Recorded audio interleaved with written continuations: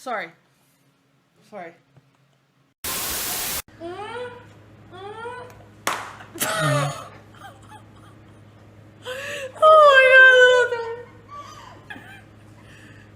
We're moving away to things that might actually... Alright, you guys keep the water in your mouths, please. 1, 2... Ready? Oh, that felt kind of good. Okay, it's at 20. I told you, bro. Hell yeah. Okay, can I put it up to... Okay. I want more. Ah! Oh, that's kind of nice. Ooh. Oh, it woke me up. Take it off! Take it off! No! I'm turning this My film. collar! Alright, this is my collar! Pet dog! Fuck!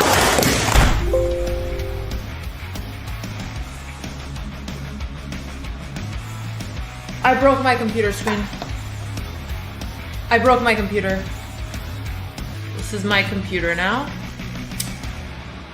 Okay, we're gonna work on this. We're gonna work on this. I'm gonna work on this. I don't have anger issues. Distraction? There's no distractions going on here. I don't know what you're talking about.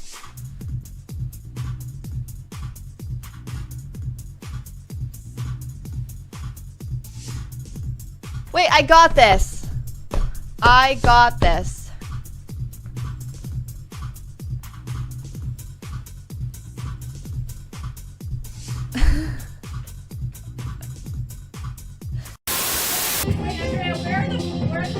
I don't know. We're not putting them. You're using my One Piece books. You're not reading them anyway. You're not reading them anyway. You're never gonna read them. Andrea took my One Piece books and she put them under her DJs. Andrea, use your own You don't book. even read them. You have 40 books and you don't read. You don't read. But can we talk about something? Why is it this photo? Why does everybody have a fantastic photo and this is a screenshot from a random PCL stream when they used to make us wear the little golf shirts that don't even make sense? I'm not even looking at the camera. What is this? What photo do you want? Oh, well, I would love the same photo I have on Instagram and Twitter. Wait, did we change? We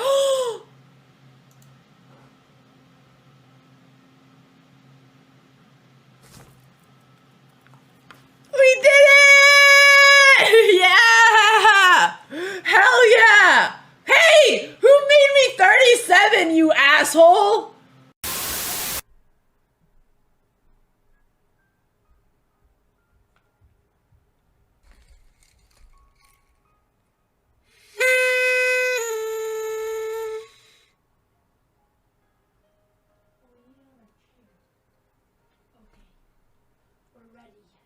Whoa! What are you doing? You came. So again, for the context, try to read Jen Shahade. Shahadi article from... Fight. Mob slip. Okay.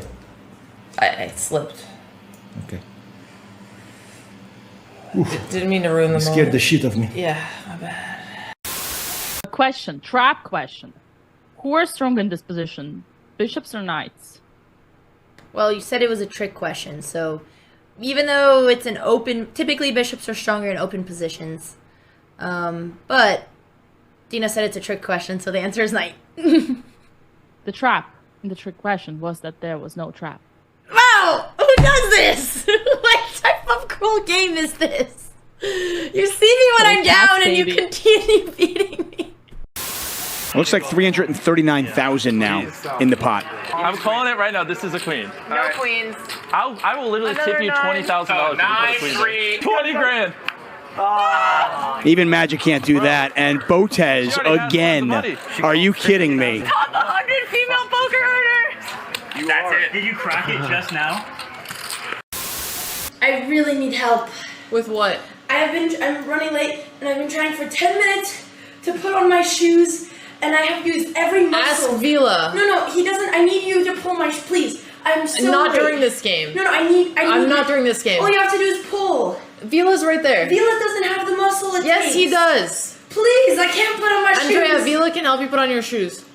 No, you don't understand. Andrea, You know what? this is why we. Andrea, I implore you, get out of here! Andrea! No respect for my rating grind.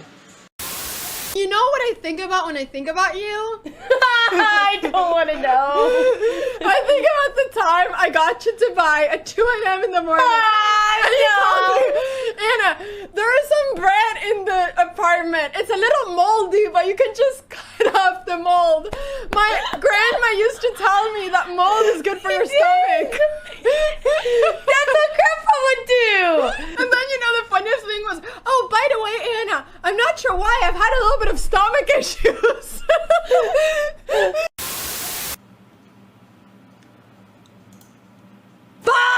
Sorry.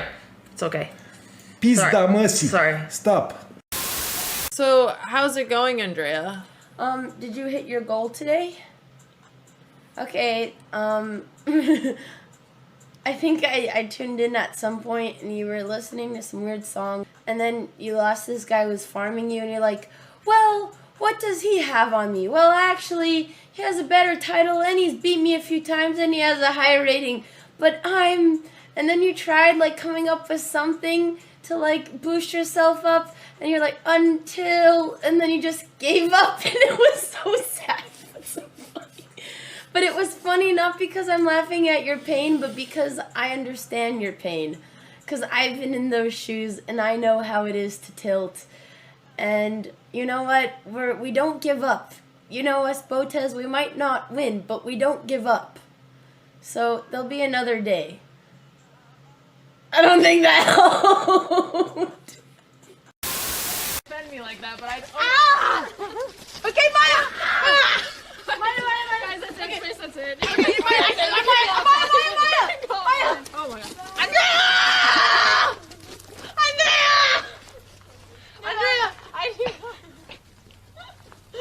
Bro, he's actually upset at me like a little scared. Oh god, no one's safe! Ah! I let the go! No! No, they did it on their own! He opened the door! Alright, go back. I really admire Mexican people and Mexico in general. Hello, photo chess.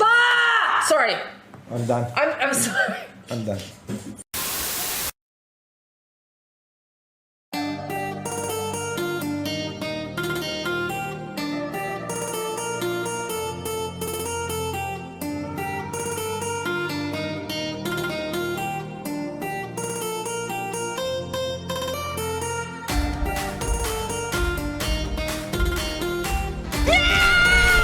Hello and welcome everybody to this delightful morning, afternoon of Wednesday, April 10, 2024. I'm Women's Grandmaster Dina Belenka, and together with me today is an amazing international master, Alex Banzea, specialists of Karakan, Jabava London, and all the Londons out there. Welcome Alex, welcome chat, welcome everybody. We are ready for the round 2 of Formentera Open tournament in Spain, where sisters are fighting like beasts. That was quite an introduction. I tried my best. How are you doing, Alex? I'm good. I'm waiting for the games. I did make a pretty bold prediction yesterday because I said we have to recover after the loss and they need to win so that we can call them the GOATed sisters. Hopefully that's gonna happen, but at least from the intro that they have, I noticed some goats there, so maybe that will help it. Right, makes sense, makes total sense. And before we start, let's do the quick sound check. How does Alex sound today? Guys, I fixed my mic. You have to stop. My mic is fixed. We just need to fix the output. How do we fix the output? Yeah, for me it sounds No, you good. didn't. Oh, so No, he's you still didn't. on Nico. Maybe if I do this, nope. Okay. Let us Yeah. see. Okay, still same. Damn damn it. Audio sounds great. But do you guys deserve good audio? Like, why do you think you earn to listen to a stream that has good audio? What is reverb?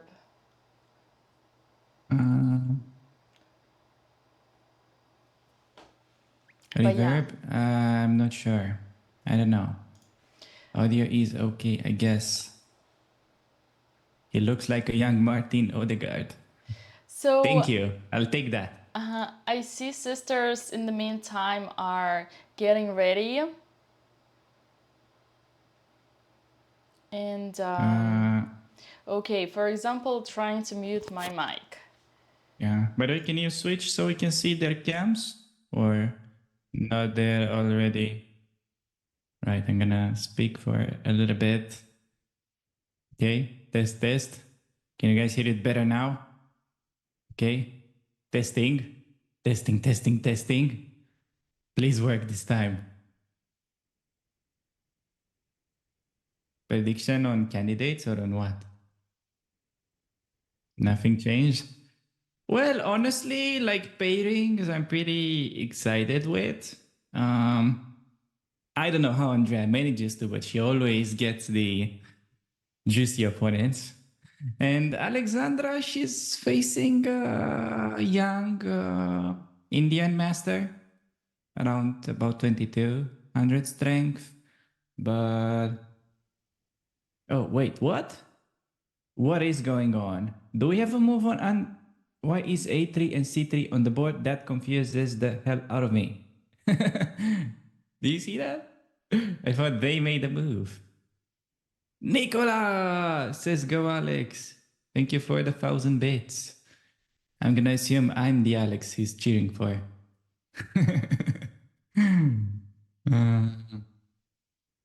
All right, so apparently this wasn't my fault. Nothing felt better. This is the most exciting news I have since today, honestly. I think the cams disappeared for the girls. Okay, I'm reading Discord now. We're getting some technical information from our great mod, Villa. But yeah, we should be able to fix it, hopefully. Yeah, I don't know. it's amazing to hear that it's not my fault. Nothing felt better. What do you mean it's not your fault? My audio is perfect. Whose fault Well, can it it is be? perfect to me. I agree with that. Well, so you see that we need to do something. So he says, turn down the gain on me? But why do you need gain on me? Can't you just have my normal audio? It sounds virtual audio. Also, it's like also Vila. I'm not sure there is a gain button in Zoom. I think it is in the Discord. But yeah. No, I'm pretty sure it has to be how, yeah, you have desktop audio or something like that. It's. How was the? Should be able to fix it from there, but. How was the preparation today? So yeah, I'm preparing both girls. So in the past, I was mainly, I meant only preparing Andrea with the Jubava London and the other black openings. But I'm also coaching Alexandra here because I got promoted. Right.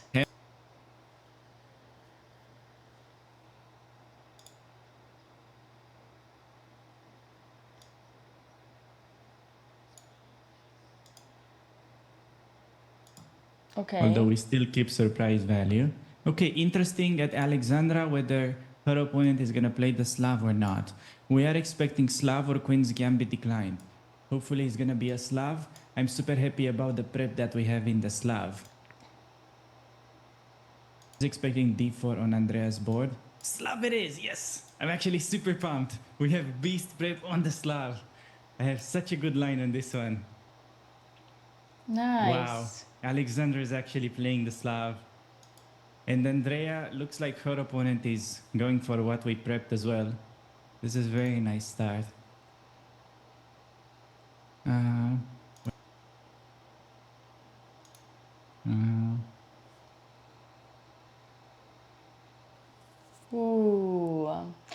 worry, continue your thing. I'm just playing Yeah. around with buttons at the moment. Okay, Andrea, she has, so far, this is what we have in prep. We're guessing Mar del Plata. And at Alexandra, we have knight f6 on the Slav, still in prep. Prep on both boards, that is amazing. Like normally, they never play prep, but now we have prep on both boards so far. Bishop e2, still prep in Andrea. And now she has to play e5, that's the prep. Nice. Okay, so apparently the audio is sort of okay now. Is it better? Can we get, what do you, chatters, be useful. Your time to be useful. Is my audio better? No, it's the same. Not yet. Echo is still there.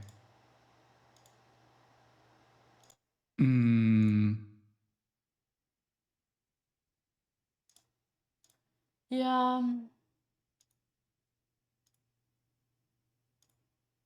Can I add a gain as a filter?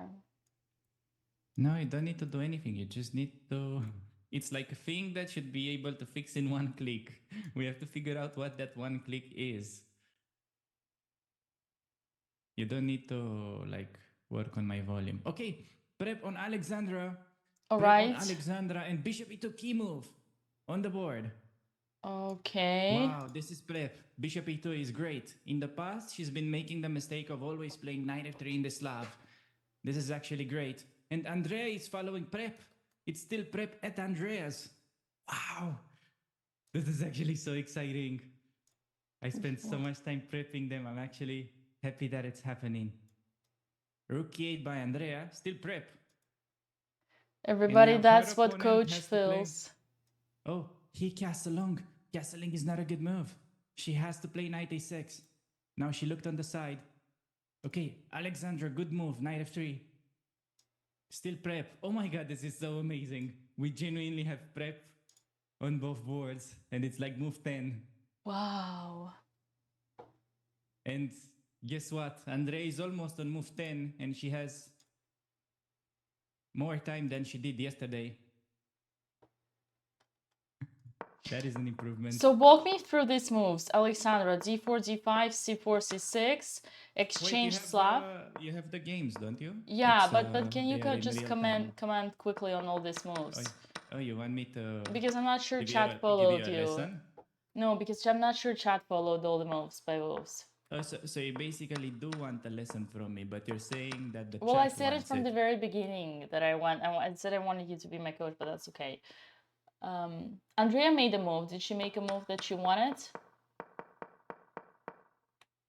No, it's her turn. She didn't make a move, I think. Oh yeah, right. She makes Yeah. she puts her She ear has flaps. to play now knight a6. I told her this many times. Knight a6 or c6 is also fine, but no, she has to play knight a6 pretty much. I kind of forgot to introduce her to knight takes e5 ideas that white may have, but I did told her specifically that she has to play knight a6 in this position that it's on the board right now. And I'm very happy about Alexandra because this is prep. We genuinely reviewed this like an hour and a half ago. Well, this is tested her just here. exchange Slav, right? So it's like what Hikaru had against Abbasov, I think. Was it? Yeah. I don't know. We need to check with the chatters. They know Exchange the field Slav. best. The only difference is that for Hikaru, he kept his bishop on c8. But I mean, my point is that this position is not like it's actually very close and very solid. So even if Alexandra is in her prep and she has psychological advantage, what real mistakes can her opponent do here? Like where is the trap? He just played a6. Okay, now queen b3. That's the prep. Okay.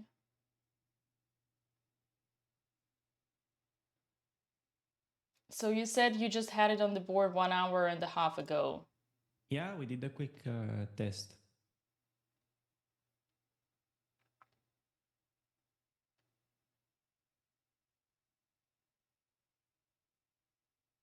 Yeah.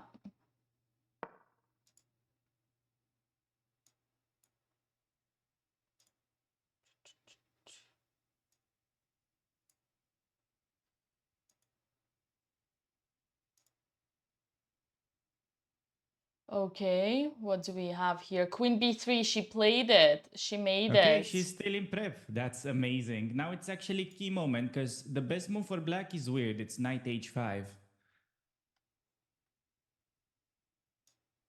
Okay.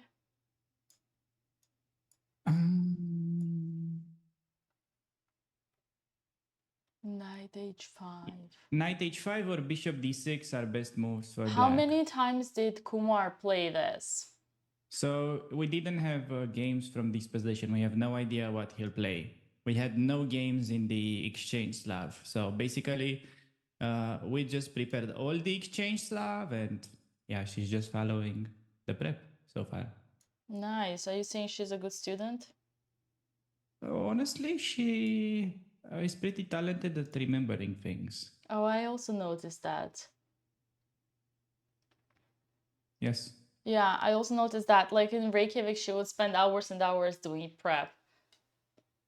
And she cooked for her last opponent. Remember, Chad, with International Masters, she cooked for some really, really... oh, you mean the French game? The yeah. 92 one? Okay, I know, yeah. Yeah. Okay, I couldn't have asked for a better opening outcome in Alexandra's game. And Andrea played 96. Oh man, the Goated sisters. This is it. This is the round, Dina. We're in full prep so far. Move 10 on both sides. This is amazing.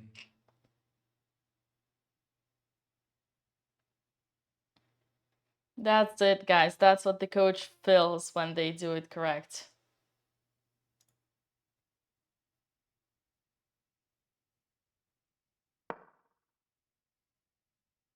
All right, we have another move from Alexandra's game. And it is... Let's see. Knight a6, great move by Andrea. Knight h5. Knight h5. She has bishop e5 now, important move. We went over this.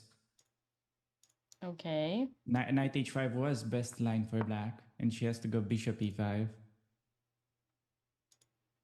Nice! Look at her! She knows! She knows.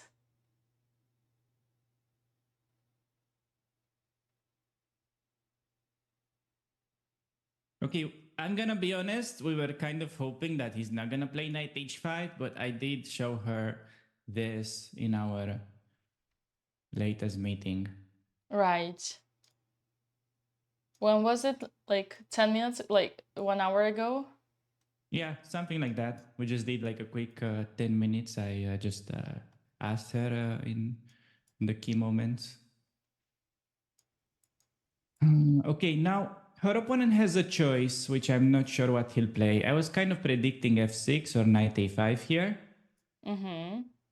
Knight a5, queen d1 she has to play, and f6, bishop g3. And okay, it's not like we're gonna get such a juicy advantage like in the other lines, but it's still a pretty comfortable position.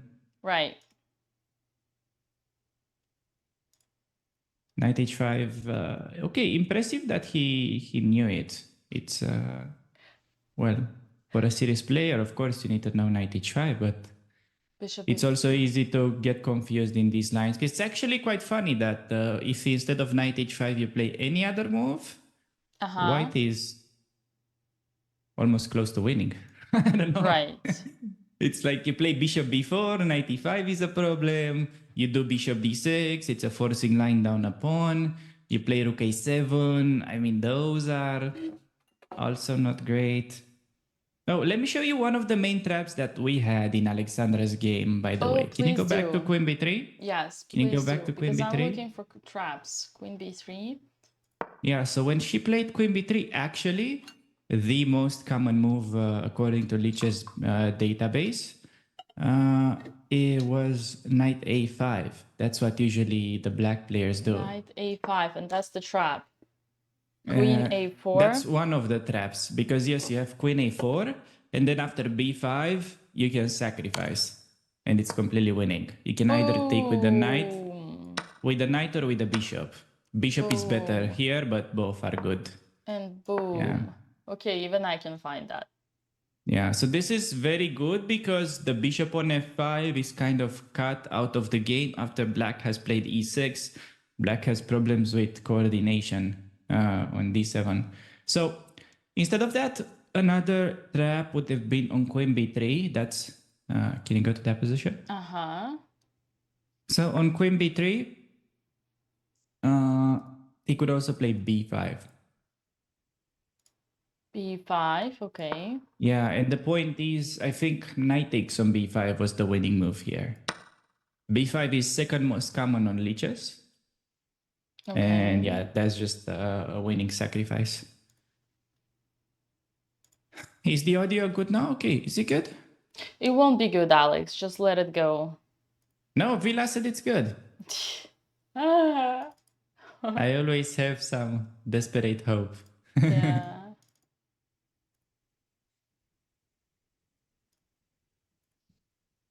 Fine to me.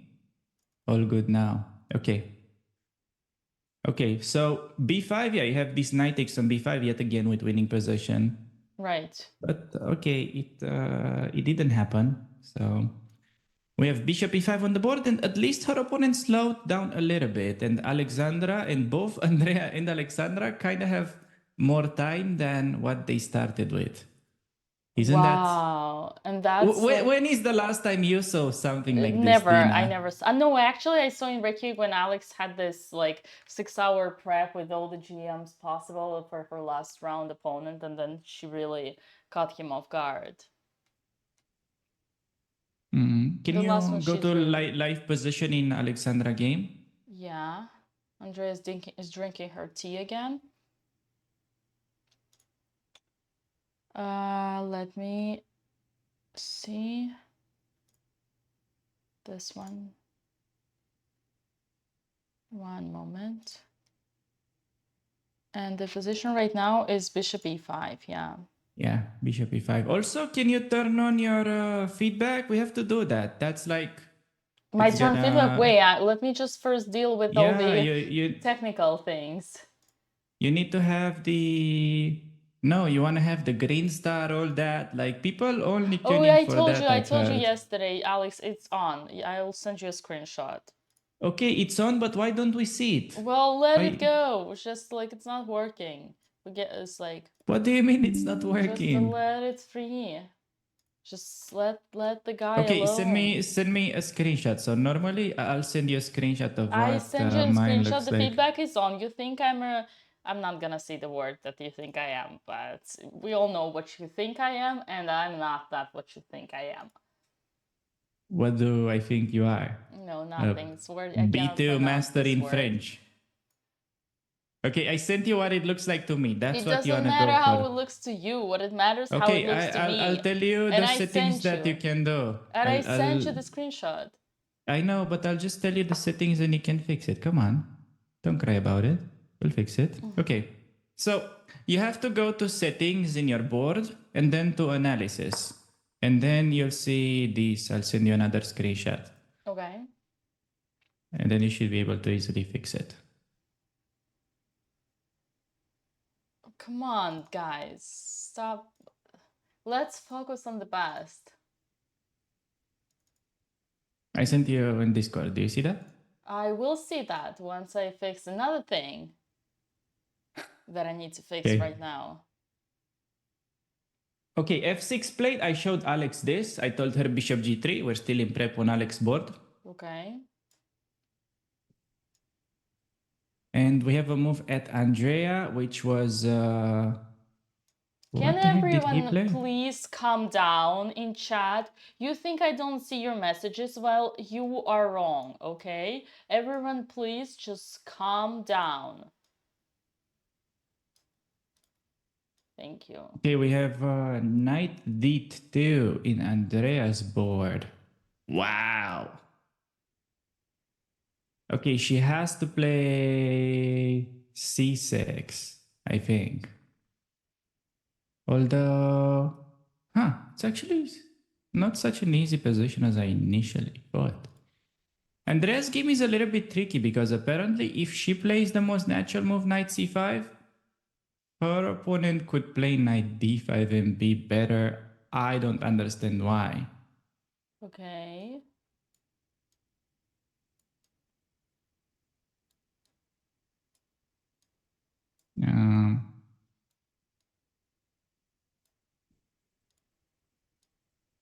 Okay, Alex, bishop g3, only move for her.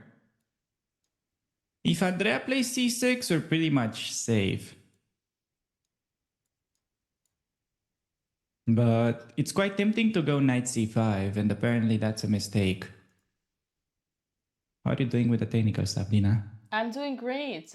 Please be my guest. Go on Can with the chess. Can you do No. the Discord one too? No. Why not? Because I'm doing another thing right now. And what is that? Well, I'm adding the clock. Oh. Okay. This is the round where we should actually tell people that they have a lot of time. So maybe for a previous round, it was better not to have them, but for this one, it's a good idea. Come on, Alex, bishop g3. Oh, by the way, on Alex's board, I think at this point, the best try for white is actually to play knight h4. Okay. But I told her specifically to play bishop g3 because I felt like it's a confusing move. So I told her to play a slightly worse move just to kind of keep a simple game. But yeah, knight h4, if you have deep prep in that, that's how you fight for an advantage. It's just that I didn't want it to overwhelm her with prep. So I told her to play bishop g3 there. Do you have like a limit for preparation? Like what kind of limit? Like limit, like okay, we don't prepare too much because otherwise you're gonna be your brain is gonna be fried. No, I just have this habit of trying to see if okay, first of all, this is new stuff for her. If she knew everything, the other lights, maybe I could have gone deeper with this, but just because we had to learn everything from scratch, I decided to try to avoid as many weird moves as I can. That's how I think Makes it's sense. best. C6 by Andrea. Wow, what is this? Am I dreaming? C6, good move. Stopping 95, she's not in any trouble. Wow, she played quick. Damn, Goated sisters confirmed. What do you think about that, chatters? I like how proud Alex is with his preparation. I mean, honestly, I just went into this with the mindset that probably we're not gonna get anything and it's gonna be a mess and all that. But, if guys are predictable, that's nice. Okay, Alex's opponent is not predictable. He was just basically, I was just being happy because she memorized all the move orders. So Alex can, maybe Alex is noticing that there is knight h4 interesting move. That's why she's not rushing. But yeah, knight h4, you need to kind of know. So it's interesting moment here, like whether she plays simple chess, bishop g3, or she just takes things in her own hands and goes knight h4. Dina, you're in the right tab. You just need to click on that eye. Do you see the eye? It says it's a blindfolded eye. You just need to click on it and you'll fix it. It's not that difficult. Yeah. Eye? Yeah, just those are working. The other ones that are cut with a line. Oh. If you click on that, okay, yeah, chat, it'll he show. won. See? He officially won. Wow. The Grandmaster did it. Who would Come have on, guessed? chatters, give her some credits. all right. Oh, look, they also show up on the stream. Hey. Crazy. Shh. Okay, you won. That's... I'll give you the credit. Okay, what That's else needs crazy. fixing? Does your mama needs fixing? I'll come. My mom? Maybe. Maybe I need fixing. Maybe We all need chat needs some fixing. moderation. I can ban people, few people here and there. Who else is out of control? Come on, guys. Who wants to be Change the color. banned? You can change the color. We have moves on Andrea. Knight b3, knight... Oh, wow, Andrea's playing so well. She's genuinely playing like Magnus. Knight b3, knight c7. Look at those maneuvers. Knight going to e6. It's almost like she has a good coach. That's crazy. I wonder who that could be. That's pretty crazy. Okay. Still, it's very interesting moment at Alex because she probably remembers that I told her to retreat, but she notices that knight h4 is potentially a very juicy opportunity. Right. And she may actually go for it. It's impressive if she actually just thinks that I'm a bad coach and she plays the move knight h4. I kind of want her to do it, but in the same time, I'm pretty happy if she just goes back because, okay, I can show you what our prep was, Dina, if you play bishop g3 on Alex's board. Bishop g3, got it. Yeah, so bishop g3, knight captures. We follow Russian school of chess and take with the h-pawn. Correct. And then let's say black goes bishop d6.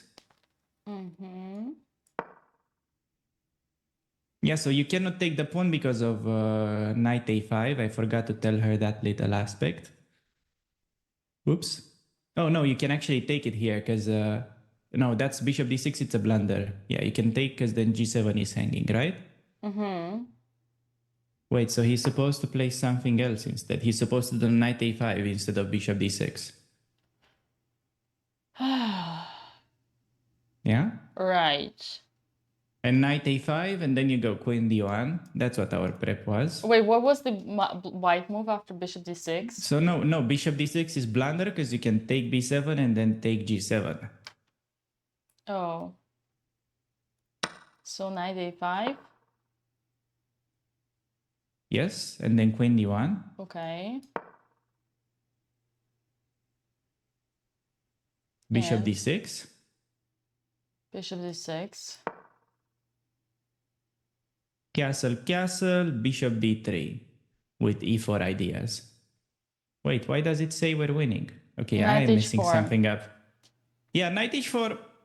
I may forget the prep a little bit, but honestly, just the fact that you reach this point, it's usually enough.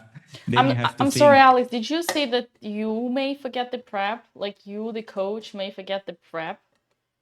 Okay, do you realize that I know, I'm teasing you. Learned this line I'm yesterday? trying to get my revenge for all the technical stuff. Hey, for somebody that learned this line yesterday, I think I did a pretty decent job on it.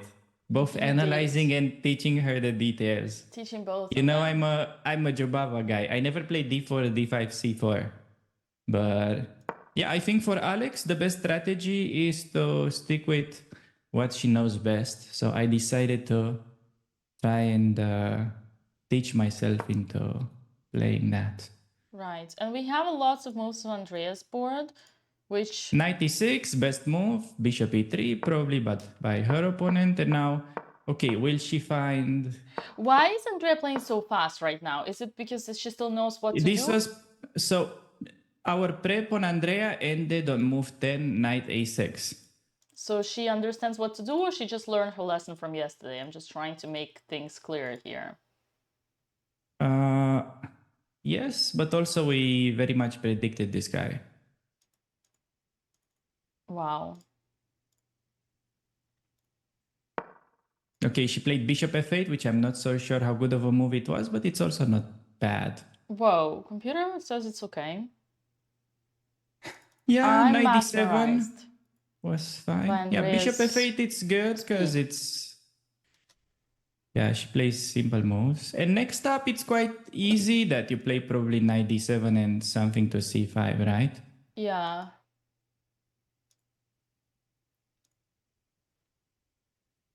Okay, Andrea's got the chess bra merch again.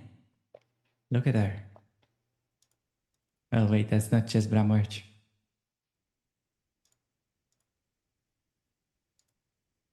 Andrea's playing so fast. That's right. Lot of Indians in this match. Okay, frankly speaking, there may be like 3 Indians in total. And Alex already played with 2 of them.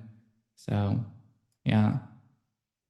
It may feel like that, but there are actually not that many Indians in this tournament. Right. Okay, Alex is really thinking. She really wants that knight h4 opportunity.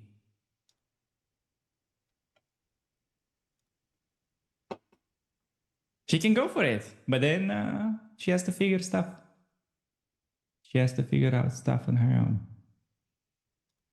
Okay, g3 played by Andrea's opponent. Okay, will she find knight d7? It's pretty much you're lacking any active move, so knight d7 you kind of find out of necessity. Knight d7 or maybe a5, but a5 is bad because of knight a4. So hopefully Andrea does not play a5, which is really a move in her style. But a5 is just bad because of knight a4, so she really needs to combine her bishop f8 with knight d7 and then just playing something like knight on c5. Come on, Andrea. Don't play a5. She's playing very fast, but hopefully she will slow down. I told her specifically not to try to go super fast, just to be kind of aware of how time flies. Okay, bishop g3 by Alex after a while. It's good. She spent like 12 minutes on this. It was a critical moment, so bishop g3 actually simple move.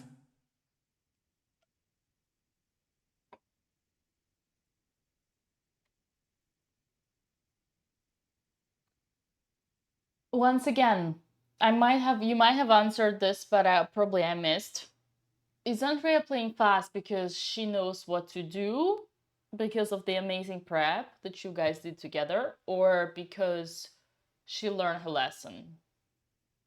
I think it was, I told you like a second ago, it was prep until knight a6 and we kind of looked up these similar positions. So I think prep has to do a lot with it in this game, specifically just because her opponent was always playing this DE5 exchange 9 against the King's Indian. That's very throwish, and I don't understand why somebody would ever play that with white pieces on many occasions, but that's another story. Yeah, but again, her move, I know you told me your prep ended on the move 10, but you kind of like analyze potential outcomes, right? Yes. So it's not. No, I'm afraid that she plays a bit too fast now. She needs to slow down because the prep ended, and yeah, it's a bit of a tricky middle game. The way white is playing, I think you have great chances to outplay here as black, simply because there is this potential with the weakness of the d4 square, since white has those pawns c4 and e4, while black, on the other hand, still has the pawn on c6, meaning that white never plays knight d5. Right. So for this reason, it's important that white on move 10, if you go back, the only realistic approach of this is knight d5. On move 10. Yeah, on move 10, white has to play knight d5, not to be kind of worse. After knight a6, knight a5. No. Instead of long castle, move 10. That was a move 10. Oh, here.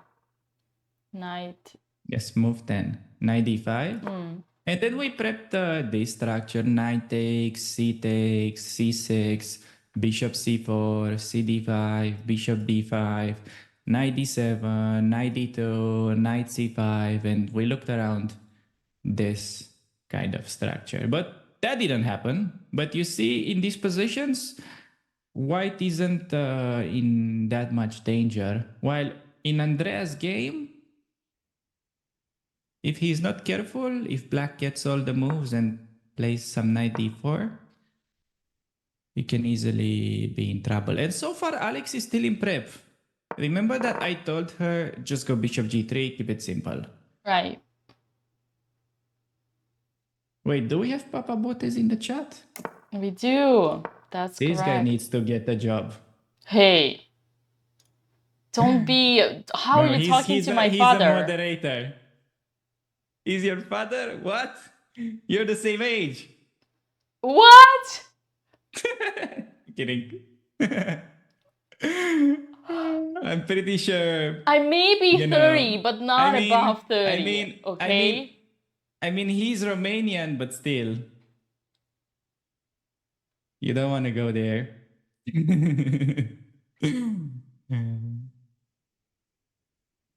No comment. All right. Okay, chat. Get ready. I'm gonna touch one more thing. Don't yell at me. Just promise you're not gonna yell at me, okay? Promise you're not gonna yell at me. You promise?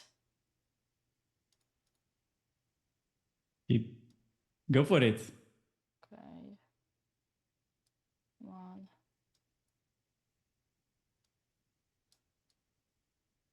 Ah. Come on. Wait, are you fixing the boards? You promised. Oh, I thought you're gonna say something to my mean comment, but okay, we're over that apparently, guys. You have to relax and move on. Yeah. You promised. Wait, we have a move. We have a move. So Alexandra's opponent took on g3, kind of expected. Whoa, chat, you promised. Okay. Come on, Dina. What do you think of the current positions? What does Russian School of Chess think about this? How do you evaluate? 97 by Andrea. Great stuff. She didn't play a5. a5 would have been a losing move. Andrea played 97 instead because she is a solid player. Can I read YouTube chat? Yeah, I'll look into that actually, Papa Botes. I had the Twitch chat, but these guys are just degenerates. I'll better just mind YouTube chat. These knights. Yes. We got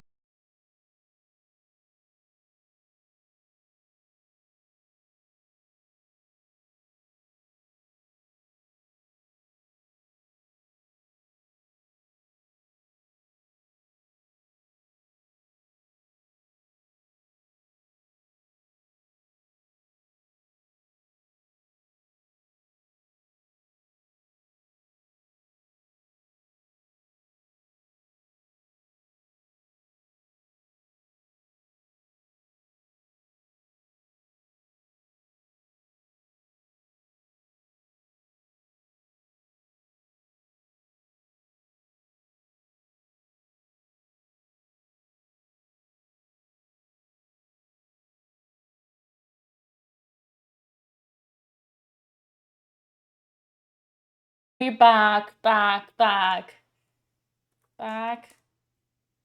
Hello. Be back. the wooden shield broke the stream. I think that's what it was.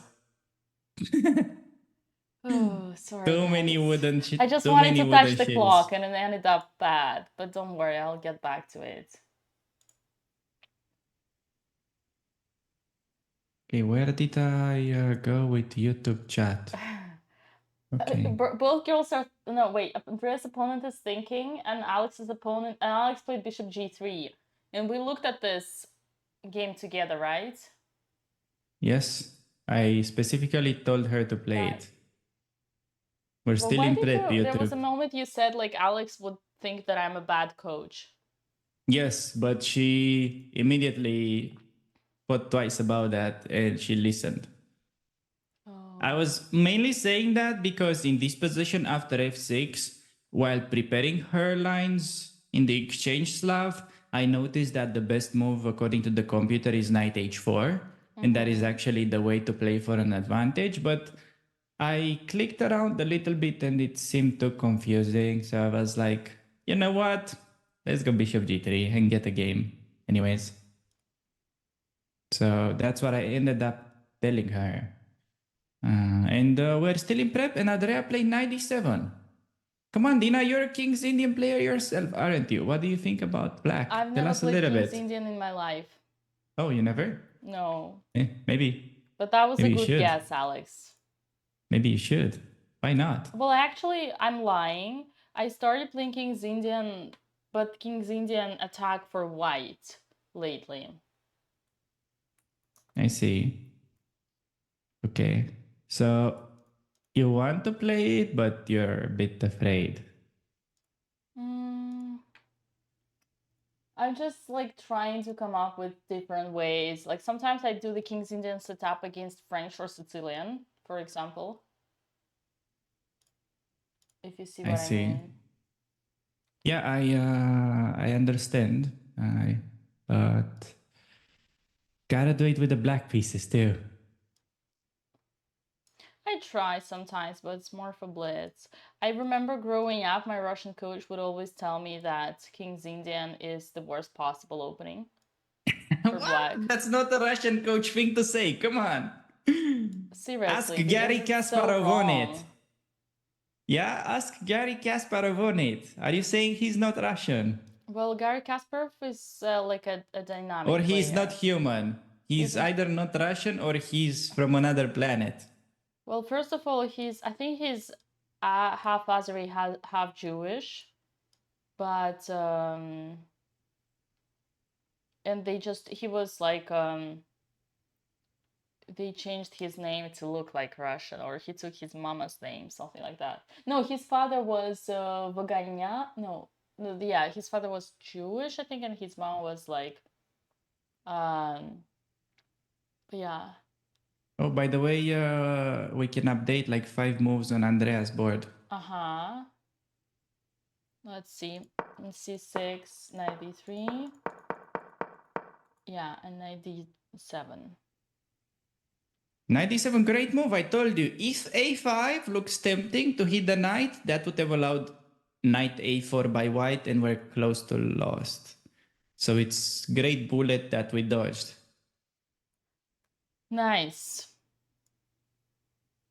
Okay, round is looking amazing.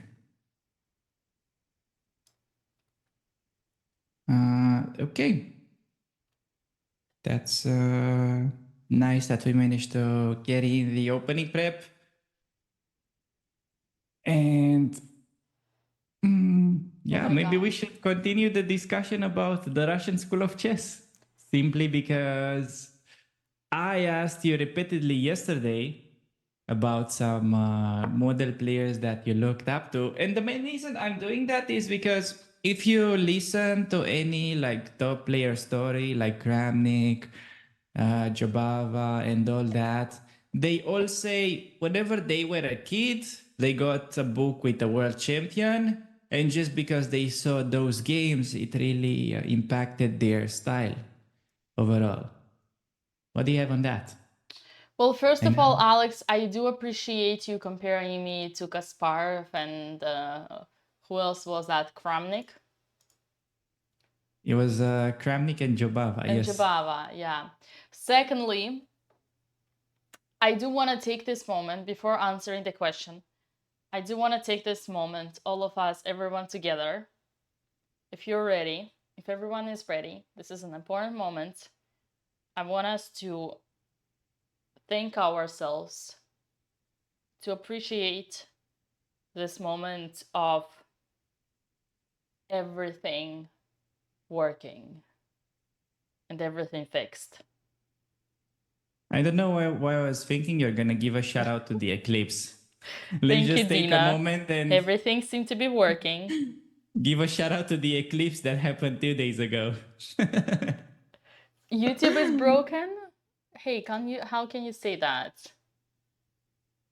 Oh, YouTube is broken. Well, Oh yeah. that's for the me, YouTube. I guess it's because I stopped and started. But Yeah, we need to fix YouTube. Just when I was ready to take care of the YouTube chat, damn. they got shy. They didn't want it to be taken care of. I was just about to thank everybody that everything was working. Oh, fixed now. Perfect. New link. All right, but can we take a moment and appreciate the fact that Andrea has a better position with the black pieces? Okay, let's take a moment and appreciate the fact that Andrea has a better position. With the That black she pieces. learned her preparation and she's playing fast. She's keeping up on the clock with her opponent. And she's not like rushing. She's still taking time. She's the same time, even slightly less than her opponent. So she is doing great. I'm honestly impressed. Great job, colleagues, Coach Alex. Great job on this. Thank you. What would you play as black though? I'm more interested into that. I like the c5 square. I cannot wait to get my pieces into it. I mean, Andrea's pieces in this case. Oh. So you're playing knight dc5. Yeah, I mean, dc5. We got this bishop, but I wish there was a way to develop this bishop. Maybe b6. No, but you cannot do this. Like, I don't know.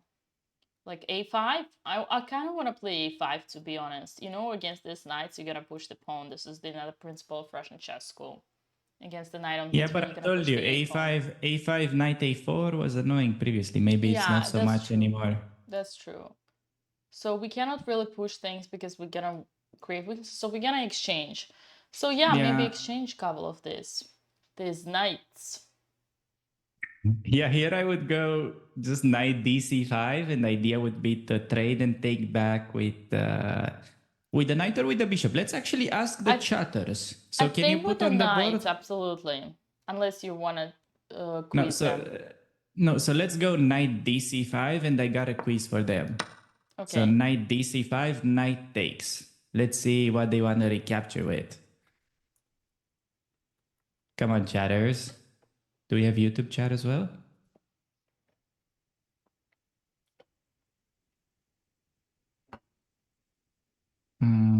Yeah, we have YouTube chat. They can get quizzed as well.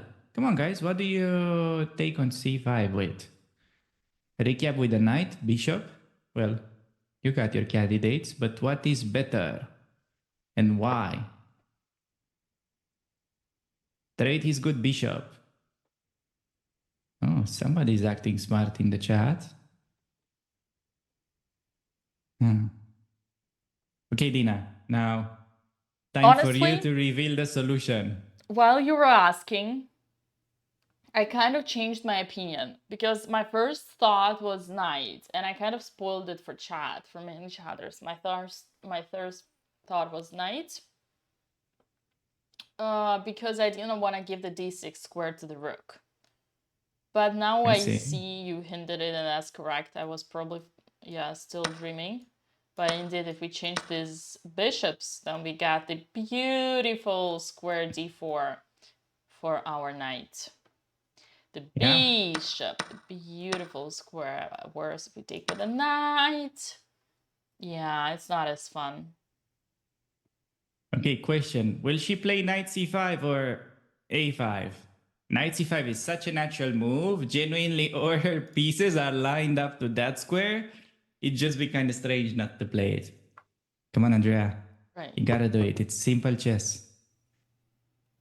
Also, once you go knight dc5, it's kind of forcing your opponent to do something, because allowing us to take on b3 and double up those pawns, I think it's worsening the structure for white, isn't it?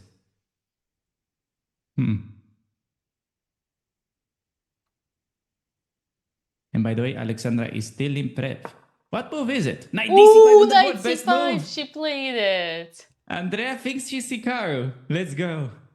I think Andrea thinks she's Petrosian in this case. I can assure you that she doesn't know who Petrosian is. I totally agree with that. I wouldn't. Do you I wouldn't remember bet that we're otherwise. talking about someone who didn't recognize the picture of Leo Messi? You think she'd know who Petrosian is? Lol. I think she also didn't recognize Joe Biden, did she? On the bright side, I think she recognized Ronaldo though. So yeah. Okay. Oh, Queen B6 by okay, critical moment in Alexandra game. That's well, it's first time she's not in prep. Okay. Queen B6. Wow. Good move by him. So she probably just needs to go Queen D2, which is a simple move, simplest move that you can make. Yeah, no, Queen D2 on Alex. Pretty easy game. Kind of a nice time advantage. But Andrea is looking really good. I mean, as in her position is really solid. Okay, we have a serious discussion in chat going on. Apparently, their dad claims that Andrea knows who's Petrosian and puts the shame on us. Okay, we'll ask her in the in the call after the game. Well, she's gonna say yes. You cannot she's gonna who is Petrosian?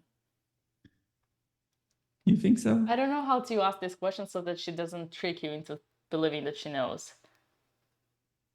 Okay. Maybe we can show her a picture. I think that's the test. Oh, yeah. And she's gonna be like, oh, who is this guy? Maybe. Who do you think he's gonna say? I bet she's gonna say, maybe this is Oppenheimer.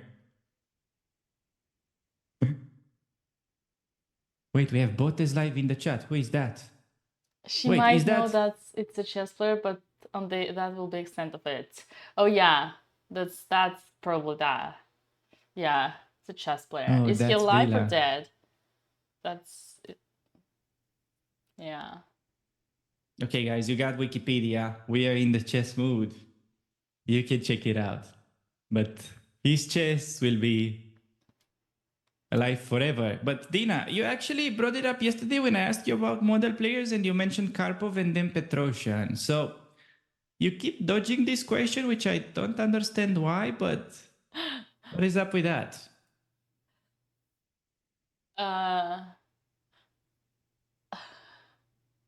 I've asked you about what model players were you looking up to or how you trained as a kid. And you just told me that, oh, I had this and that coach and they really loved openings. And that was it. Wrong. Endgames and studies. Okay. Can you elaborate? Oh, Alex. It's like, No, how do you yeah, get I'm out, Chad, how I'm to not get out of Alex. uncomfortable situations when you are I'm a under the spotlight? 1,000 elo guy that is just asking the woman grandmaster how to get better at chess because I suck. Yeah, well, my tired dear of being bad. 1000 rated friend, go to chess.com or open Puzzle Rush into puzzles, 30 minutes per day of puzzles, and then if you can afford, get a coach. If you cannot afford, then join Russian Chess School, and then you'll follow strategy and more educational tips. But that's all you need. You just need to be strong in tactics. Okay. So how did you do it back in the days? I'm pretty sure we didn't have Puzzle Rush growing up.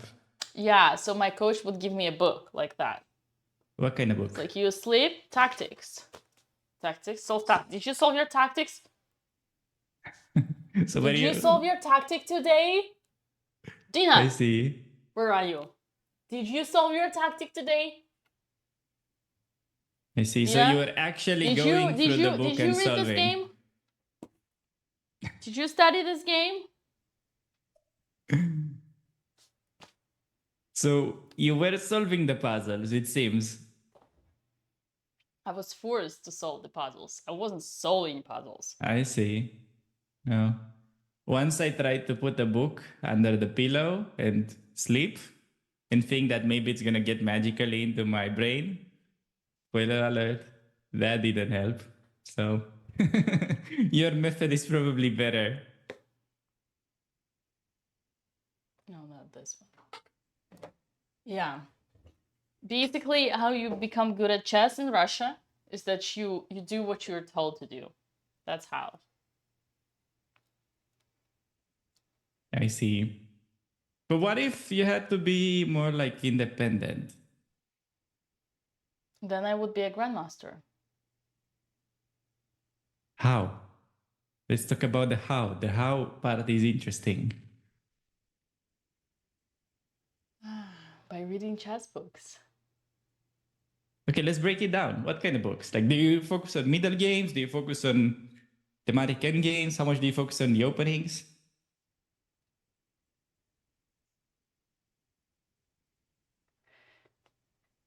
Okay. No, I'm curious to see like what your approach is. That's why I'm asking. Yeah. It doesn't need to be like the best approach or the worst approach or anything like that. It's just I'm curious how you're doing it. So, what depends on what rating? So let's say when you're around like 10 years of age. You're 10. You were 10? You. I'm 10. When I was 10. When I was 10, yeah, I would go to classes. And it would be like middle game classes, end game classes. Like our coach would show us some games we would see, would ask us questions, and then we play in the tournaments. And obviously we do our daily like puzzle exercises. I'll usually spend like maybe you go to the chess club 5 days a week for like 3 hours. And then on the weekend you play competitions. Oh, I see. So when you go to the chess club, you do lessons with a coach or do you play with other kids? You do a group class, like in a classroom group session, and then you play with the kids. And then you analyze, like with the other kids in the tournament, then you analyze your games.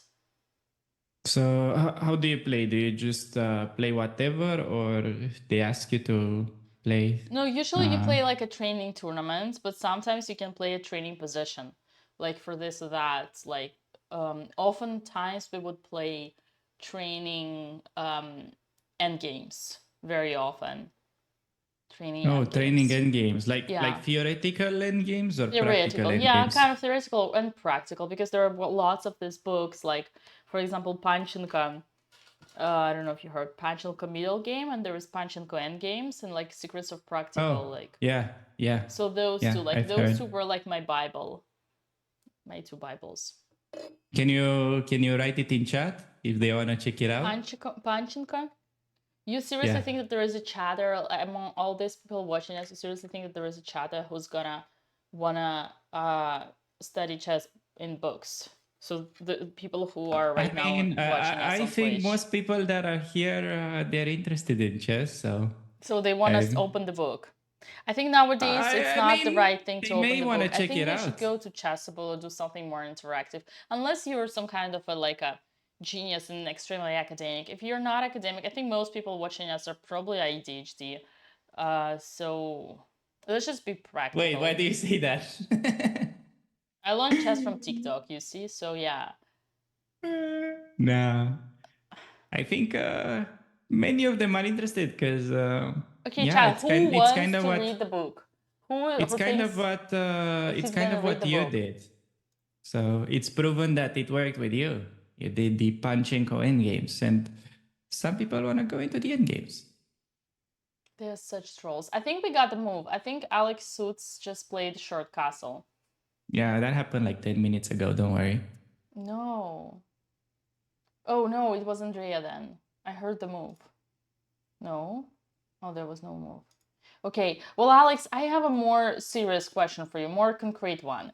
You guys prepared with Alexandra this position where black has 2 bishops and the position is I wouldn't say it's closed. It's not open either because there is only one file, but still. Yeah, so the idea was to play bishop d3 and e4 and say that e6 is a bit weak. Oh, that's But I didn't show her to sacrifice the pawn. That's on her. I would have played queen d2 there. groundbreaking. I wouldn't call it that, but it's an idea. Yeah.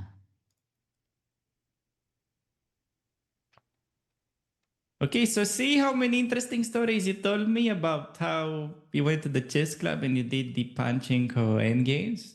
That was pretty interesting, wasn't it? Games. I I think you can find those on Chessable now. Would be way more interactive. Do you? Let me check.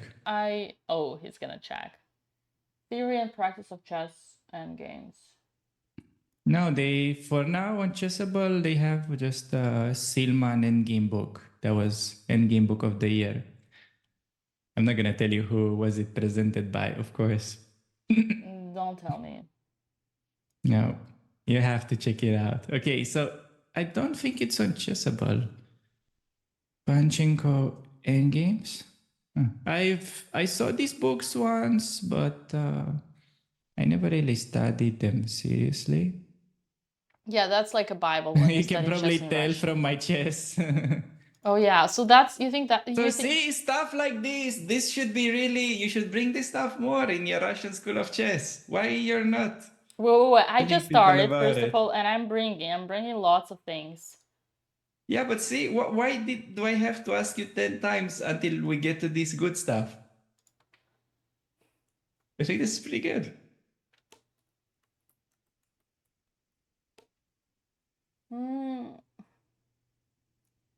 It's a rhetorical question. No, it's okay. Don't worry. Both as castled. Is it a Christmas miracle? That's a great point. Not only that they castle, but they don't have losing positions. So it can't get any better than that, can it?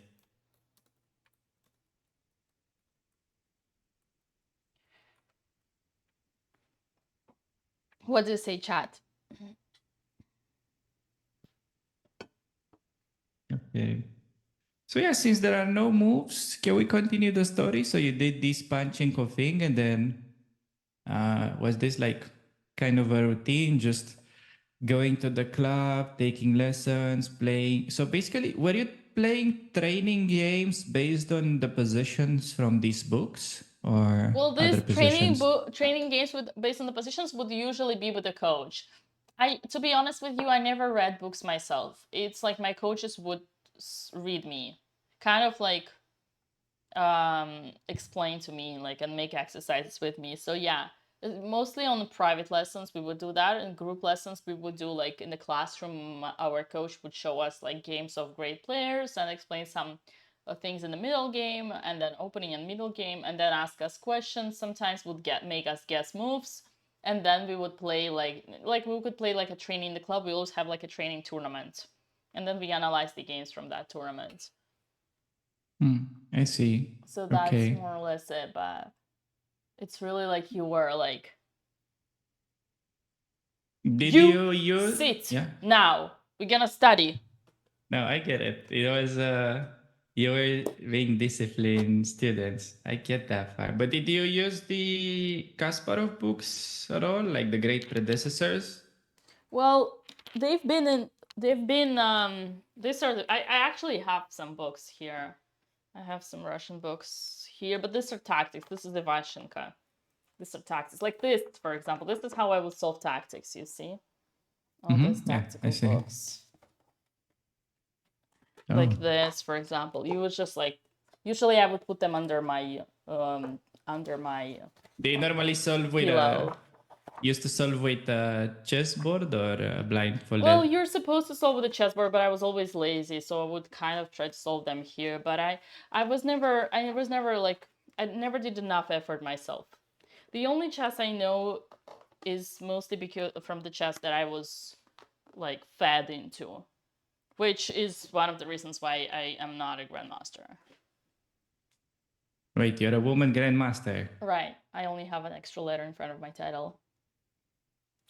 Yeah, but some people may argue that being a woman grandmaster is not bad in the first place. Well, I agree. I totally agree. I'm proud of being a woman grandmaster.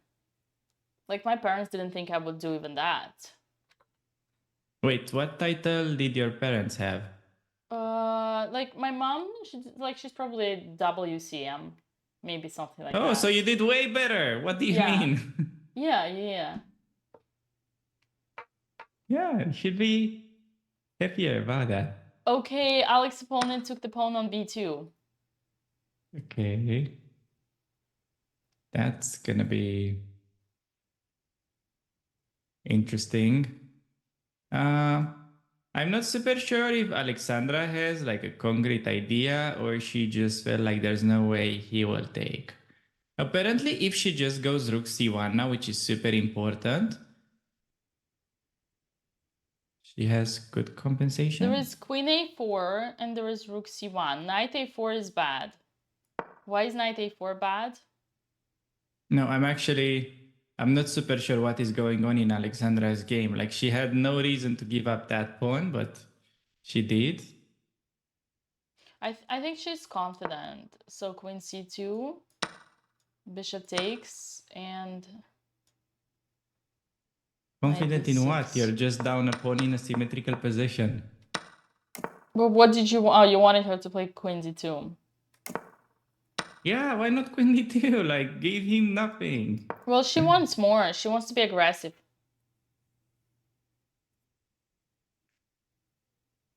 I don't know about that.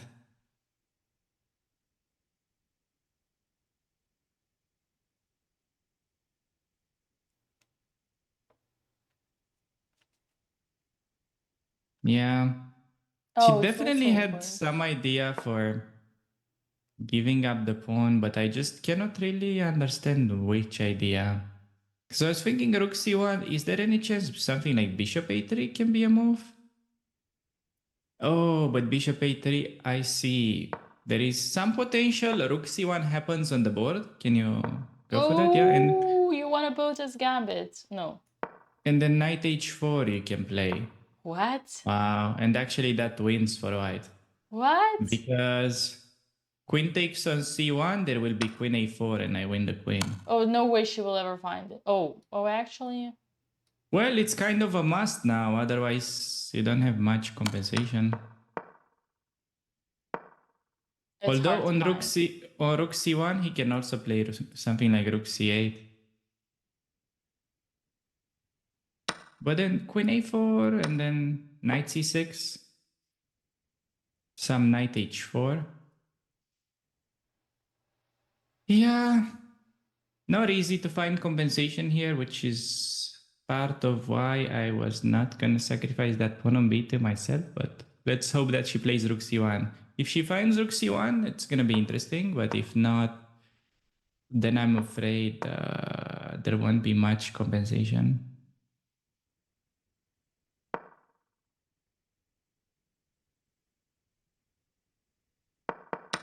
Yeah. But... Andrea's game is getting interesting, though. I have a feeling she might want to play queen a4, though. Yeah, you were saying Andrea's game? Let's see. Yeah. So her opponent is playing this setup, which is... Ooh, knight. Which is like kind of bad for white, but it's also not that easy to refute. What is that? So he's basically just trying to be prophylactic, saying that, okay, you cannot play b6 now. And he also avoids the trade.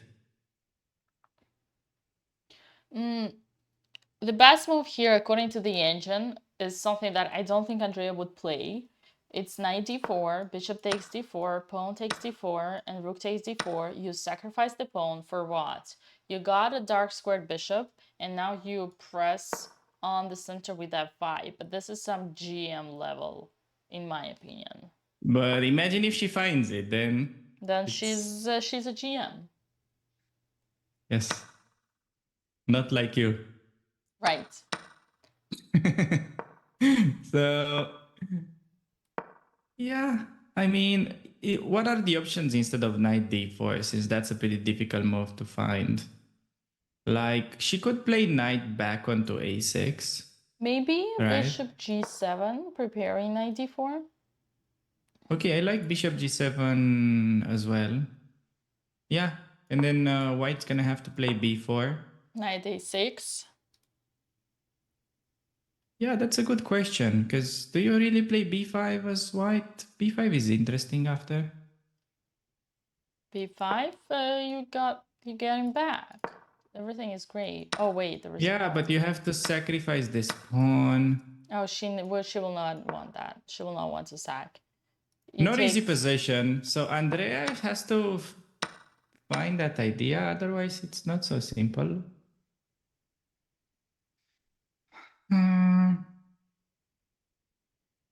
Is it knight embarrassing having a 3-4 with pawn when I'm playing? Is it embarrassing to be a streamer? Is it embarrassing to be live streaming your games? Is that the question? Sorry, Alex, you wanted to say something.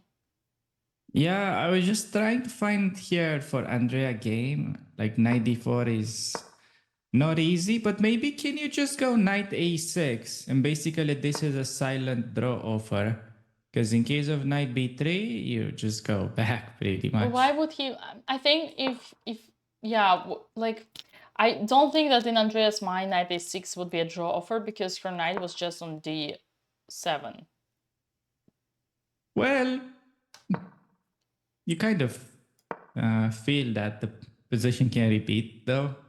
And I told her specifically before the game that her opponent is not some kind of super tactical guy and he's more so playing simple and just playing boring in general. So she has to just not rush and not destroy her own position. And that's gonna be fine. So I specifically told her these things. Let's hope that this is gonna help. Because, okay, based on her opponent, he's always playing this kind of positional chess with not much calculation. Which is, yeah, sort of her weak part. But in the same time, hey, she has a great opening position. So that doesn't really matter much when your position is amazing. By the way, we didn't speak about it, but Andrea's opponent is actually a great ambassador for Russian slash Soviet chess school. He's from Kazakhstan. His name is Russian. He's a FIDE master. He's rusty 2100, and we can see that he's in his 50s, but he definitely learned chess. I think he's 40. Wait, well, let me check. Same thing. How is 50 same with 40? Is that? I mean, he's an adult. He was born in Soviet Union. He's from the previous generation of chess. Okay, I'm checking that now. It's like 20 and 30. It's the same thing. Your 20s and your 30s. Sure. Okay, so for context, her opponent. Wait. Why is this 24 is the fading? new 24. Lol. Yeah. So her opponent was born in 82. You guys do the math. Oh, he's young. He's only 10. Oh my god, he's only 10 years older than me. And you said he's in his 50s? Hey. Okay, let's focus. Okay, fine. I should have been. There are chatters who support me. I'm losing focus. I'm just losing focus. We should focus on the games. Okay, yeah. Alexandra needs to find a good move because allowing that pawn grab was just a little unnecessary. Yeah. So Alex did, for those who missed, Alex is the first time in the moment under pressure.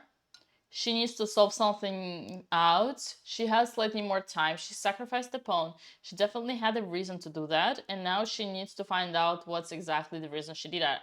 If I were to guess, I would think she was planning to do something like Queen A4. But unfortunately, after Knight C6, you don't really know, I think practical level, honestly, there is a compensation here, and I wouldn't be surprised if I did it myself. But to be honest with you, Alex, before you told me the plan, Bishop D3 and takes, I wouldn't I wouldn't necessarily know it. So is it like knight c4, bishop takes, pawn takes? Okay, here you have e4. Okay, so for instance, this one, yeah, you castle, you have some e4. Looks easier to play for white, no? With the center. Am I crazy? You mean after knight c4? Yeah. No, yes, that I stopped right away. The moment you see Alex Russian School of Chess, the moment I see pawns e4 and d4 aligned, I stop. I don't need to continue. I see. You have a panic because attack. you got a I get center. it. That's it. You completed the mission. And You Russian completed said everything. the King's Indian is losing. I got it. I know the story. Okay. Yeah. To be honest, this is sort of like an interesting discussion because I was thinking about it recently that it feels like this day is not so worth to play that aggressive with black. And it looks like the meta is sort of changing to, oh, let's just do some Petrov and kill the game, or some Tarash with black and make a draw. Right. Instead of, they used to play like so much Najdorf, so much other aggressive stuff back in the days. King's Indian, Grunfeld, all that. What is your take on that?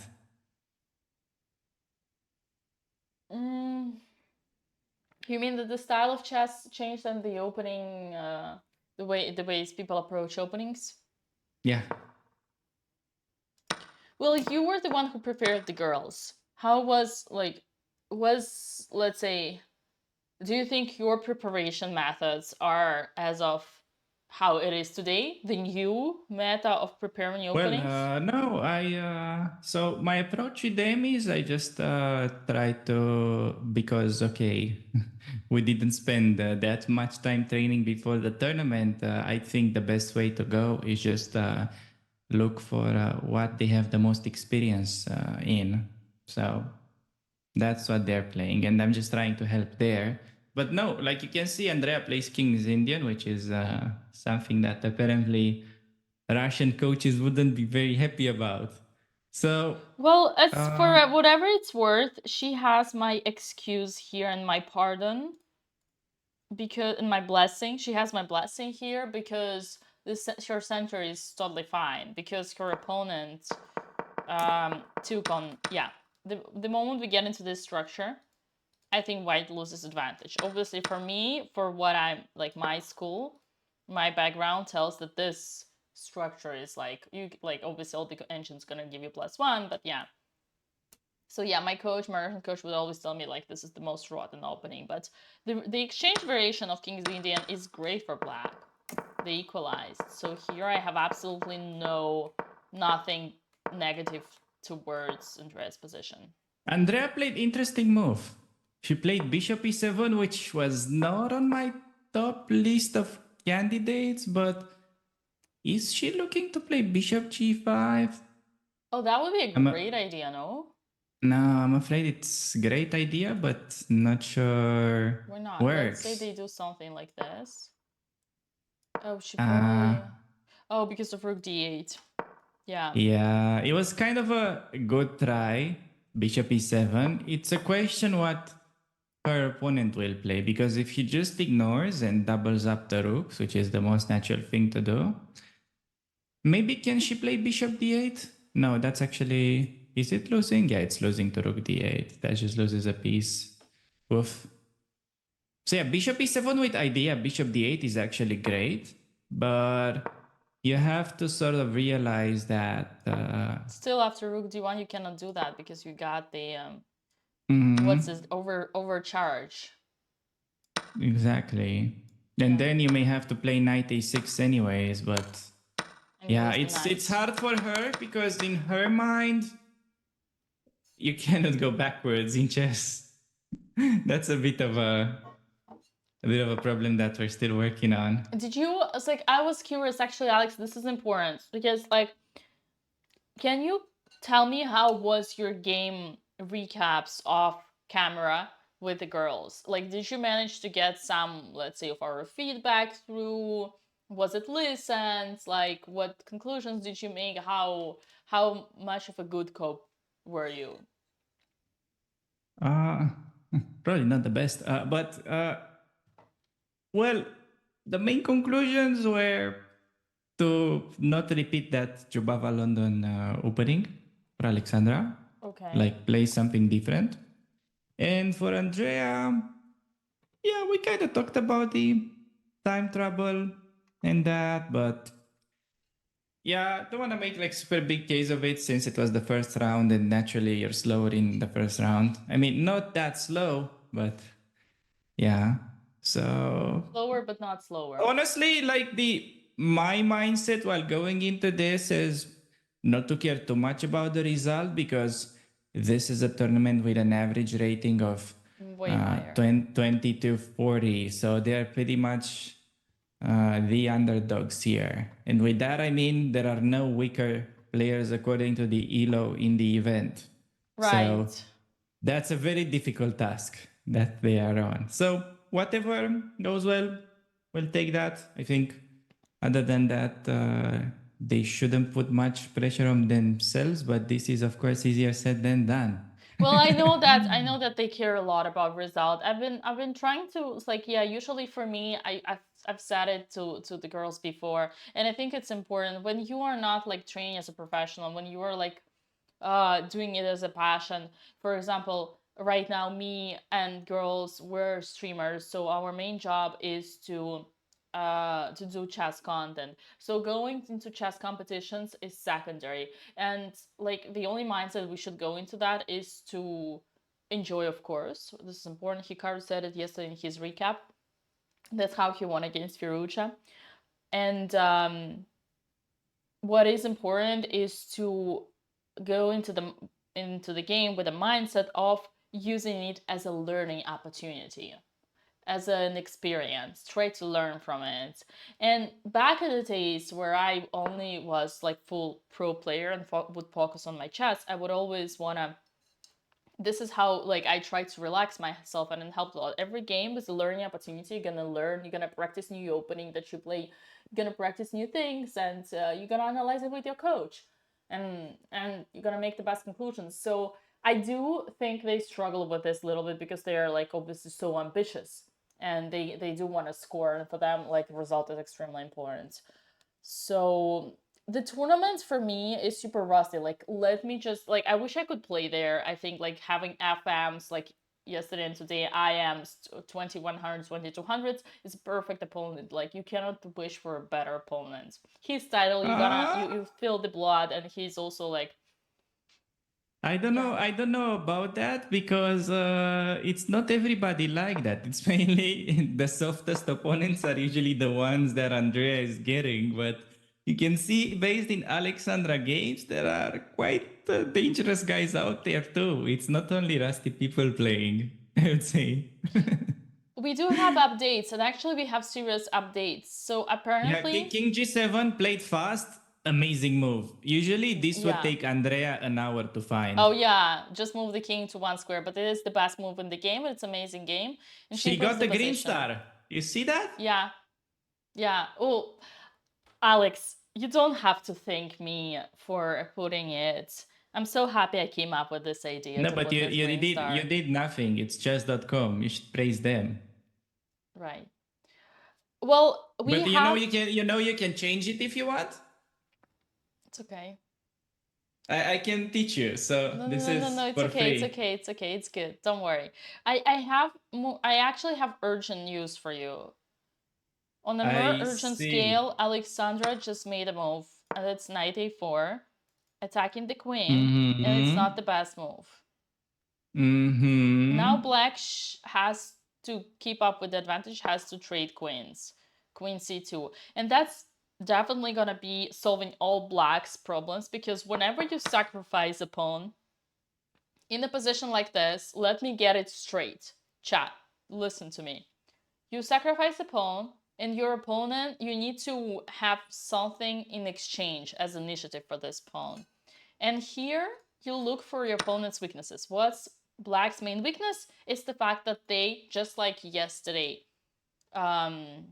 who yesterday? Okay, actually no. Just like Alexandra before she started training with Alex Panzea, she would not castle. So here the king of black is not castle. So the king is the weakness. The king is the target. So you kind of want to do something fast and quick, dynamical in the center to put the pressure on your opponent. And obviously, if black manages to trade queens after queen c2, they automatically go into the endgame. And guess what? In the endgame, your king, this is what I teach in Russian chess school, your king is the strongest piece. So your disadvantage, the only hook that you could have in exchange for a pawn sack, becomes an advantage, right? Here, black is now better in this endgame because of this king and the pawn up, but because of the fact that the king is in the center. You want to bring your king in the center in the endgame because your king is the strongest piece. You cannot win an endgame without the king. So, how clear was that? It was pretty clear. I'm more concerned about the pawn that we're missing than about the king here. But yes, the king can definitely help. And the problem with Alexandra's move is that it's super obvious for black to go queen c2. Okay, we have f4 in Andrea, so finally some calculation to be made. Oh, this is not an easy move. Difficult times in Andrea game. She has a very hard move to find now.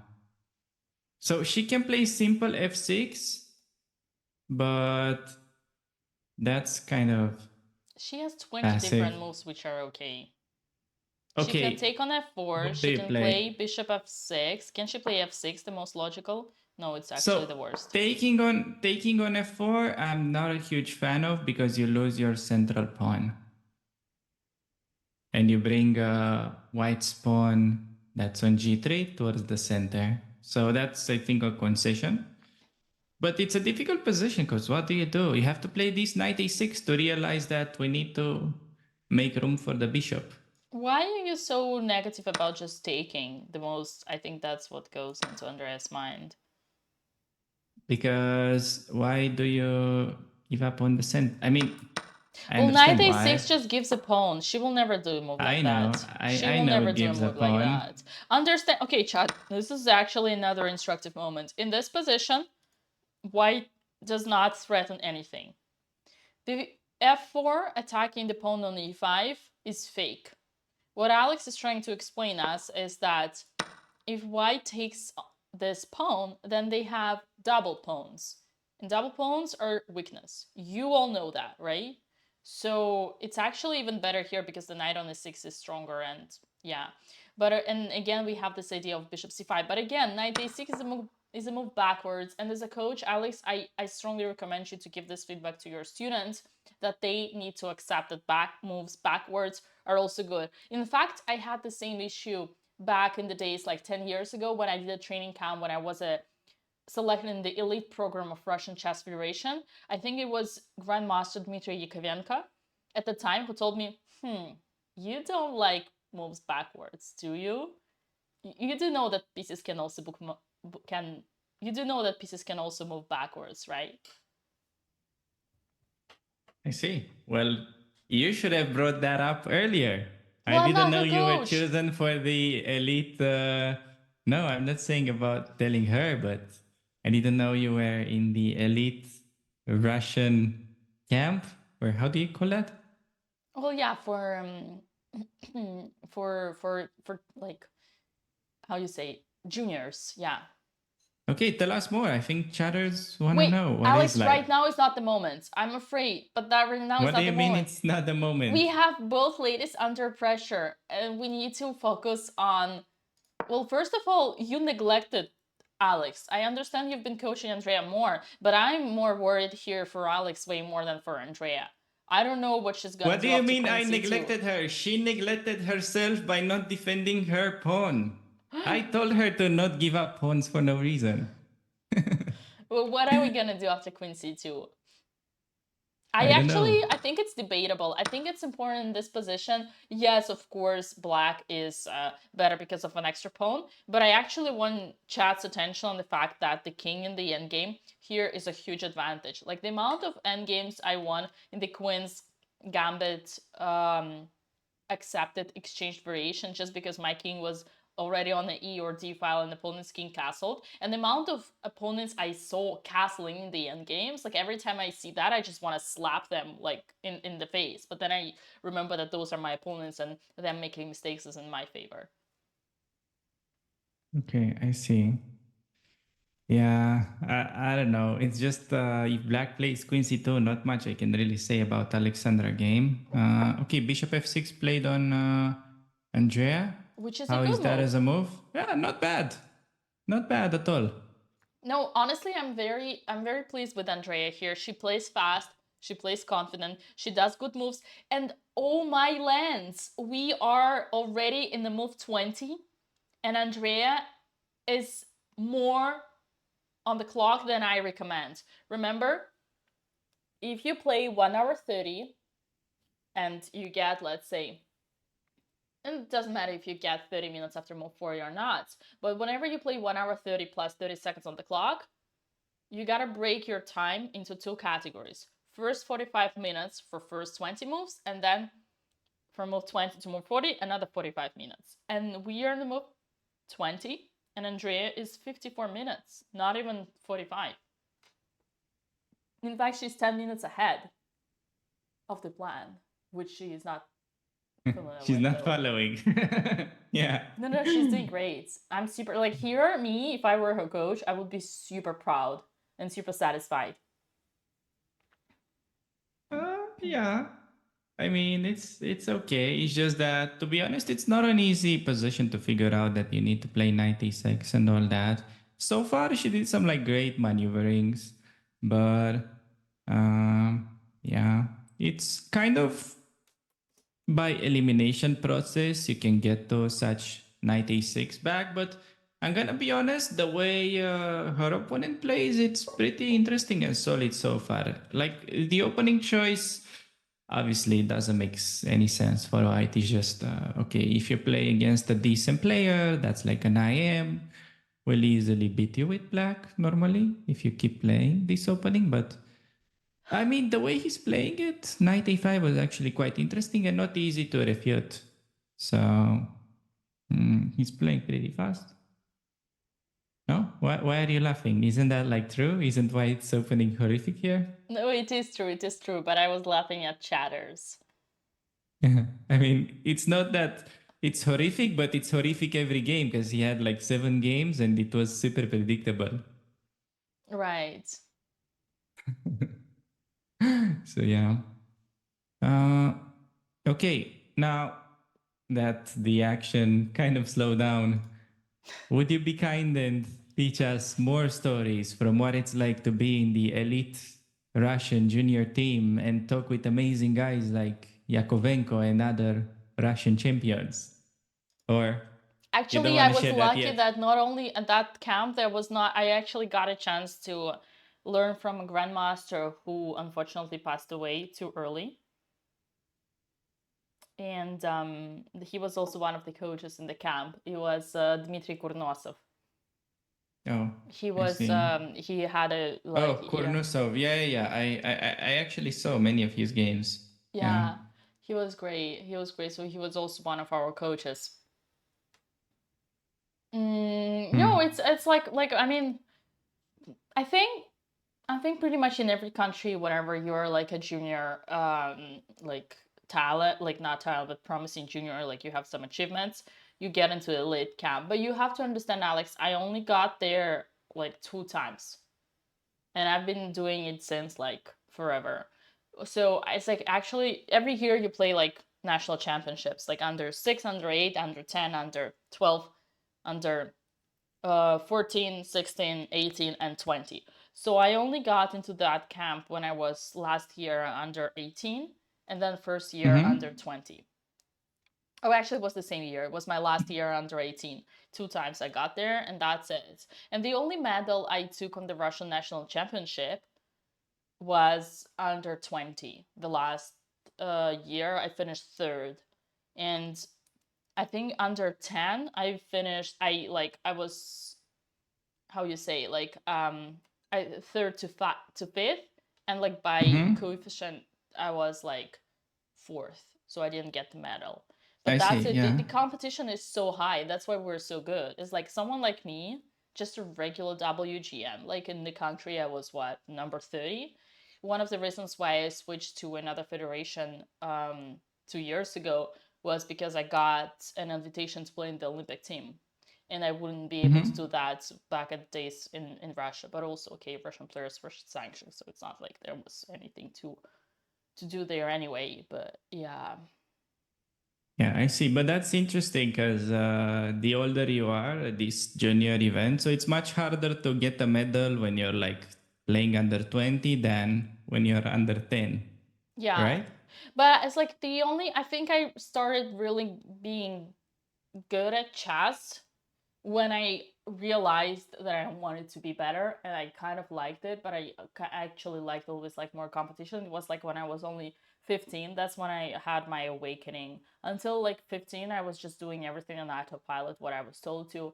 And yeah, it's like I would like, there were years that I couldn't even qualify to Russian championship because you play your national, like you play your zonals, like states championships, and for me it was like St. Petersburg championship, and like there were, it's like I usually would go. I never was a champion when I was a kid. I was like maybe like second, third. Sometimes I would finish like fifth or sixth, and I wouldn't qualify because only first four would qualify.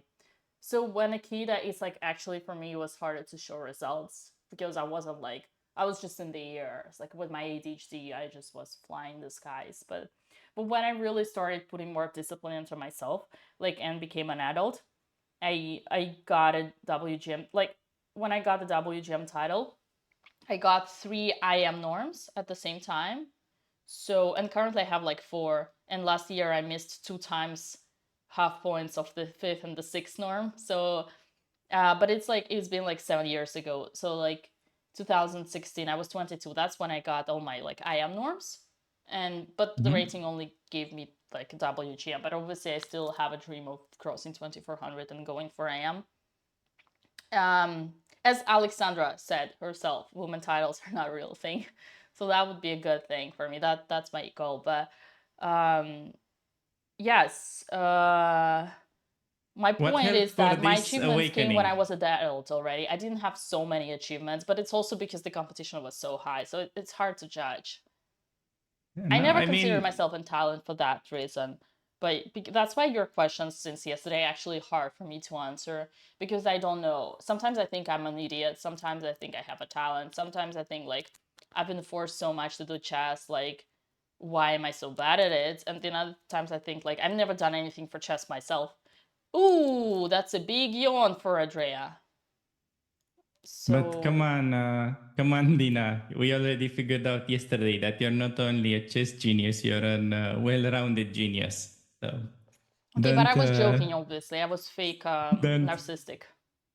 No, don't feel that you didn't have achievements, because definitely since you kept going until 20, it's not like you have 0 achievements and suddenly you get 3rd place at the age of 20. So, okay, no, I wanted to ask, you said you became more serious at the age of 15. What helped you with that? Or was it random? How did you became so passionate about a game at the age of 15?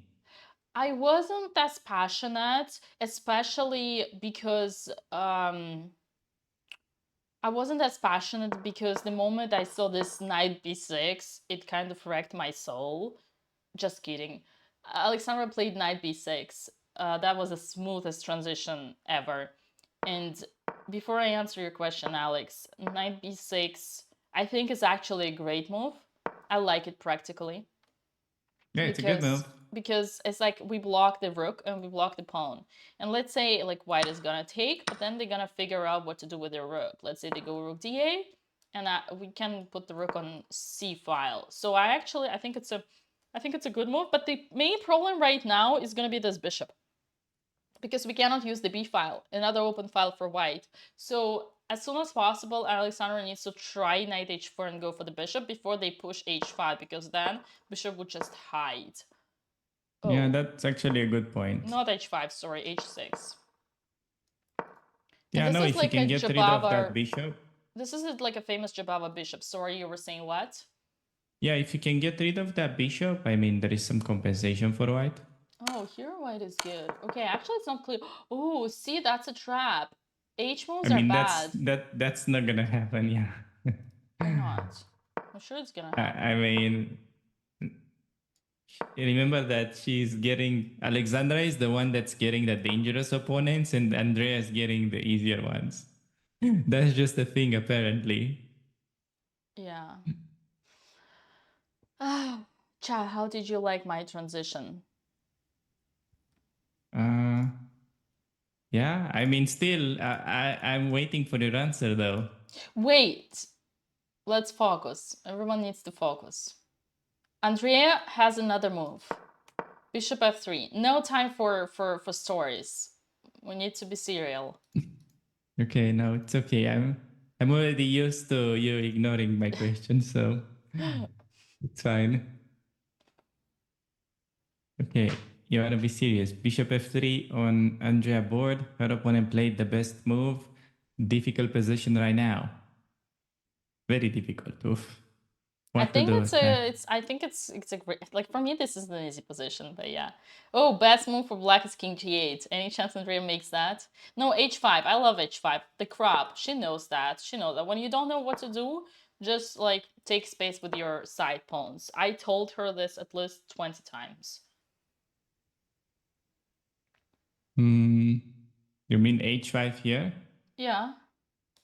h5 here, actually, well, I don't think it has to do much with the crab, but here it's good, yeah. It's crab. Take the space. You mean crab opening, like you play a4, h4? No, the crab is like how I would try to make Andrea memorize what is it to take the space. By the way, funny thing, I was coaching Andrea while she was having lunch and she wanted to order chicken. But somehow the miscommunication led to her ordering octopus. But the good news is that apparently the octopus tasted like chicken, so there was that. Yeah. I'm not kidding. That actually happened. But I don't know if you see the crab thing. It's basically, I get it. Yeah. I get the analogy, yes. It's basically just trying to explain to understand that it's important just to take space with your side pawns, especially when you don't know how to play. Yeah. h5, not an easy move. If she finds h5, that's good. Other than that, the problem is you don't have a way to really get your pieces out, which is freaking me out here for Andrea. Oh. Yeah, guys, there's a bit of an echo with me. I'm not sure why is that, but we'll fix it for tomorrow. I promise. Yeah, I think the only fix at this point is gonna be me getting a pro headset. I'll call you tomorrow before earlier and we'll do some tests. I think I can fix it. Yeah. But it's okay for now. Yeah, unfortunately for me, Alex sounds perfect, but there is nothing we can do about it. So let's just accept the reality. No, I just told them because I saw many comments. But yeah. Okay. One more thing, Alex, which is slightly important. In Alex's game, everything happened what I expected. So knight b6, queen d1, rook f d1, rook d8, and now Alex is thinking, and candidate moves are knight h4 and rook c1. On knight h4, the best would be rook d6, and on knight f5, take the knight on b6.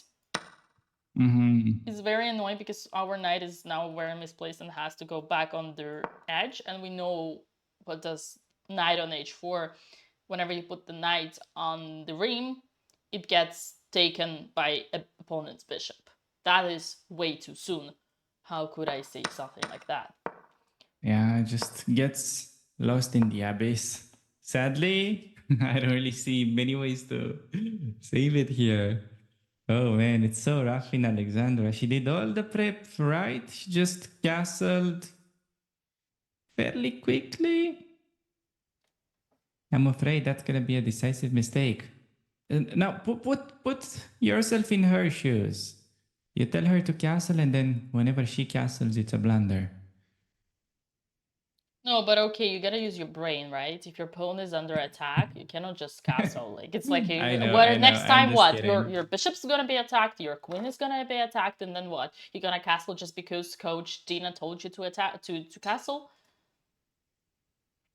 Well, depends on her tone. If she uses the Russian accent, maybe I will castle and hang my queen. Who knows? No, no, you're not gonna do that. You're gonna use your brain. You're smart. Everybody's smart. Everybody watching this video is smart. Are you guys smart? Let's do a poll. What do you guys think about yourself? Who is smart? How can you Right? doubt them? A in chat. And Nope. I smart. A from smart. Yes. B. Me dumb. Okay, see? no, they're playing into you. Don't take them seriously. Okay. Yeah, Alex just had to play Queen D2 and get a game. Why give him a pawn? No reason.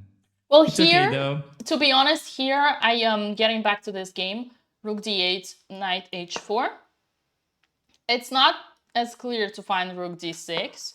At the same time, probably, and there is a hope Alex plays rook c1. Okay, just look at her opponent. Her opponent is calculating blindfolded right now. I'm telling you, he will find these moves. He seems very serious. Well, right now Or it's maybe, Alex's move. Maybe he's just hangover. Right now it's I Alex's don't know. move. I know. But I do prefer, just to be clear, I think rook c1 is better because of the reason I explained. And now on rook d6 is you can already get into their territory, and like this would be like a dream position. Obviously they would never be able to develop. Once again, whenever you sacrifice a pawn, you need to get initiative in exchange. And I'm not sure that everybody watching us right now knows what's an initiative. An initiative is some kind of a pressure that you put on your opponent, some problems that he needs to solve, like attack or something. And it's not so easy to do it. Like, for example, here, like already, white is better in the development. Right now, the only initiative that white has is the development, because the bishop is still on f8 and the rook is still not in the game. So while these pieces are not playing, Alex is good. But the moment pieces all get out, then she's gonna be lost. So yeah, and plus, one last thing I will say about this, and then I'll let you speak, my dear co-host, is that rooks belong to open files. Another basic principle. If you see an open file and you got a rook, you take your hand, you grab the rook, and you put it on the open file, and then you ask questions. But first you do this. But what if black goes bishop a3 and traps our rooks with bishop b2? We're gonna go bishop rook c7. I know, I'm just kidding. Oh, also, when your scare rook is on the open file, and you see that the rook can go into, we say it in Russian, обжорный ряд, it means like a stomach paradise, like a second or a seventh rank. Wait, what does it mean? Stomach paradise. Wait, so stomach, like stomach paradise, like where you're like a place tummy? where you're gonna eat and eat and eat and eat, and eat. Ah, stomach paradise. I see. I just translated it myself, but this is not the translation. Yeah. So it's like a nice dinner, basically, or something like that. No, it's like a dinner where you eat and eat, and your goal is just not to be able to stand up because you're so hungry. I see. You just want to feel so full that you are So when you play rook c7, it feels like that? Yeah, this is what it's called in Russian. I mean, maybe someone can translate it. I don't know if there's probably no Russians here. Обжорный ряд. They say Warren Buffett in the chat. They sure got it. It's okay. Don't worry. It's just Twitch chatters. You guys on YouTube, you don't behave like that. In English. It's okay. Glutton row? No.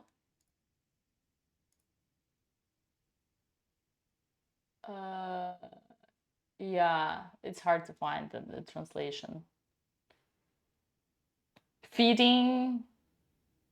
No. Like, it's like gaver les canards in French. Oh, this is... So my point is, whenever your rook is on the open file, and it can go to the 7th or 2nd, depending what color you play, and grab all the opponent's pawns. You're just eating take a it. lot of pawns. I see. It's the side where you have all the pawns. It's the row. I got it. Okay, now that makes sense. Okay, Rook C1 by Alex. So she apparently is listening. Rook D1. Yay! She did it. That's my girl. I mean, for some reason, it would have been better to use the other rook, but we're not gonna get into that. Oh, wait, Bishop A3 is the best move now. Huh. Wait, how come after Bishop A3 you get your amazing Rook Dina, and then after G5 you're completely lost? What is going wrong? Don't talk like this about my rooks. I mean, it's not me, it's just Stockfish. He says your Rook C7 idea is... Well, don't listen to him. He's wrong. Okay, Stockfish is a bad guy. I'm not gonna listen to him. Generally, guys, you should put your Rook on C7 if you can. Yeah. It's just that in this position, Black won't have any targets. I see. Okay, wow, we've been live for 2 hours. I think I want to go for like a quick break. Do you want to take a break first, Dina? No, you're good. Okay, I'm gonna take a quick break and I'll let you do whatever you do, and then maybe you want to go back to those Russian camp stories. Maybe, if you want. We'll see. Or maybe not. Maybe not? Wait, we have a move on Alex. What did he play? G5. G5, actually second best move. This guy, honestly, he thinks he's Hikaru. Okay. Yeah, G5. All right, I'll go for a quick break. I'll get a coffee and be right back. Okay, sounds with good. My amazing audio. I know you guys can't wait. Your perfect audio. All right, everybody, and we are finally alone. Isn't that amaze me? We're alone, just you and I. And we're gonna talk about chess and chess and chess. Okay, now that Alex is not here, how do I avoid his questions? How do I avoid his questions? You gotta tell me. How do I sneak away? Okay, just kidding. G5 is a great move. Because, you know why? Or, oh, there's a fly here. It's not a fly, it's some kind of a bug. Okay. Why is G5 a great move? Because it stops the idea that I showed you, knight H4, attacking, trying to trade the bishop. And this bishop on F5 is the strongest piece that really annoys white because it controls all the squares. So now the best thing to do for white would be to go knight E1 and try to block, potentially trade the bishop. And yeah, get your rooks more space. And unfortunately, right away, there's going to be bishop A3 and rook C7. And yes, well, Alex was right in a way that this rook is beautiful, but it doesn't do much because B7 is protected and it's like, and there is nothing to grab here. But on practical level, for example, if you show this position to me and I don't know what's going on and I just look at it, I would be like, it doesn't feel right. I don't want to be here. I don't want to have my opponent's rook on the C7. And even if you tell me, but bro, she doesn't attack anything. No, she's like, sis, she doesn't attack anything. Relax, take a chill pill. I'm like, you know, I'm always so anxious. I cannot just relax because you tell me to relax. It doesn't work like that, okay? So yeah. So for this reason, I mean, it's not like Alex didn't have anything else to do. Once again, I don't think I actually disagree with Alex in terms of short castle. I don't think it's as bad. I could easily see myself doing that. Easily. Because I love sacrificing pawns for initiatives. Like almost in every second game of mine, I actually sacrifice. I could easily do that. But, ooh, it's annoying. After queen takes pawn, I think the real mistake that Alex Suits did here was playing knight a4, because as I explained to you, and you know now, it allowed to trade queens. And this is when all the compensation for a pawn, potential compensation for a pawn, was thrown into the garbage. Okay, you sacrificed the pawn. That's true. Perhaps it was too much. That's okay. Happens, even to the best of us. But now it's time to get your opponent's sweat and do anything which does not trade queens. For instance, like there is queen a4. I think it would be like kind of like for computers the same thing as knight a4, but it's not, because the queens are there and there is a pin and the king is still in the center and the bishop is not developed and the rook is there and all those pieces are bad. We could do something like rook c1. Oh, I just realized funny thing, which has nothing to do with it, but I think we want to do this, right? Oh yeah, that's so much more familiar to you guys. And probably the same for the younger one. Let's go for the younger one. Thank you, Vila. I'm so happy you came up with this idea. I would have never thought about it. It wasn't Vila, I was joking. But I should have thought about it earlier. So, yeah, where were I?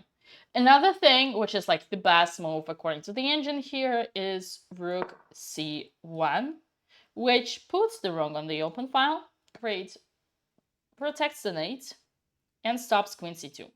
I guess the reason why Alexandra didn't do that, because she was like, well, what do I do next? Let's say he develops, I don't know where, like bishop d6.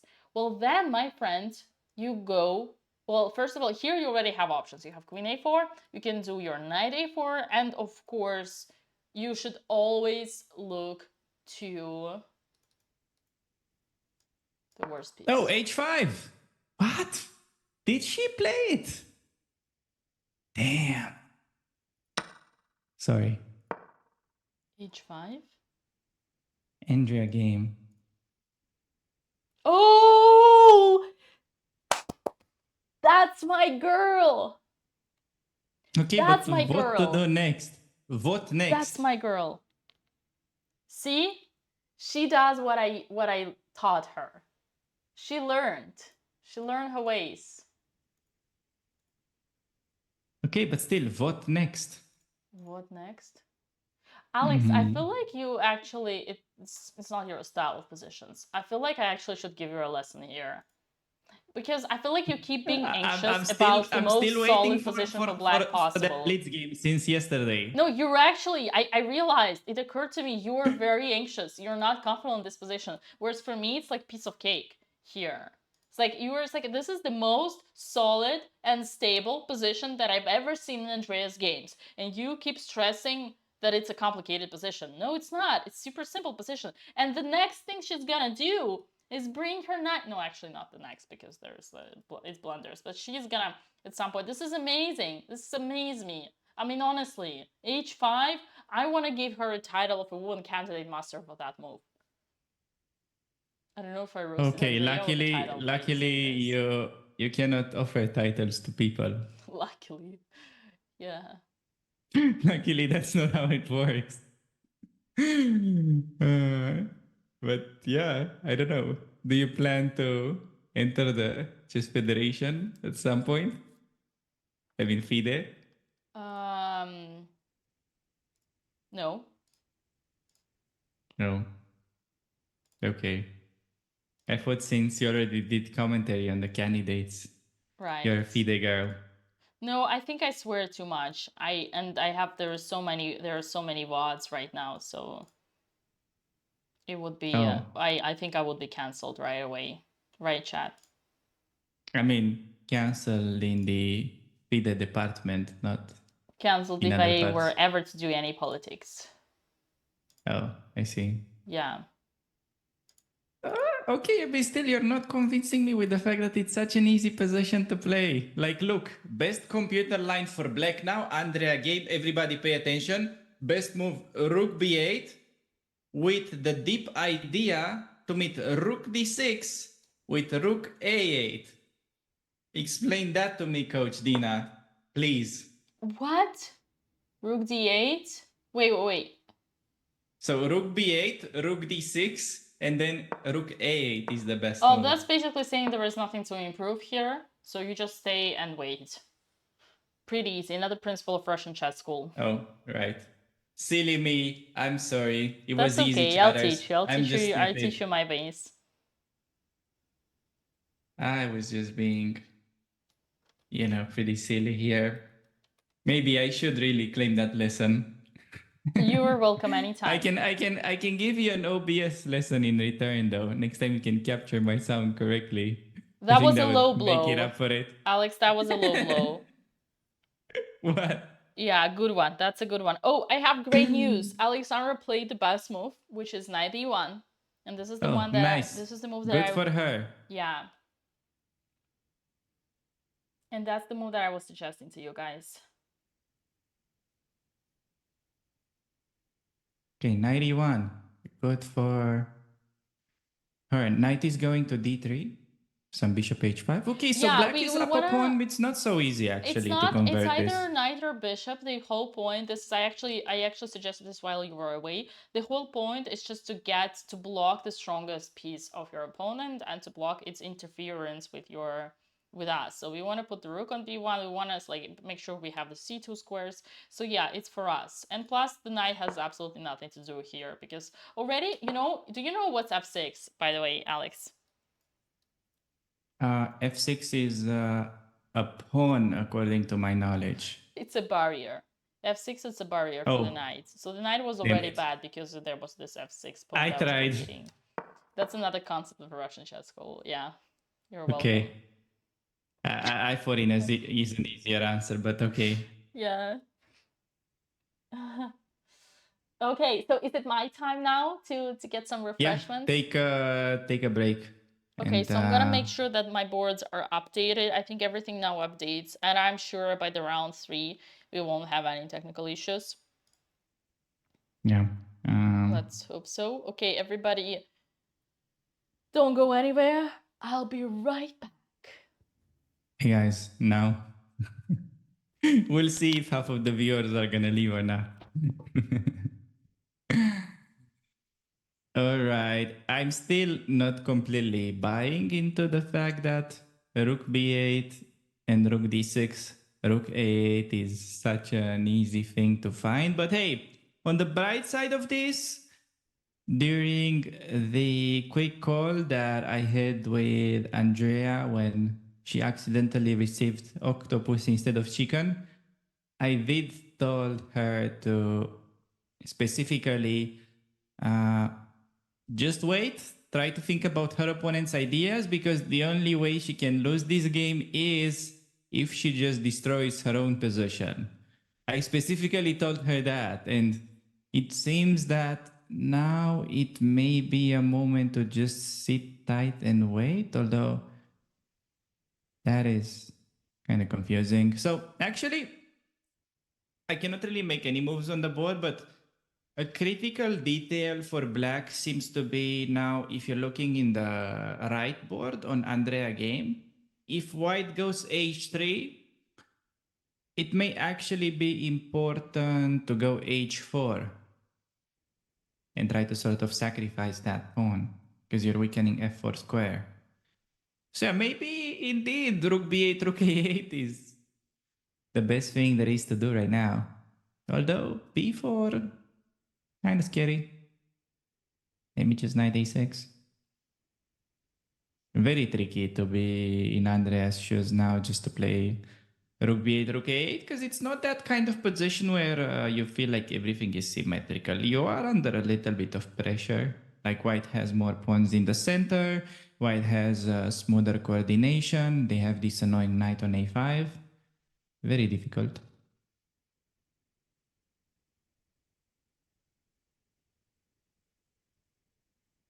Wait, do I have a Finnish accent? That's new.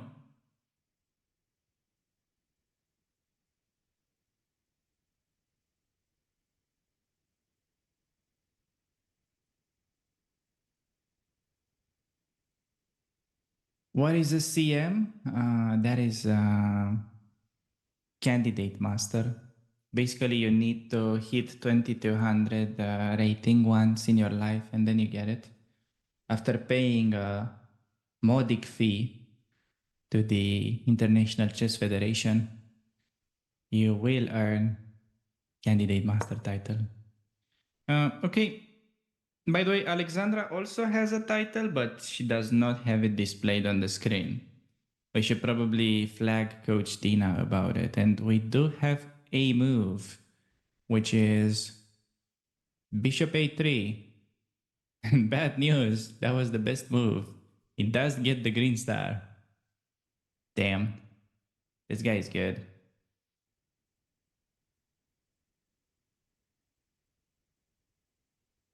Okay. So it turns out that we were happily praising Andrea's time management, but I will just let you know that if she continues playing at this speed, in probably like 5 moves, she will be in a massive time scramble. Although the position is pretty unclear, on the bright side, her position is still fine, and she found a lot of good moves this far. Andrea is currently on move... Good question. Andrea is currently on move 21. Do they get extra time on move 40? That's another good question. I think the answer to that is yes, but I need to check.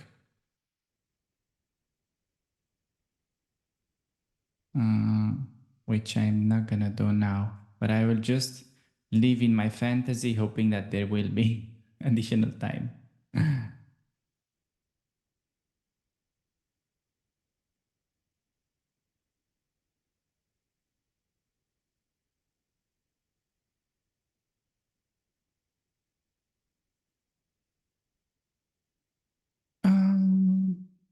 Can Alex go rook c8? So rook c8 is not losing the rook, but on the other hand, since you're already down a pawn, you normally do not want to trade more pieces. So probably rook c7 would be more advisable. Creating sort of a silent bishop h5 threat.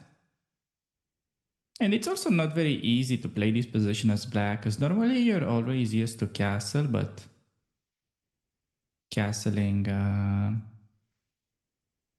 is losing a bit of the advantage after something like this.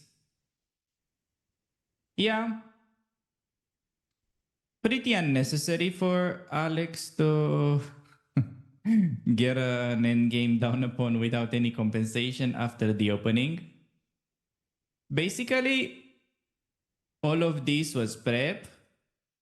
The first move she made by herself, it could potentially be the losing move, which is sacrificing this pawn on b2. That's pretty... Oh, wait. We have somebody... We have a close-up. Okay.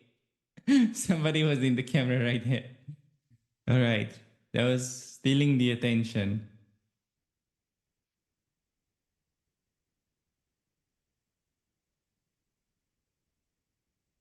Is it easier or harder to get 2000 in rating now related to 20 years ago? Well, that is actually a very difficult question to answer from many reasons. First of all, back in the days with the feeder ratings, the lowest rating that you could have to enter the list was 2000. So basically nobody had lower than 2000. It was harder to get it, but pretty much nobody was under 2000 elo. And nowadays, before the recent changes, I would have said today is more difficult.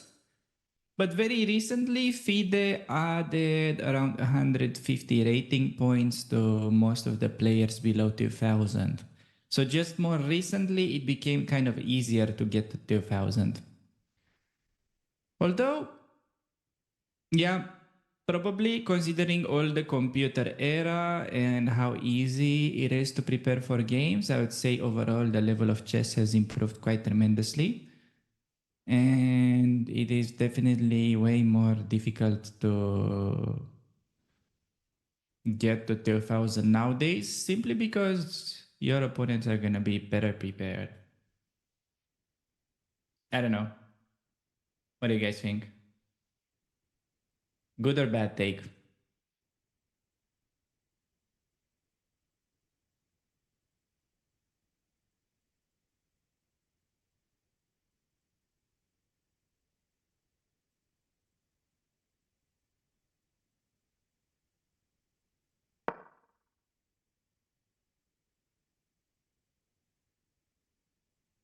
Okay, we have well, King E7 on Alexandra board. What? Excuse me? King E7. Wait.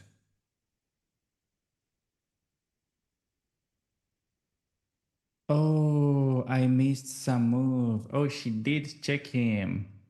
It was better. Yeah. Okay. King E7, great move. Damn. Bro thinks he's Hikaru. That was a good move that Alexandra missed. She probably thought bishop trade was forced and then knight d3 comes into the game. The idea with King E7 is that Rook C7 looks very tempting, but then King D6 and you probably have to... Actually, you may be losing your rook after. The rook is somehow running out of squares. Yeah. In the meantime, did we get knight a6 on Andrea's game? So Andrea played knight a6. I think. That's a good move. That's actually a great move, and her opponent played knight b3. Does this mean she can play? Oh, she can no longer play knight to c5 because of this bishop that's for some reason on f6. Man, having she realized knight a6 idea before bishop f6, things would have been easier. Now she has to play bishop back on e7 and accept her mistake. But it's already losing quite a bit of precious time. Okay, so at least Andrea realized that she had to retreat. That's good news. Okay, basically what's been happening for quite a little bit was that Andrea was playing without a plan. So this brings up the question, is it better to have no plan whatsoever? Or is it better to have a plan even though it may be a bad plan, just for the sake of having a plan? What do you guys think?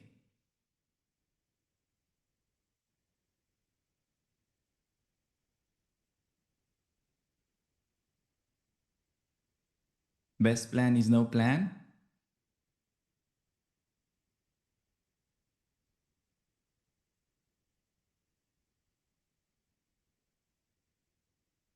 I don't know. I think for like lower rated guys, it's better to have a bad plan than no plan. But for stronger players, I think maybe just try to figure it out. I don't know. It's kind of difficult to explain. It's a bit of a vague topic. Yeah. Everyone has a plan until they get punched in the face. You have Mike Tyson entering the chat, apparently. Okay.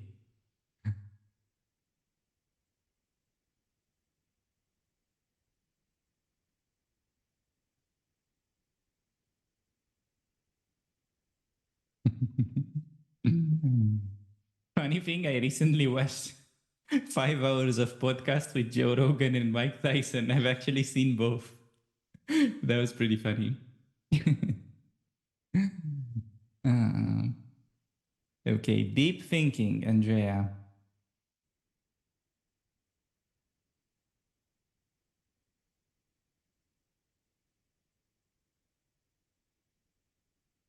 We got Epic Chess in the YouTube chat. Big shout out, big YouTuber. He's asking if I'm gonna play anytime soon in Romania. Potentially, but in the near future, unfortunately, the answer to that question is no. I mainly played that tournament so I can get more pictures for my chessable courses and the other things with the art. But playing was pretty fun, not gonna lie. But since everybody enjoyed it so much, I'm definitely considering to play more in the future. Is P6 good for Andrea?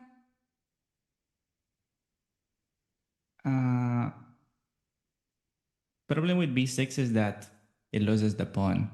Otherwise, it would have been a great move. Okay, we have a move at Andrea. And I'm not sure I like that move. She seems to have been playing knight back to C7, right? Knight EC7. I don't hate that. She just wants to develop her bishop. You can't hate somebody for wanting to develop their bishop, can you?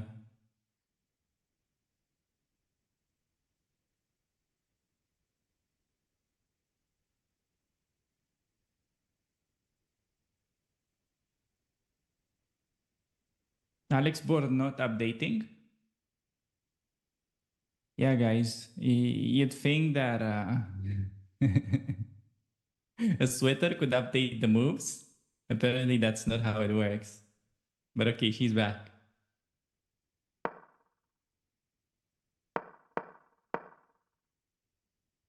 Knight c7, good move by Andrea. This is a big maturity test for Andrea right now because this is exactly the kind of game that if she gets better at, she can easily get into like the 2100s.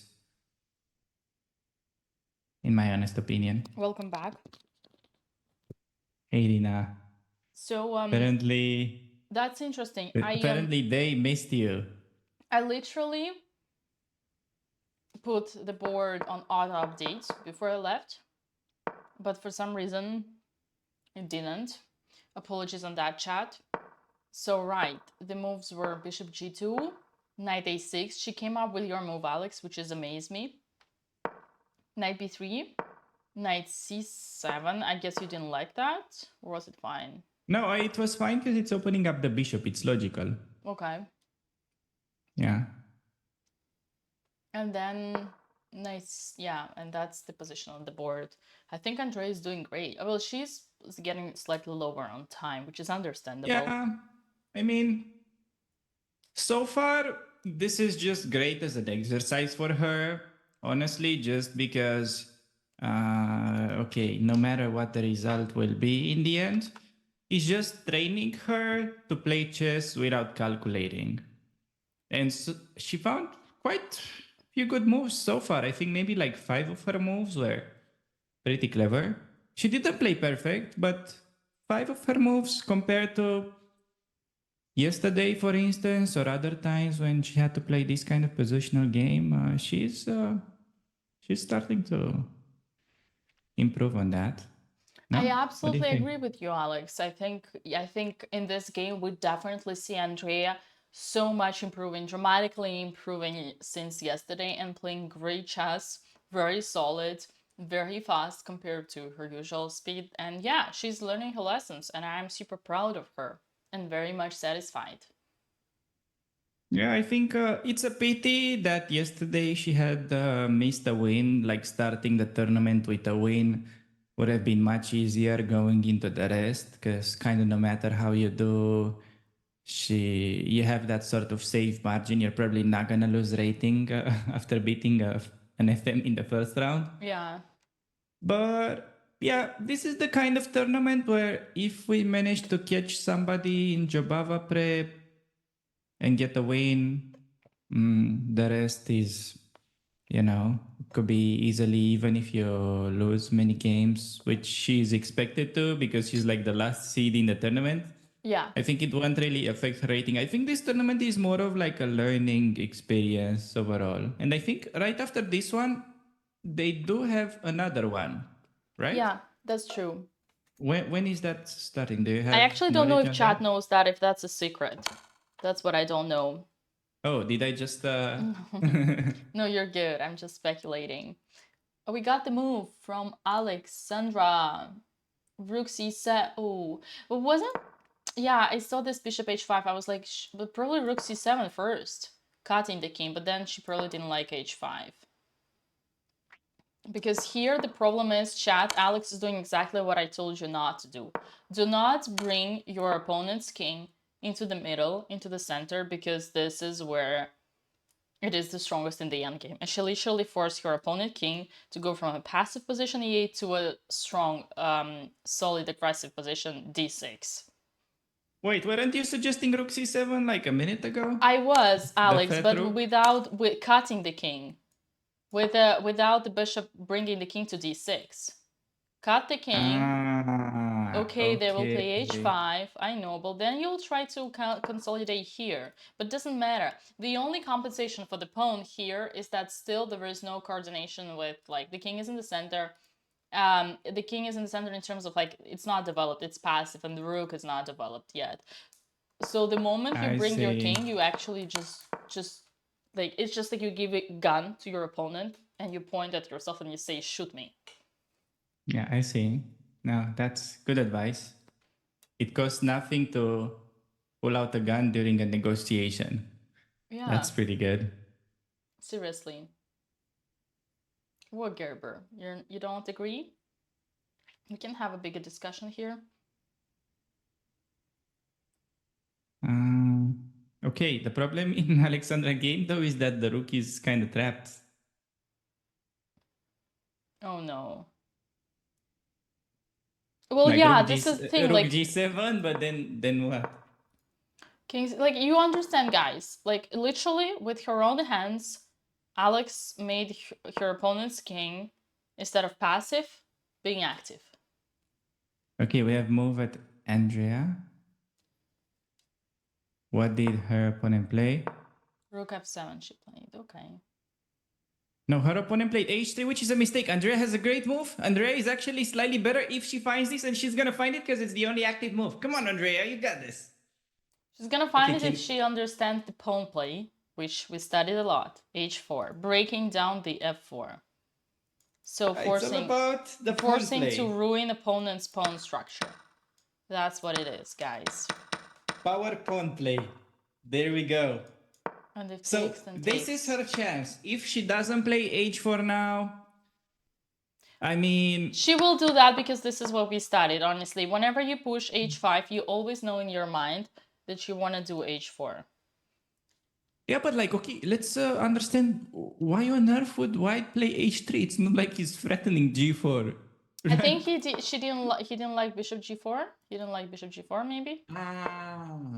Yeah. So this is his style. He just makes this. My opponent is, I don't know, having a semi-active move. He plays very, very solid and way too solid. You think, but that's because it's his background and his. That's because he's in his 50s. for this, Alex? How could you offend Andrea's opponent I got like it, that? Dina. Okay, somebody had to say it. It's fine. Yeah.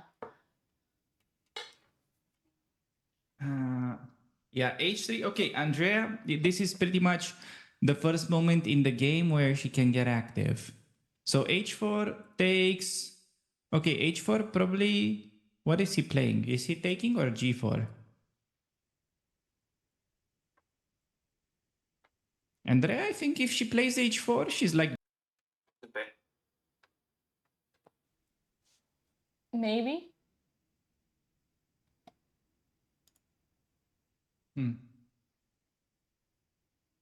Alexandra played Rook F7 in the meantime? Oh, she played Rook F7, yes. No, so the Rook is not trapped. It's just... the A Rook, that's apparently almost trapped. Well, Damn, she's gonna hate me so much for the exchange Slav. okay, guys, look at this. Look at this. Alexandra's position right now. Knight on b6. Knight on b6, rook on f7, bishop on h5, knight on e1, and rook on a1. What do we need in chess? We need harmony. Harmony between pieces. Question.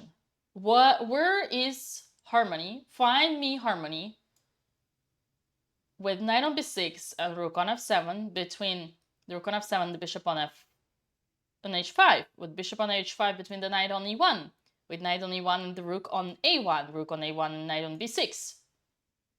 Where is harmony? You're right, chat. Coordination. There is zero coordination here. And now that you bring it up, Alex saying about exchange Slav, maybe it's not her style. Maybe she's not meant to be playing positional chess because she comes from American chess school. Maybe she needed something more dynamic. I wouldn't be surprised. Yeah. Many questions that have no answer. Yeah, that's a pentagon. Exactly. I knew it looks like a pentagon, what you just highlighted on the board. Yeah. That's kind of funny. But I want to highlight it again. First, rook c7, your instinct, we talked about it. Okay, then bishop h5. If he plays h5, it's okay. Just trade his most active piece, and he is still weak. The best he can do here is probably like castle, but then his king is far away. I mean, he cannot castle because he doesn't want to ruin the pawn structure. So he takes, and then castles, but it's not now. Now there is harmony. Look, now there is harmony here. So yeah, it's like, guys, certain things, I insist on this and I talk about it all the time. Certain things you need to have as a must as instincts. You see the open file, you bring the rook on the open file. You see the 7th rank, you bring the rook on 7th rank. Here, what the problem is, and Alessandra saw that, is that, yes, her rook is still on the open file, but she brought her opponent's king into the center. This is where, in any endgame, your king should go to the center. And she's like, please, please, bring your king to the center. Please, I beg you, improve your king. I want you to have a safe one. Yeah, I mean, it started with, as I was saying, one move out of prep. That was it. Okay, h4 by Andrea. Great move, great move. She is better. Let's go, Chatters. I'm telling you. I'm telling you. That's my girl. That's what we started. Who was there on that stream? The pawn play. We did few streams on pawn play. We got even YouTube videos on that. Not that I want to take a credit for myself, but I do. Sorry. I should be more modest. I'll try to be more modest. Oh no, you are the most modest streamer on Twitch. Right. Right. That woman has no shame. Let's see what chat thinks about that.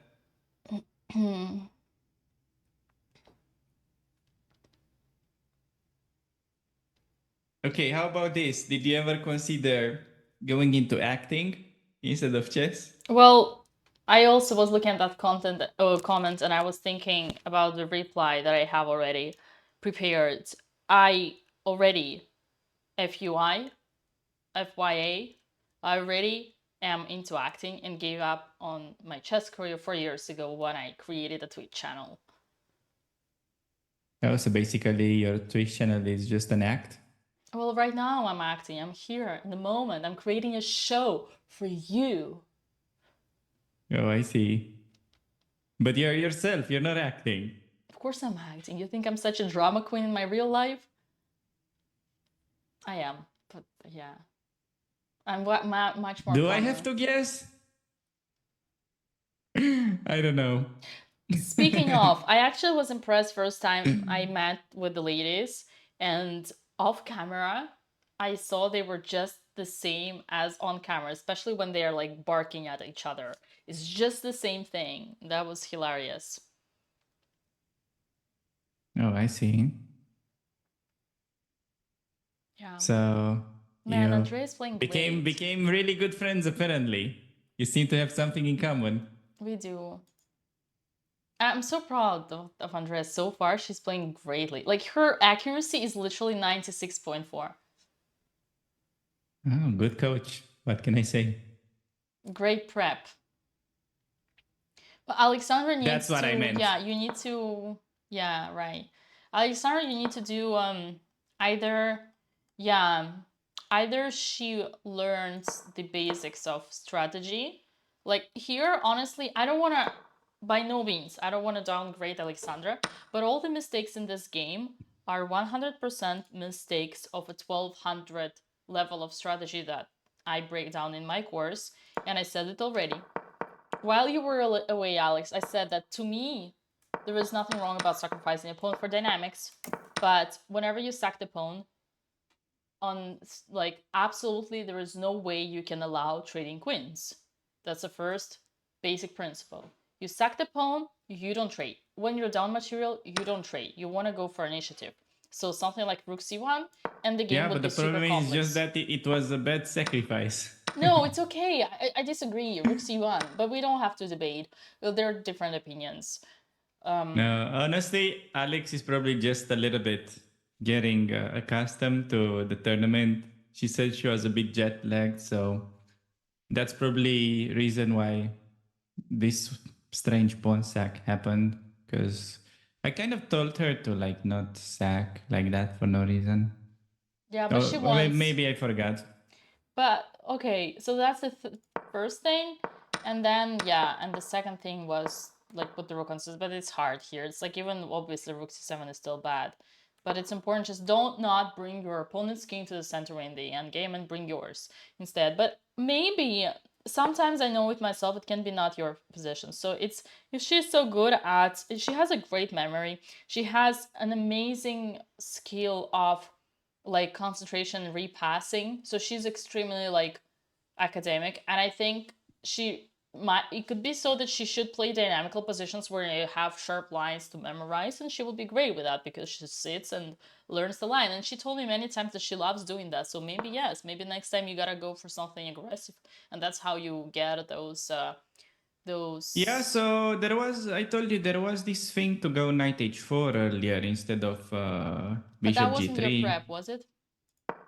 Yeah, it wasn't, because it's hard to learn to make a repertoire overnight. What I mean about the, like, I mean here, exchange Slav. Maybe it's not her style of positions. No, but it's like best thing to do on Slav.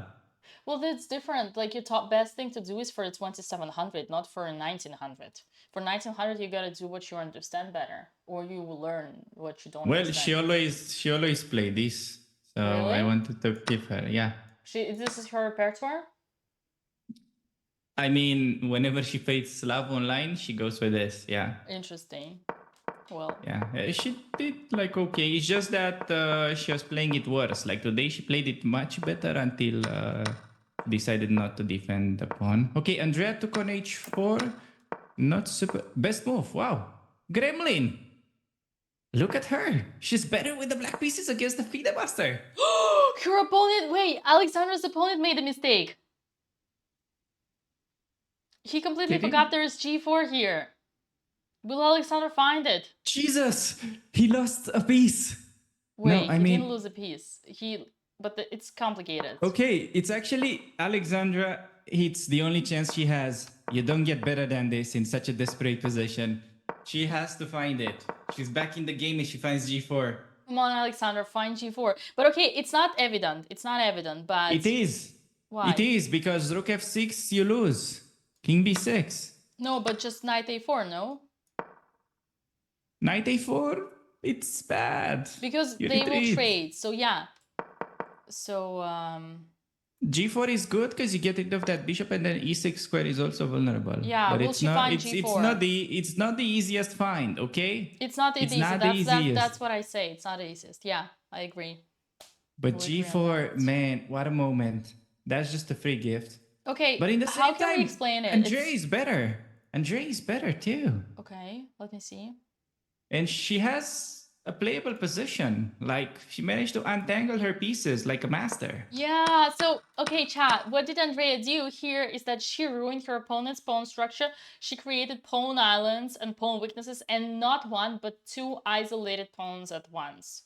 This is simply amazing. Oh, sorry. This is simply amaze me.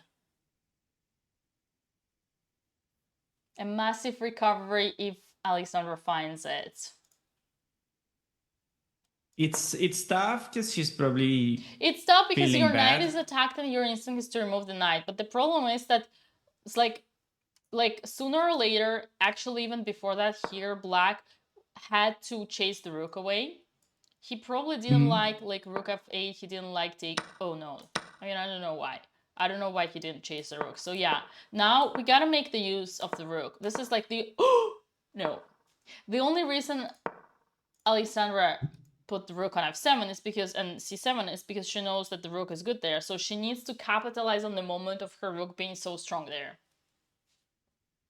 Yeah, otherwise he's gonna trade it, but it's tricky because if you put yourself in Alexandra's shoes, she understands how bad the position was.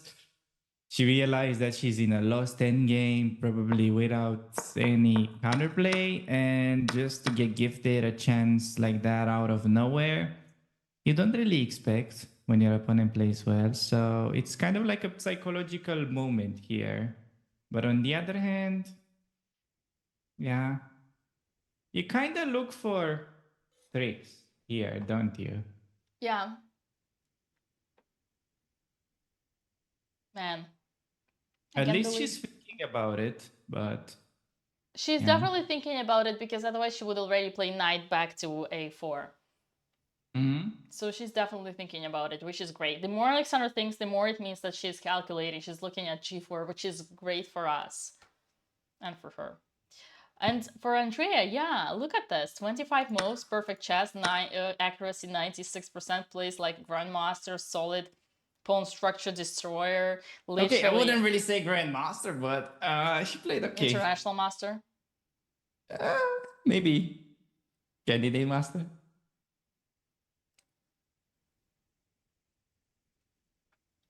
I mean, let's just go back a little bit and highlight some of the strange moves she made.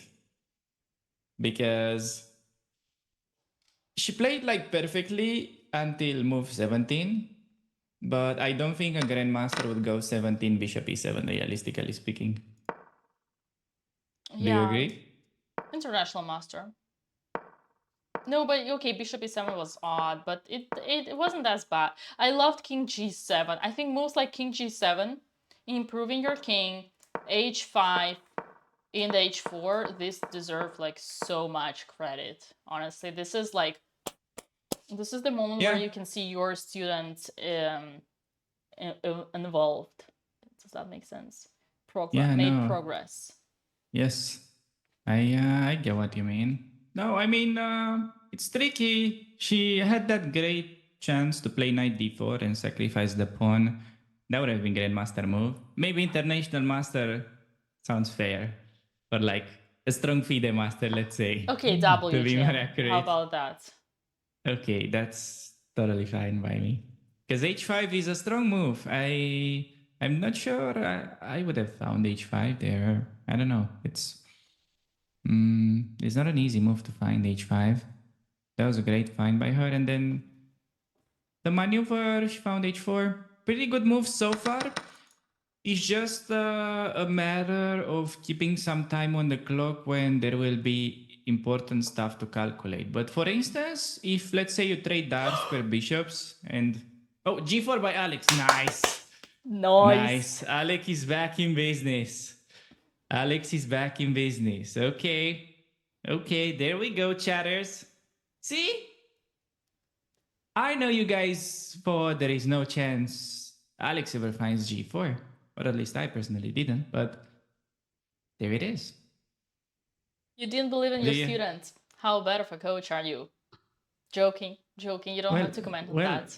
Well, I believe it's just that I'm a realist. So right, you're a realist. I look at the game of like I look at more things, not only at chess. Right? I have a deeper view. I look a little bit outside the picture. Like the flow of the game, I think it has to do a lot with fighting good moves. Like for instance, who's attacking versus who's defending. It's more and more important, especially below Grandmaster level. Even above that, it matters. But okay, those guys are way stronger already. Yeah. Damn, I'm so happy. I'm so proud of Alex. And here, now, obviously, like, okay, the best move is try to hold on to not giving away the bishop e4. But obviously, if Alex found g4, she's gonna play f3 instantly. And then the bishop is gonna be forced to go to g6, bishop takes, pawn takes. And now... the beauty of this whole thing, I hope Alex understands that, it's not complicated, is that finally, for the first time in this game, white pieces, Alexander Botez has a chance to get back to harmony. Harmony on the board, piece coordination. Your worst piece in this position gets out, protects the knight, blocks the extra pawn, and this knight b6 in a way is an outpost. But what if rook f8? What if rook f8? I don't get it. Rook f8? Well, you just move away the rook. You just stay there. How are you gonna chase me? Of course. Ah, but okay, still not easy to understand. Okay, knights. Oh, so black cannot play knight c4. That's an important thing. Yeah. Well, I just... yeah. We have bishop e3 by Andrea's opponent, and now kind of simple choice between bishop f6 or knight e6. Computer much rather goes knight e6 because you're also threatening bishop g5, I think, to exchange that dark square bishop. Knight e6 back to the best place for the knight. Yeah, Andrea might you just do this shuffle because you don't have good square for light square bishop. It's funny. Okay, here's the thing, Alex. Tell me when you're ready.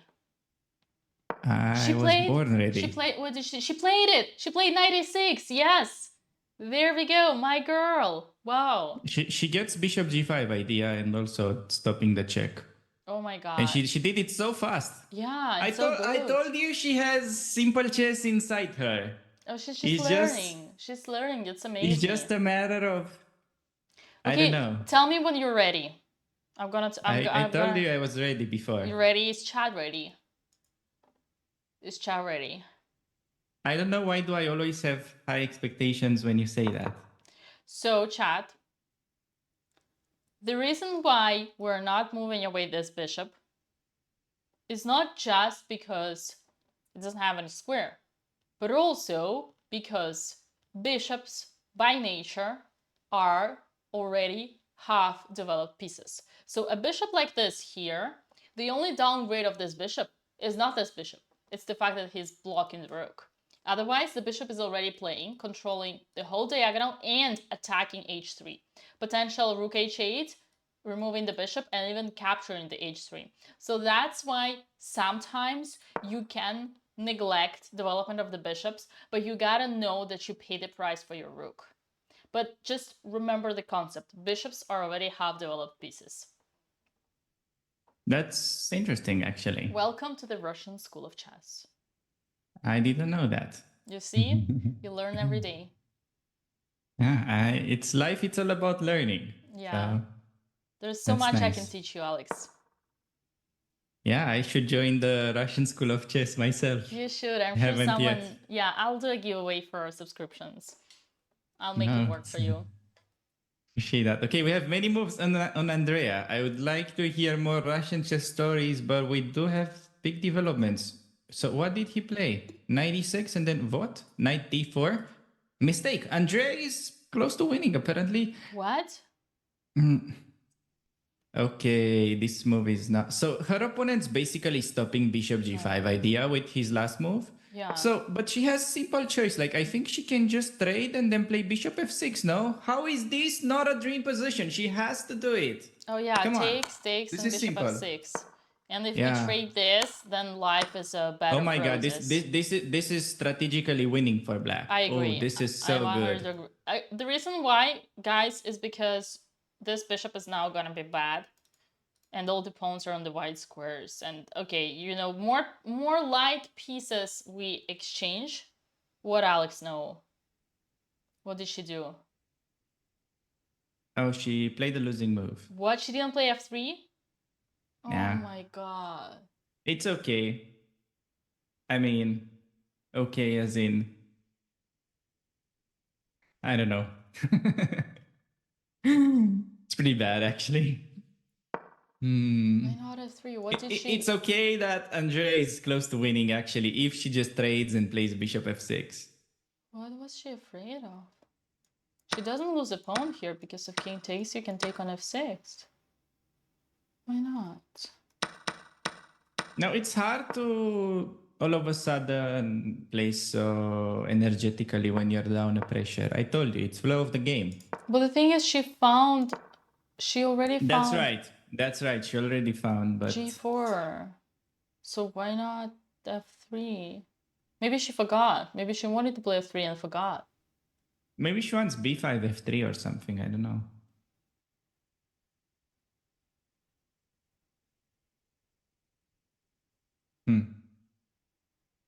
Okay, so he's gonna play rook f8. She's gonna go rook g7. Okay. b5. Now f3. Maybe this is what she wants. Wait, so Andrea just played bishop f6. Is that good or bad? Oh, it's good, but not great. Why don't you just take? She didn't want to release tension, but now it... Oh, her opponent has to play knight f3. Knight f3 actually... Still, she's so comfortable. Wow. Yeah. The way her opponent plays, I wouldn't be shocked if he goes knight ce2. Right. Okay, Andrea is doing well regardless. It was better to take and simplify the position, but this is also quite comfortable. Yeah, I'm sorry, I don't really follow so intensely the Alex game, but Okay, that's we know your mainly preference. because... He played knight f3. Yeah, knight f3, good move, but I was thinking Andrea wants to go after the pawn with knight c5. I need to explain Andrea's mistake here. I think bishop f6 is a mistake. And the reason is that is sometimes Andrea doesn't want a simple chess. I think she wants complicated chess. And for her, something like, there's this concept, big brain and small brain. So she has a small brain, easy small brain, just takes, and bishop f6. But she thinks if it's so easy that it can't be true. It's just too good to be true. There must be something more complicated. So maybe something like bishop f6. That's exactly what's going through her mind. She's trying to be a big brain in a situation the small brain is way better and way just don't overthink. So she here made this inaccuracy, bishop f6, because of overthinking. Okay, so how do you become big brain? I'm familiar with small brain. Oh, you don't need big brain. Big brain is what causes you mistakes in chess and losing points. Oh. That's exactly my point. Okay. Okay, see each other, you don't need big brain. Relax. You panicked. It's actually harder to know what's a small brain. Well, this one, for example, looks uncomfortable. I guess back. It's not how our opponent plays, not how Andrea's opponent plays, but okay, I'll tell you one thing that could have to do with Andrea's thinking after knight d4. So she was basically telling herself that knight takes d4 is releasing the tension, which is something that, you know, everybody tells her, which is like, okay, like keep the tension. But she has these sort of general things that affect her in concrete positions. Here it was more important to just like simplify, since you want your bishop to ever play. And yeah, just taking a bishop f6, you're not only releasing tension, but you're like making your position easier. It's not like you improve white by any stretch. I'll give you one more super easy explanation why knight d4 is the right move. Your opponent has isolated pawns, more pawn islands, and the weak pawn structure. In such positions, you want to trade minor pieces and you want to save major pieces. Rooks are the pieces that are gonna attack. You bring your rook to e5. Like if I were to remove all the pieces right now, all the minor pieces, all the bishops and rooks and the knights from, all the bishops and knights from this position, black would be close to winning. Obviously they need to protect b7, but actually black would be winning. Yeah. So that's the plan. Because of the weak pawn structure, like this, when your opponent has isolated pawns, you're gonna attack them with your rooks. So trade knights and bishops. That's why knight d4 is a correct move. That's why bishop f6 offering bishop trades would be a correct move. And white, on the contrary, needs to keep the pieces. That's why after bishop f6, immediately white replies with knight f3. They have isolated pawns. They need to keep minor pieces on the board. Okay, come on, Andrea. Knight ec5. It's really the most logical thing you can play. Knight ec5, and probably he'll go knight g5 if I had to guess. And then maybe simple move, bishop e5.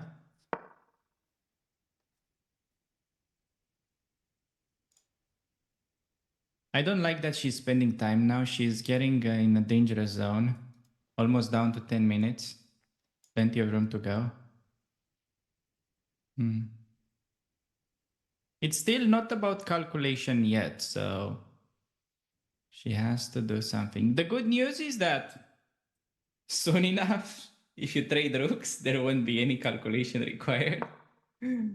But also, if that happens, she's also probably just winning, because okay, what the enemy pawns will be weak. Something happened in the Alex's game, and we need to comment on that, and that is unfortunately not great, is that now Alexandra plays f3. But the problem is that her opponent played rook f8, f3, and now he's gonna trade the rook and then play bishop g6. And chat, Alex, where is our strongest piece? Oh, wait a second. It's on a1. It's on a1. Yes. There is no piece. There is no strong piece. All pieces are bad. Knight a4 is bad. The rook a1 is bad. Okay, knight e1 is okay, but if this rook was on f7 right now, which is we could have get after playing f3 before knight a4, then our position would be perfect. But yeah, it's simply Alex let, by playing f3 here, she would have had the exact same position, but with her strongest, okay, not knight b1, but just compare this. Knight in the territory of your opponent, rook in the territory of your opponent. Compare to what we have right now in the game. Oh! He didn't trade the rook. He played bishop g6 immediately. I don't understand these people. What's going on in their minds? How can... Okay, these people, both of them, this Indian candidate master, he needs to take lessons with me. I'm gonna teach him. This is unacceptable. Bro, you cannot let your opponent just run around like a chicken with the rook on the 7th rank. She kept rooks. That's good. She kept rooks. Rook g7. Still, the position is... I mean, Alex, you cannot tell me that it's the same thing. If she played rook g7, you cannot tell me it's the same thing. He literally... No, I wasn't. I was just praising Alexandra for her good move. Are you not listening? G6. Wait, what's the good move? What she played, rook g7. Oh yeah, that's a good move. Okay. Oh man, they have a wobbly table. Yeah. That's funny. Okay, Andrea is really going crazy by now. Me no like this. Although she is potentially thinking about bishop c3 and stuff like that, but this is not the moment.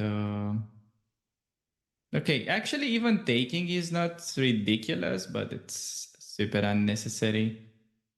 I just hope she doesn't give up her bishop and she plays knight ec5, which is a simple move. Come on, Andrea, you don't need to have 30 seconds when you play it. It's the first thing that comes to mind. One more thing. It's not that it changes anything, but in this position, I don't remember how much time Andrea had, but when you're lower on time, you want to simplify. So you want to trade pieces. That's want to good. trade pieces just because you're lower on time. She probably didn't have 8 minutes. Oh, computer says she's now 15 minutes. Oh no, she's 8. She probably didn't have 8 minutes. Oh, rook h8. She played rook h8. But now e5. Not happy. Like she's playing without her pieces. Rook h8 is so bad. Yeah. Oh man, that hurts. Like, what's the point? I give you one more move. What do you do? Maybe she wants knight c5 after, but her rook was well placed. You just misplaced your rook. Well, she wants to attack, but excuse me, what is this? What is this? Wait, I cannot remove it. Why I cannot remove it? Oh, there is a knight here. Yeah. She thought that she was attacking the pawn in h3, but yeah, there was a knight here. And I cannot remove it for some reason. It doesn't go, oh, it's probably because, yeah, it's on a6. Okay, I stop. Okay, so e5, bishop e7, knight e4. How bad is this? She can still play knight c5, but like... e5 happened.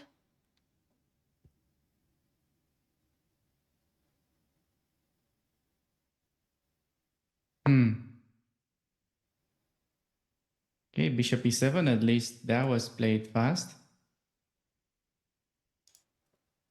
Okay, her opponent will probably blitz out knight e4. Yeah.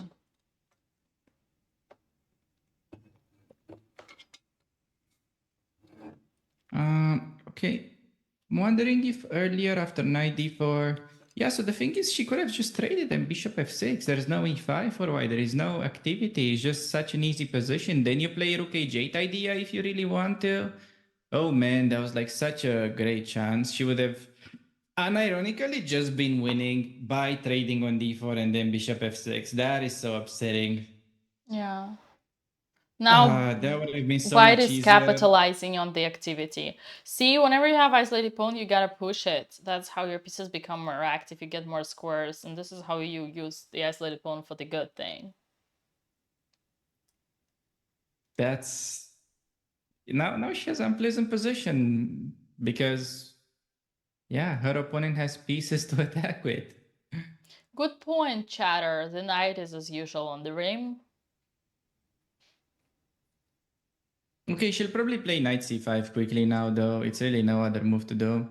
Question is, will he find knight d6 or like knight g5? Of course he's gonna play. He's from the Russian chess school. Of course he's gonna go for the outpost. But knight d6, can't I just take on h3? Seems that I can. So maybe you want to do the other knight. Oh, I see. Maybe he goes knight fg5 or something. But then, okay, still not a bad position. It's just that she has simple moves and now she complicates for no reason. Okay, knight e4. Come on, Andrea, do something. Knight ec5. What are you thinking of? There's really no other move in the position. Okay, in Alex's game, at least her opponent slowed down. What move is Alex on? Alex is move 27. Still potential time trouble there. So we shouldn't count Alex out of this game yet. No, I do not. Absolutely. I think the moment her opponent didn't take the rook on f7 and play bishop g7, I just wanted to let him know what I think about himself. Unfortunately, he's playing right now and I cannot come and tell him how much of a bad player he is in this particular moment.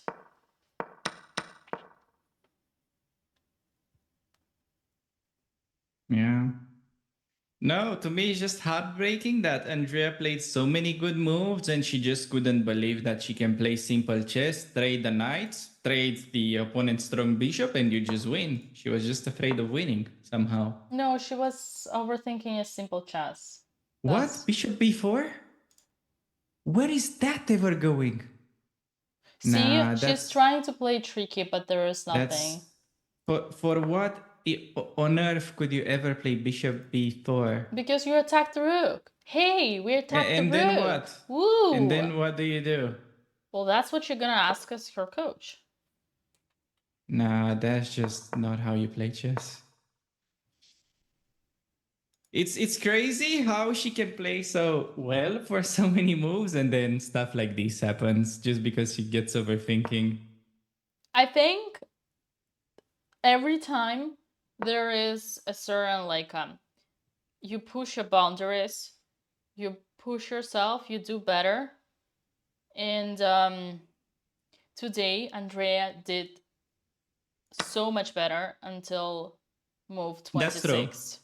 But at some point, under the pressure, your weakness come out, and that was the moment. Simply on the move 27, Andrea returned back to her old self. This is how she plays blitz. I've seen her so many times. Just tricks, just something. Just put pieces somewhere and think that something's gonna happen. You attack the rook, wow. So, but yeah, it's just like she lost the sense of, again, coordination and logics with what she wants to do with her pieces. Yeah, and the problem is that she's getting a lot of free chances and soon her opponents will actually start playing well. So yeah, it usually hurts, and that's usually how it happens. Normally you miss such a free position, then the next day you get a good opponent and that guy plays well and you get in this sort of annoying cycle. I do think though that we have done a tremendous progress. I think Andrea has shown that she can learn. She's able to learn and improve in this game. Yeah. Up until first 27 moves, she did the perfect time management and she played perfect chess, very solid, very strong. She played like a WGM until move 27 and and after that she played like a 1600, like a 1700. So yeah, it was great. I agree. Like if you asked me before, what do I think of this position that she started with? Like for instance, her position was very difficult on knight a5. Like when white played knight a5, it's not easy at all to play. And let's do the count. So she played 1, 2, 3, 4, 5, 6. 7, 8, 9, 10. So she played basically 10 best moves in a row. She knew like 14 from home. It's just, yeah. When she was ready to win, it kind of went sideways. But she played a lot of good moves, so that was... yeah, I think to be appreciated. It's just a pity because the rest would have been much easier. Like everything so far was difficult. Then you just had to kind of collect. Like that's the heartbreaking part to me.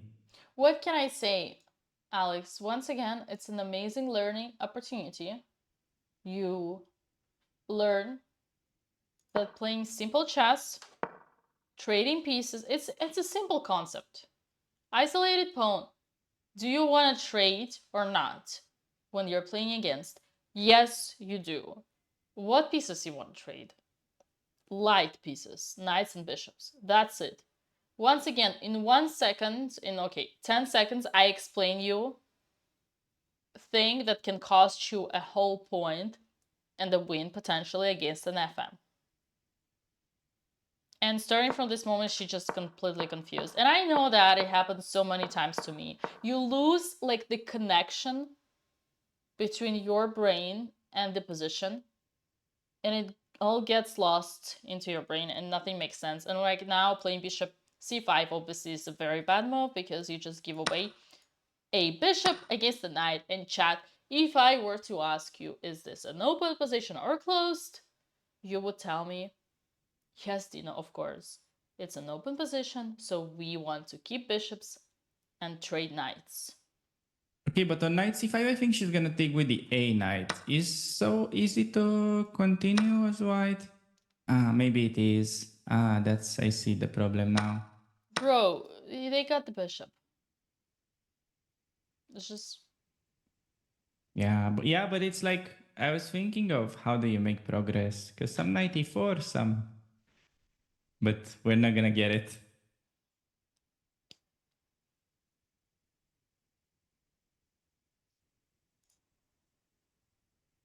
Okay, moves in Alexandra game. I do have Maybe hopes we can focus on that. in Alexandra's game. Her opponent just played b5. I do have hopes because the rook. As long as the rook is on the 7th, Alexandra has a chance. Wait, Alexandra has a great move now. If she finds knight c2, her position kind of activates. If he takes the knight, she takes the bishop. Yeah. I think, yeah. That's actually, you're not worse at all, almost. Yeah, almost. Almost. Yes. Come on, Alexandra, we already did this before. You counterattack when your pieces... Okay, this is knight actually... c5, not so bad either. Knight c5, bishop takes. D takes, king takes. Technically, they have 2 pawns, but we got activity. We finally got activity. I don't know. I don't think Alexandra will sacrifice a second pawn. I think she's already under pressure from a first pawn. I think she learned her lesson of a castling in the opening. I see what you did there. But regardless, I think Alexandra's position is much better here than it was before. Once again, it all comes down to a strong rook. Having a rook infiltrated into your opponent's soul, just like I'm talking to you right now, is extremely annoying. It's a great tool for Alexandra. Wait, can we go to Andrea game? Because I think we have an interesting moment now. The way to continue for white, it's not easy at all. And the obvious move, it's actually lost. Really? Yeah, because if you play bishop g5, which I was tempted to do, you actually allow knight e4. Oh yeah, no, well, he's not gonna blunder. And actually, well, you want bishop f6 and then this knight e4 is kind of crushing. Oh wow. Apparently, white only has one move to be better now, which is like knight g5. But it's attacking f7. It is attacking f7, but after bishop f5, black is getting some activity all of a sudden. B4. Some knight e3 idea. Okay, b4. Yeah, no, you're right. I agree. I take my words back. Or knight e6. Maybe knight e6 simply and take with like... I take my words back. I agree. This position is not it's not bad at all for now, practically. It's still, oh. Yeah. There are still some tricks. Yeah, if only this guy was in a time trouble. I think the best way to beat this event would be to get him into a time trouble. Oh, wait a second. Yeah. Andrea is the one who is in time trouble. Quite surprisingly, yes. Yeah. Wait, we had a move. Did we have a move on Alexandra? Or no, not yet. I feel like her opponent did something, but no, that was just hallucinating. Okay. I think, Chad, everything is not as bad. Objectively, I think we have hopes. I think we should believe in our girls. Yeah, it's like the time situation. Alexandra's opponent only has 10 minutes. So, do you know if there's going to be time control after move 40? Yeah, after move 40, but we gotta get to move 40. Say again? How much do you Well, I think it's usual, like 30 minutes. You add 30 minutes.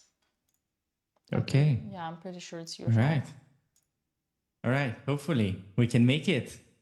Get more stream time. Do you think we can make it? So, Andrea is at move 31, and she has decent chances to make it to the time control. While Alexandra, again, she's got also chances to make it to the... Knight c2 played. Best move by Alexandra. Great move. Yay! Now we're talking. That's my girl. Now we're talking. Counterattack him. Put him under pressure. Okay. Make him sweat. Her opponent has only one good move. Her opponent must find bishop d6, otherwise it's not clear at all. And he played it, and Andrea's opponent played the best move as well. He did go knight g5, and she has to go bishop f5 quickly, otherwise it's over. Okay. Come on, Andrea. Bishop f5. Well, she's gonna do it. Finally develop her for the bishop. first time in the game. Yay! She Move did 33. it. There we Finally. go. And now her opponent has only one move to be better, and it's not a move in his style. Yay! Finally, move 33. Andrea finished the development. Isn't that awesome? Okay, her opponent needs to be very precise, otherwise he's not better at all. Like if Andrea gets to play rook a8 on the next move, this is very much an open game. Do you know what white has to play here to be better? So after which move? Bishop f5? Yeah. Bishop f5, but white b4? Current position on the board. Yeah, you B4. have to play b4 only move, allowing that fork. 96? Yeah, 96, the fork is not so good. Maybe you can show why. 96 because the bishop is gonna... No, I'm saying the knight d3 move on b4. Oh, 93. 93 is bad because I guess sag, and boom. And it's an exchange sag, but bro, we talked about it. Is it easy to find? Not for Andrea, but for an FM. Yeah, rook b7 and then the bishop on g2 becomes a monster. I think it's not, obviously the bishop comes, but I think, guys, what you do need to understand mostly is that we talked about it today in Alex's game. Remember? Stomach. Okay, we got moves. Bishop f5. No, not here. Oh, in Alex's game. Okay, good move by Alex. Knight is going to d3, trying to get some checks. Great, I like that. Alex is in the game. Alex is still in the game. As long as her rook is on h7, she's leaving.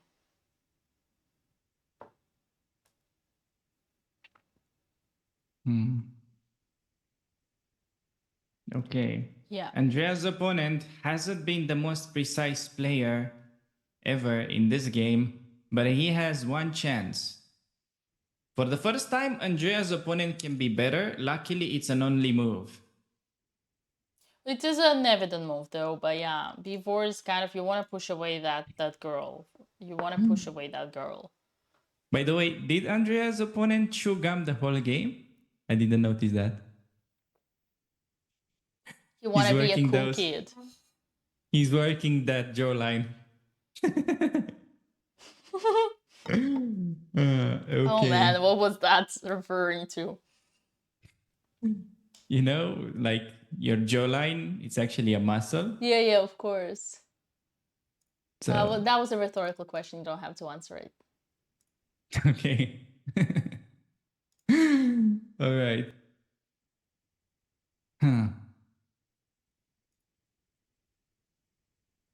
Tough moment, because normally Andrea's opponent is very safe player. He normally doesn't make moves like b4. On the other hand, when he has easy tactics, he normally finds them. I told her this specifically to Andrea before the game. b4, it's not a tactic, it's more of a positional move that involves some calculation. You kind of have to... He could very well just play bishop f1, not to allow the fork. It's a move in his style. Since the bishop anyways, it's looking into the c6 pawn, he may be tempted to play it. Right. Hopefully he goes bishop f1.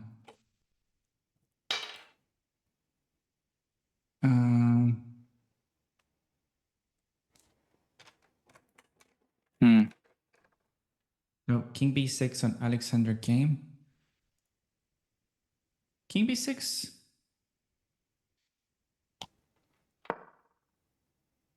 I don't know about king b6. Maybe same knight d3. Yeah, knight d3 on the board, it seems.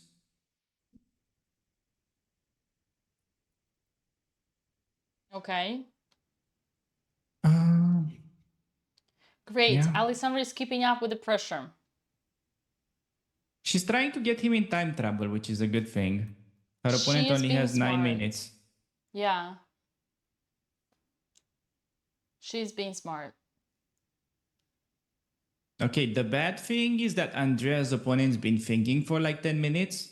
I feel like if he would have played bishop f1, he would have done it much faster. He's probably double checking whether b4 is good. That is not a good sign.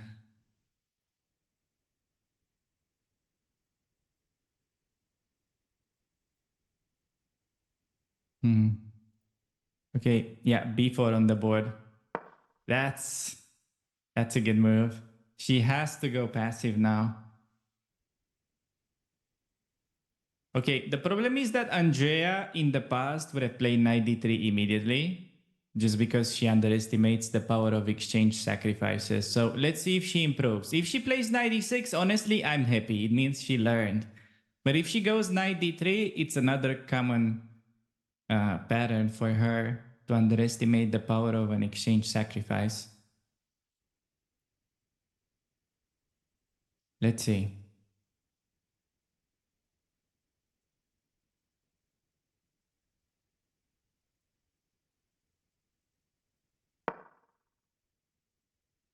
Come on, Andrea. No knight d3. He didn't blunder the fork. Okay.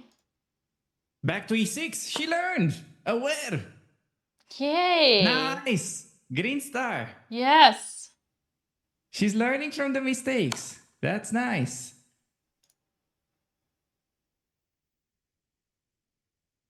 Well, at least she knows now that it's time to change, but it's not like she had a choice. But yeah, she knows that it's time to change.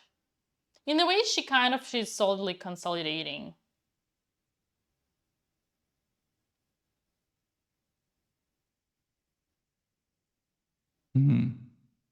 So how is this position after the knight trade and bishop g5?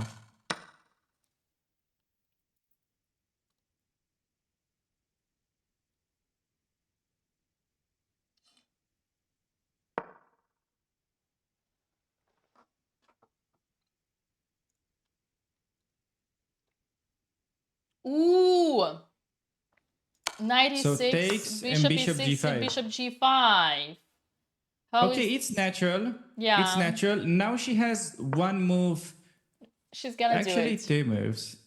It's actually tempting to take on b4 as well. That looks like a... And blunder the exchange. Our girl is not as cheap. She's not as greedy either. Well, it's... we could argue that it's an exchange sack, but I agree, exchange sack I don't like. So she has to find... She's not gonna sack. She has to find a rook move instead. She has to go rook h5 and activate her rook. She's gonna play. Let's give some credit to Andrea. She's got 5 minutes for 4 moves. When was the last time she was so good with the time management?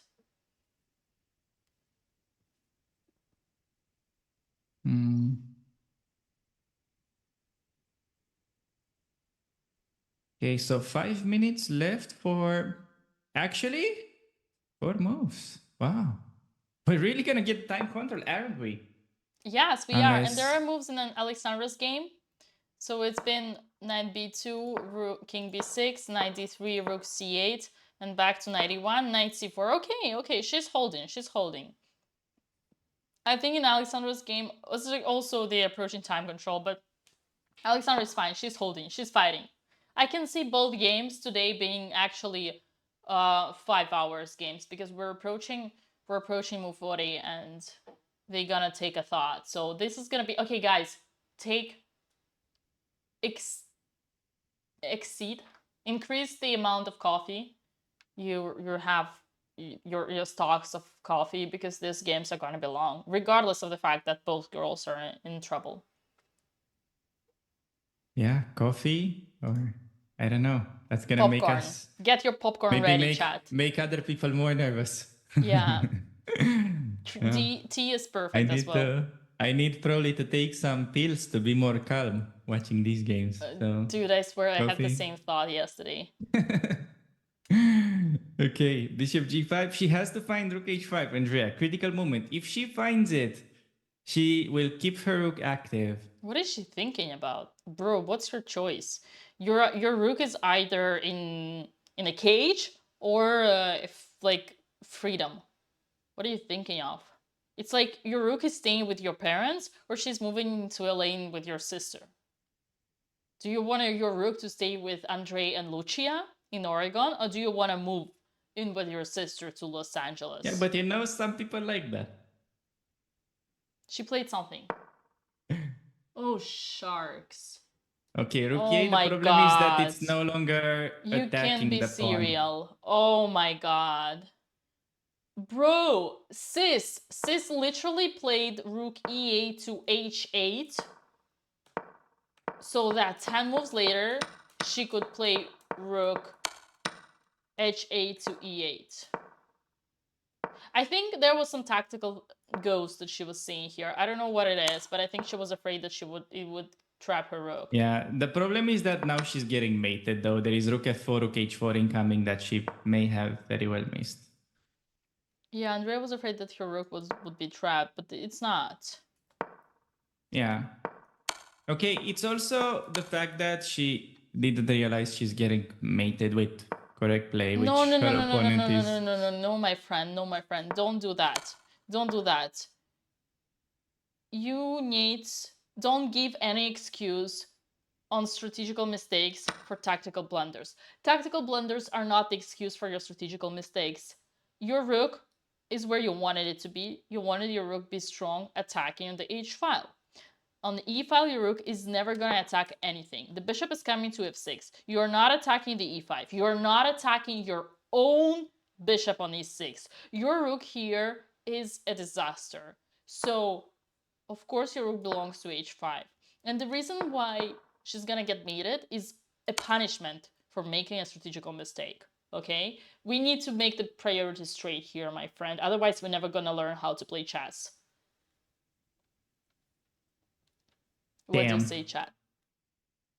Am I harsh on you? Well, that's because I want you to learn. What do you think, chat? I'm definitely feeling like learning.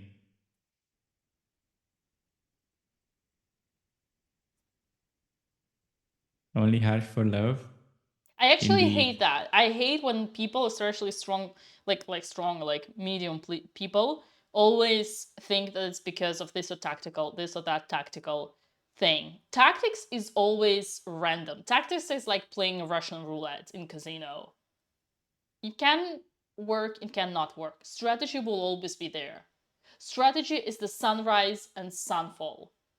What is it? Sunrise and downfall? Sunrise and sunset. Okay? It always Sunrise works. and Andrea's downfall in this game. Seriously. Yes. You gotta respect your pieces. The only justification for Andrea's mistake, What? Did he just play A3 instead of going for the mate? This man.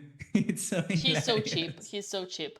Also, bro, can you explain to me what's your like what's the future for this? Like, there is absolutely no square in the world you can put it. So once again, just concluding, the only reason why I could accept an excuse from Andrea, the only excuse I would accept is if she told me, well, Dina, I know Rook H5 was stronger strategically, but I just saw that after this and this, then there is a bishop on F3 and I lose the rook. And then I say, bro, you can take on H3. And then she say, oh, I forgot about that. If she blundered that and she thought she would be losing a rook, then okay. But even here, bro, sis, mama, and father, Rook G8, sacking the rook would still be better. You know why? Because the thing that you put on E8, this is not a rook anyway. It's a pawn that has no place. Oh man, Andrea is simply not realizing that she's getting mated with a rook lift. That's, well, it's not that you can stop it, but it's even worse when you don't see it coming. Maybe she does. Actually, it's not that bad. I think, okay, let's give our girl a credit. Her knight was in the rim, and she had a flashback of knight on h3. Actually, knight on h3, knight on a6, getting taken away, blundered in one move. So she moves it. I actually am happy with this one. Even if she's gonna lose, even if she's gonna get checkmated, I'm happy with improving your worst piece, even if it's too late. But actually, she has g5 here, so she's fine.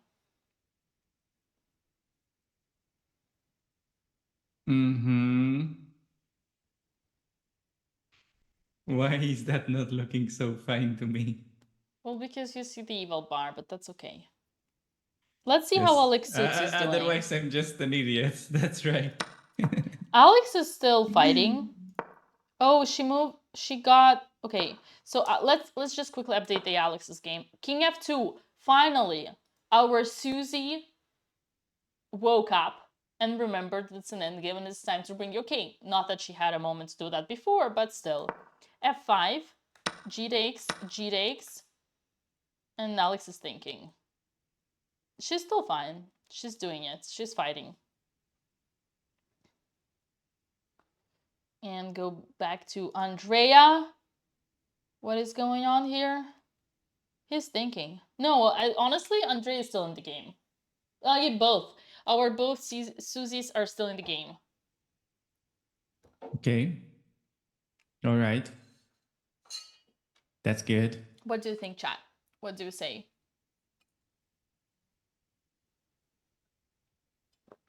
Okay, I promise I will not be... I will be a friend after the game. I will not be coaching. I think I'm too harsh already during the commentary. What? So... Bishop f3? Woo! What is that move? Okay. Andrea? Oh no, maybe it's a good move. No. Time to bring your rook back to... Oh, actually rook g8 is great because it prepares knight e8 and changing the bishop. I'm trying to understand his thinking process though. What is he playing for? I think he's just playing with his... I think he's just doing something. Oh, so basically... wait! I know. He's setting up a trap. He's playing for tricks. He wants bishop c4, rook d4. Oh, no. That's so cheap. I think I know what he's doing, Alex. I think he thinks that Andrea put her rook on h5, and so he can attack it. Right. That's pretty unlikely, but okay.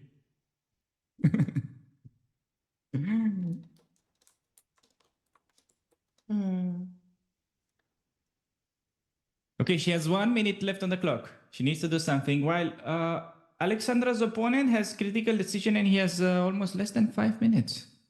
Okay, critical decision. a4, great. What's the critical decision? Well, isn't the capture possible? So that makes it a critical decision. Right, you're right. I was just trolling you. You taught me that yesterday. You were just trolling yourself. That's correct. That's correct. Okay. Will he push or not? b4. Yeah. Yesterday was valid. Yeah, the reason I was so witty is because every move is winning, gives advantage for black. So, but yeah, technically any capture is a critical thing. Okay, move at Andrea. What did she play? She played bishop f5. That is well. Ooh. I don't really get what's happening, but bishop f5, rook d4 instantly rook played. d4. He had the trick this whole time. See? Yeah. This guy is too deep for us. He had this in mind. Wow, the FIDE master. He had this. Wow, he has a tactic plan. Damn, g5 on the board. Although we'll see. So basically, chat, he tricked Andrea into putting the bishop, as we spoke about it yesterday. It's hanging pieces fall. So a bishop after g5 is going to be a hanging piece. So he tricked Andrea into putting a bishop in front of the opponent's rook. Was the bishop on e6, everything would be fine. Would it be? Yeah, because the king could go to f5. But it's tough. It's actually tough. But move 40 has passed. We can congratulate our girl that she now has time on the clock. She survived.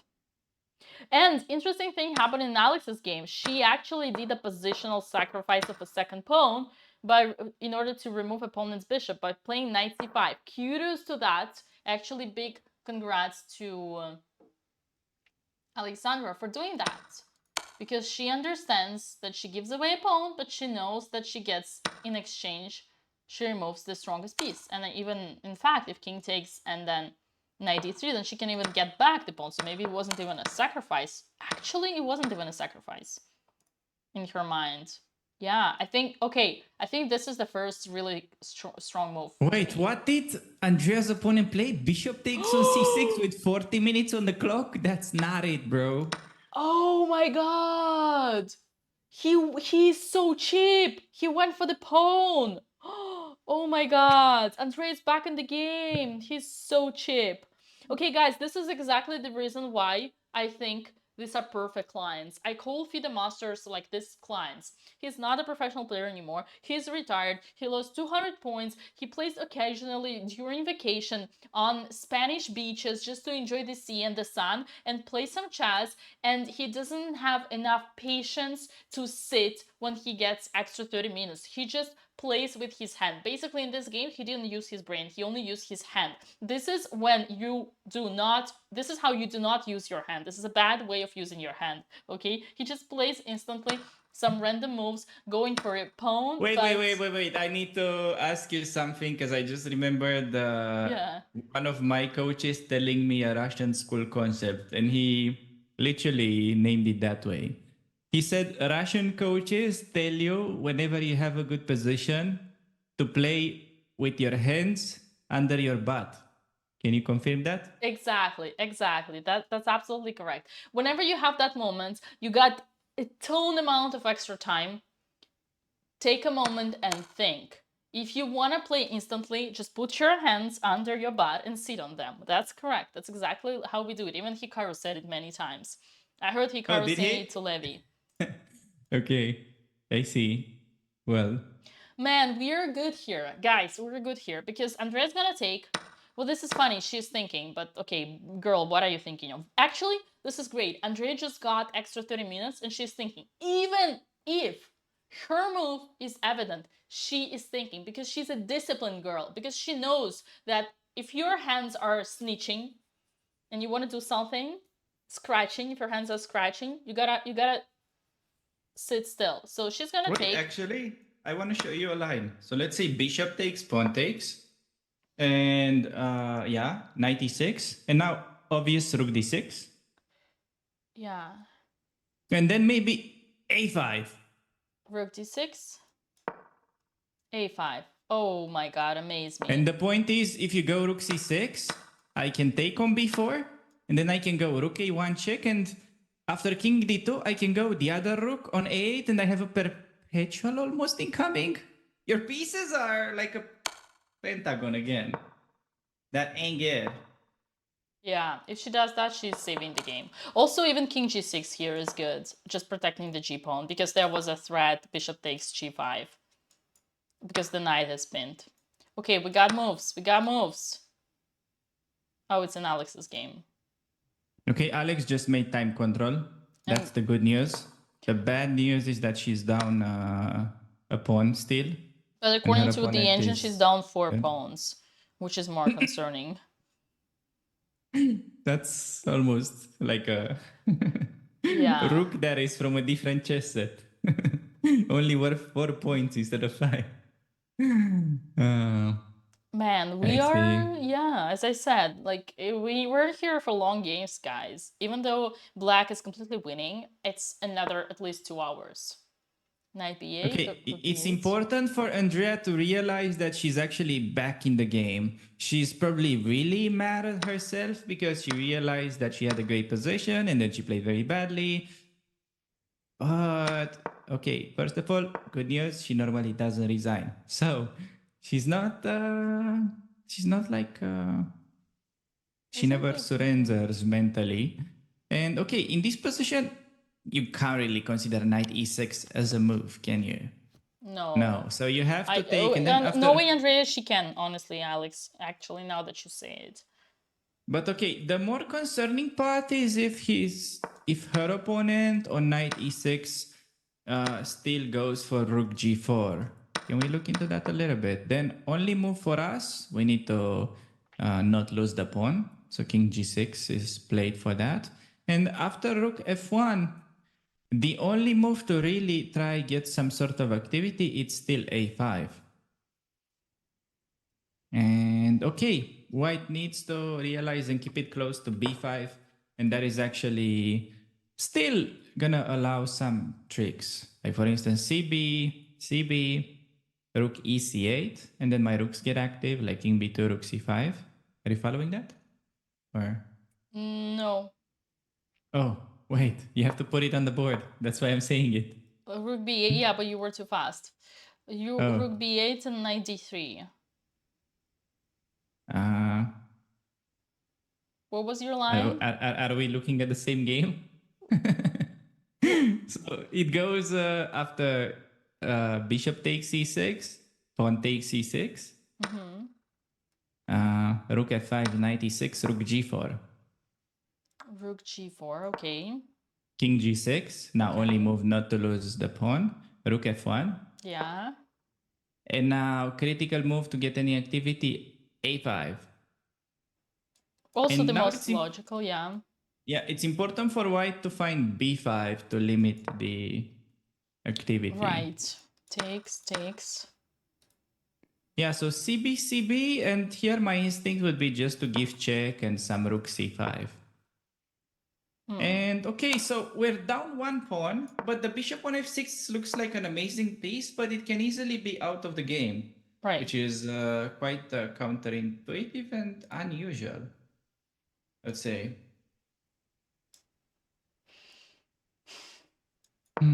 Okay, so finally Alexandra went for a walk for the first time in the game. By the way, I wanted to say something that was pretty funny. I'm pretty sure if Andrea would have won yesterday, she would have probably played Ivanchuk today. I think that would have been a forced pairing because really he's playing against the weakest guy that has 1 point, which is 1900. So Andrea is even lower. So she would have played against Vasily. That's so funny. I think she won that. It would have been some content for sure. That's so funny. But apparently not yet. I do have to tell you something, Alex. I am concerned. I'm starting getting concerned that our girl does not do the bishop, the takes the bishop. I remember we said, I was praising Andrea. That's great that you don't take instantly. Yes, but my limit extends to 3 minutes. Here, Andrea is already thinking for 8 minutes. And that's concerning. I think it's not maybe so much of the position, but she's just trying to catch her breath after such tension, and she's, I don't know, trying to figure things out. She just takes a bit longer because she can, basically. Yeah, but I don't necessarily agree with that. You still need your time. It's like, it's not because you reach move 40 that you can now go into time travel. I think it's like, I've been in this position so many times. There are two types of mistakes that the player do. Mistake number 1, on move 41 they play instantly, don't think enough. And mistake number 2, they take too much time on move 40 because they finally got time and they need to catch breath. So it's important in life, just like with everything, but especially with the time control, is to be balanced. And that's what I would highlight out of this moment. Okay, speaking of balance, do you want to take a break? Oh, well, you were happy to do so. You were welcome to do so. Okay, I'm gonna take a very short break to get some coffee since now we're approaching the time scramble. I mean, time control. I can't speak English. Okay, I'll be back in second. So guys, what I was telling to you is that I'm concerned because knowing Andrea, her favorite thing to do when she doesn't have enough discipline on her way of she thinks is to counterattack. Andrea doesn't like retreating pieces, doesn't like going back, doesn't like to defend pieces or like do simple things. It might be so that she considers a big brain here, and the big brain here would be, instead of capturing, just to attack back, because she's so like, she'll always so dynamical, but it's obviously just losing because takes and takes. And this pawn on e is gonna just go down the road, plus it's 2 bishops. And her rook is not in the game. The other thing why Andrea has doubts is that she doesn't understand, she doesn't realize. In her mind, she probably thinks like, oh, sorry. Yeah. I told you. Just like I told you. I mean, I can just read her mind. Oh, God.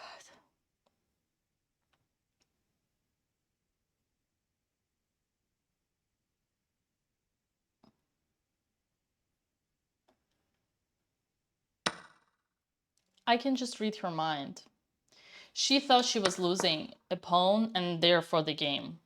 She didn't understand she was getting back into the game. She thought she was losing, but she wasn't. And that was the biggest issue. And Alex actually said it himself. He said, I hope Andrea understands she's back and not even worse. But that's the thing. She did not. She thought she was losing. She thinks that this is more dynamical. Just because this girl, she has a drive, adrenaline. She enjoys the adrenaline when she counterattacks. When her pieces are under attack, there's a lot of risk. She enjoys the adrenaline of attacking back. There is something like danger that she likes about it. Just like everything is on edge. And that's why she did this.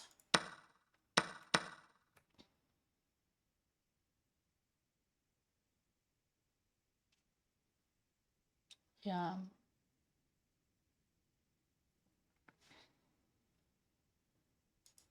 That will go away with maturity, chess maturity, chess experience.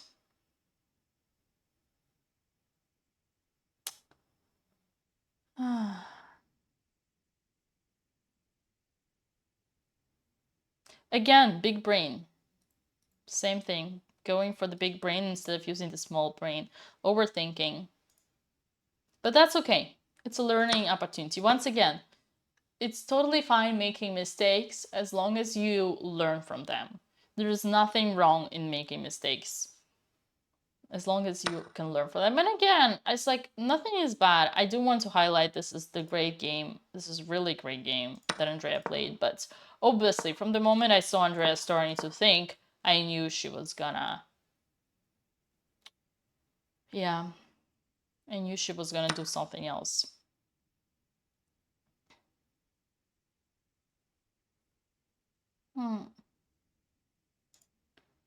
Oh, yeah.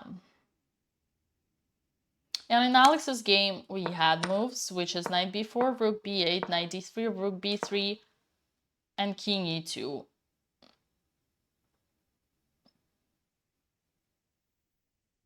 Don't be too harsh. Teach her constructively. I'm trying. I apologize if I'm too harsh. That's because I'm very passionate about learning. But yeah, I do want to highlight that Andrea played a great game here. She played perfect 27 moves. Her time management was the best ever before. So I do see lots and lots and lots of progress here, which is absolutely, absolutely amazing. Hey, Lucia, how are you doing? How did you celebrate your daughter's birthday? Are you coming to Spain to join girls with your friend or sister or cousin? You've never been harsh ever. My East European race. I appreciate that. But yes, I get sometimes, guys, I get passionate and I sound harsh, but that's only because I wanna girls to improve and I'm rooting for them.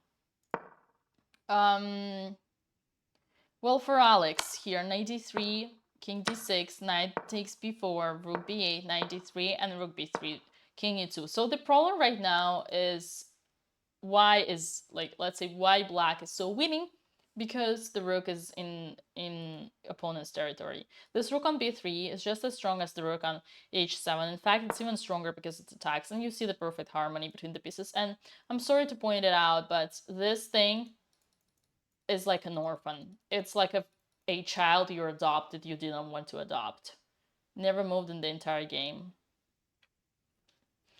Right now, the best move is to bring an orphan to the Christmas party and kind of protect the second range.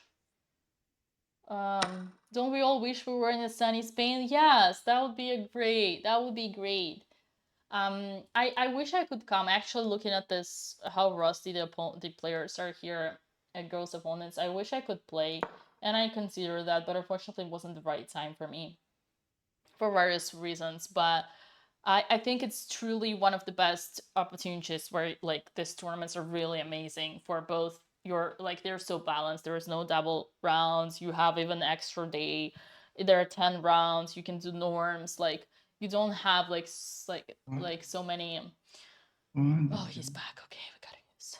I'm sorry, my friend. I'm sorry. I can see your face. I can see everything. You don't hear me, but I see everything. I see your face. You know that. Okay. I told you. What happened? I told you. I called it. She was thinking that was a bad sign. That was a bad sign. She went for the big brain. Again, she went for the big brain. Okay. Oh, Mama Bote is in the chat. Yeah. I do wanna... One more thing that we didn't comment, and I think it's important about Alex's game, is that when she played a4, I don't think it's a good thing practically, because what is, like, let's look at this position altogether. What is Black's plan? Black is one pawn up. What is their plan? Quick. Their plan is to create a pass pawn. This is the side where they have extra pawn. 2 pawns. 2 against 1. So the plan of Black is to create a pass pawn. What does our hero, Alexandra? She pushes the a pawn. What does that allow? Immediately, that allows a pass pawn. Not just a pass pawn, a protected pass pawn, which is 10 times worse. Because next is going to be a5, and the pawn is going to be protected. So basically, let's say here Alexander was lost in 3 hours, like in 30 moves. After this, Alexandra is lost like in 1 hour, like in 15 moves. You see? If you want to fight in a bad position, like, you should fight in any bad position. And a4 is helping your opponent. So that's another strategical concept I want to highlight. I think it's like, this is what I call strategical understanding. This is why a4 is bad. It's like a random tactical move thinking that you complicate, but you're not, because it doesn't matter what we do. Even if we take, it's still creating a pass pawn. All right. Welcome back, Alex. Thank you. I just wanted to respond to Mama Botes in the chat, but I didn't want to interrupt you in the same time because she said we're doing awesome. I don't know about that, but thank you. Andrea is doing better though. She played a lot of good moves in this game despite resigning right now. Yeah, she was actually very close to winning. She just she found all these tough moves. She had one moment where it's almost like she couldn't believe that it's so simple to get a big advantage against a strong opponent. But she did improve a lot from the from the previous game, and this is great learning experience for her. Yeah. I can tell she'll definitely do okay, still she can do good in this tournament, but will definitely do much better in the next one that is still secret apparently. I don't know actually how much, but yeah. It's just, I know that girls haven't talked about it yet, but yeah. Well, just as you said, Andrea is one of the last seeds in the tournament, so she has 0 things to lose. She has absolutely nothing to lose, which means that she needs to relax and enjoy Enjoy the ride. Enjoy the learning opportunity. This is exactly what it is. Okay, It's like a boss of playing the candidates. Andrea right now is like a boss of Nijat, a boss of playing the candidates. You were saying, Alex? Yeah, no, I wanted to see, I'm curious if you have to rate her overall from a scale of 1 to 10 in this game. I think she did like a solid 7. Okay, I would have said an 8. Yeah. A solid Yeah, okay. 7.5. 7.5, fair. Okay, that's not bad because this was really the kind of game that it was really against her style. Like for the most part, imagine that she had to play for like, oh, she can't see us. She just waved to the chat. She basically played 4 hours almost without any calculation. She Yeah. just had to think positional chess, which is big step towards her improvement. Oh, yeah, and big in my step opinion. towards her time management improvement. Which is also extremely important. Yeah. Yeah, I'm bringing us back, chat, in a second. I'm gonna change for the scene, getting that ready. In the meantime, how is Alex doing?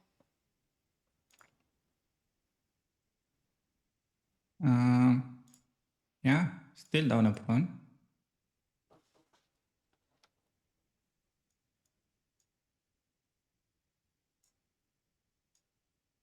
No, I honestly think, and I will tell that to Andrea if she's in the mood to join us, I honestly think that she showed a tremendous improvement today over many of her last games. And I'm extremely proud to see that, because in the end of the day, as long as your student improves, this is all what counts. It's like, I know it's not that easy, but I wish I could just tell them, girls, points don't matter. What matters is your game quality and the process of enjoying. I wish they could hear me out, then it would make their lives so much easier. But I know they care about the result, I know they want, but you need to be objective when you come into the tournament with how you say, underdog. Yes. You should just enjoy it. You should just enjoy it. Yeah. She pretty much listened to the advice. Can't really say that, she played a lot of good positional moves. She followed prep very nicely. Yeah, it's just a tough field, honestly. You have to really be super precise to score points, but she shows that first round winning position against FIDE Master, second round outplaying FIDE Master with black, getting close to winning position. There is some potential, It's one thing to get close to winning, and it's other thing to lose without any counterplay. So yeah, it was pretty competitive today. Absolutely. And I think you need to see at these games as an inspiration. Like, imagine you're in train, you tell yourself, if I am able to outplay international masters and FIDE masters out of the opening, out of the middle. Wait, what international master did she outplay? Yesterday, no? Was that an IM? I mean, it doesn't matter. They're all the same. What do you mean it doesn't matter? It's a huge difference. Hey, listen, let me finish my thought. Okay. I'm Andrea Botez, and I'm able to outplay these title players out of the opening, out of the middle game. Then, sky is the limit for me. All I need is to want to get better at chess and be disciplined with my training. That's all I'm gonna say. Yeah, you can keep that and repeat when she joins the call, if she does. Yeah. One more thing. Oh, got it. Oh, you wanted time. I know you wanted time. I'll bring time. Yep. Sky's the limit, chat. And I'll stand with it.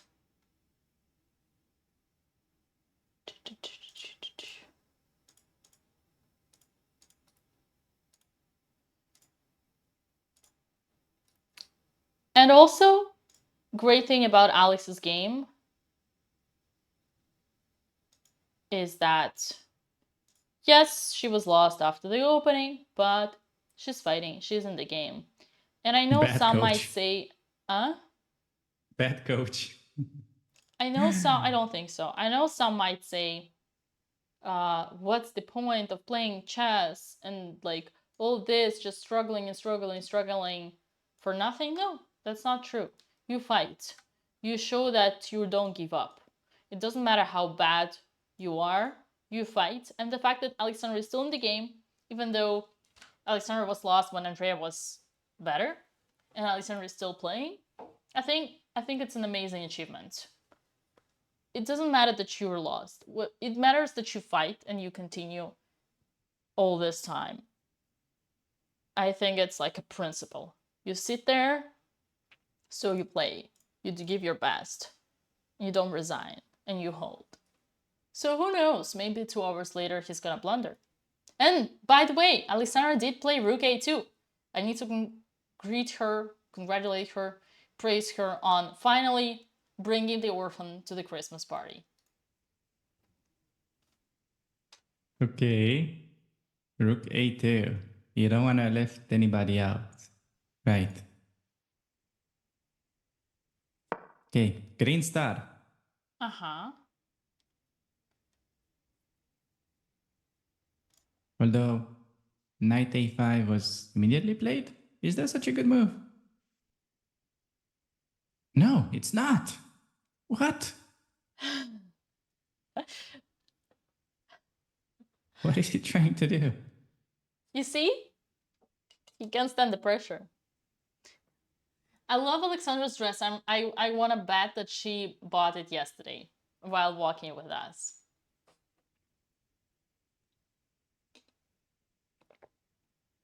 Yeah, that's solid.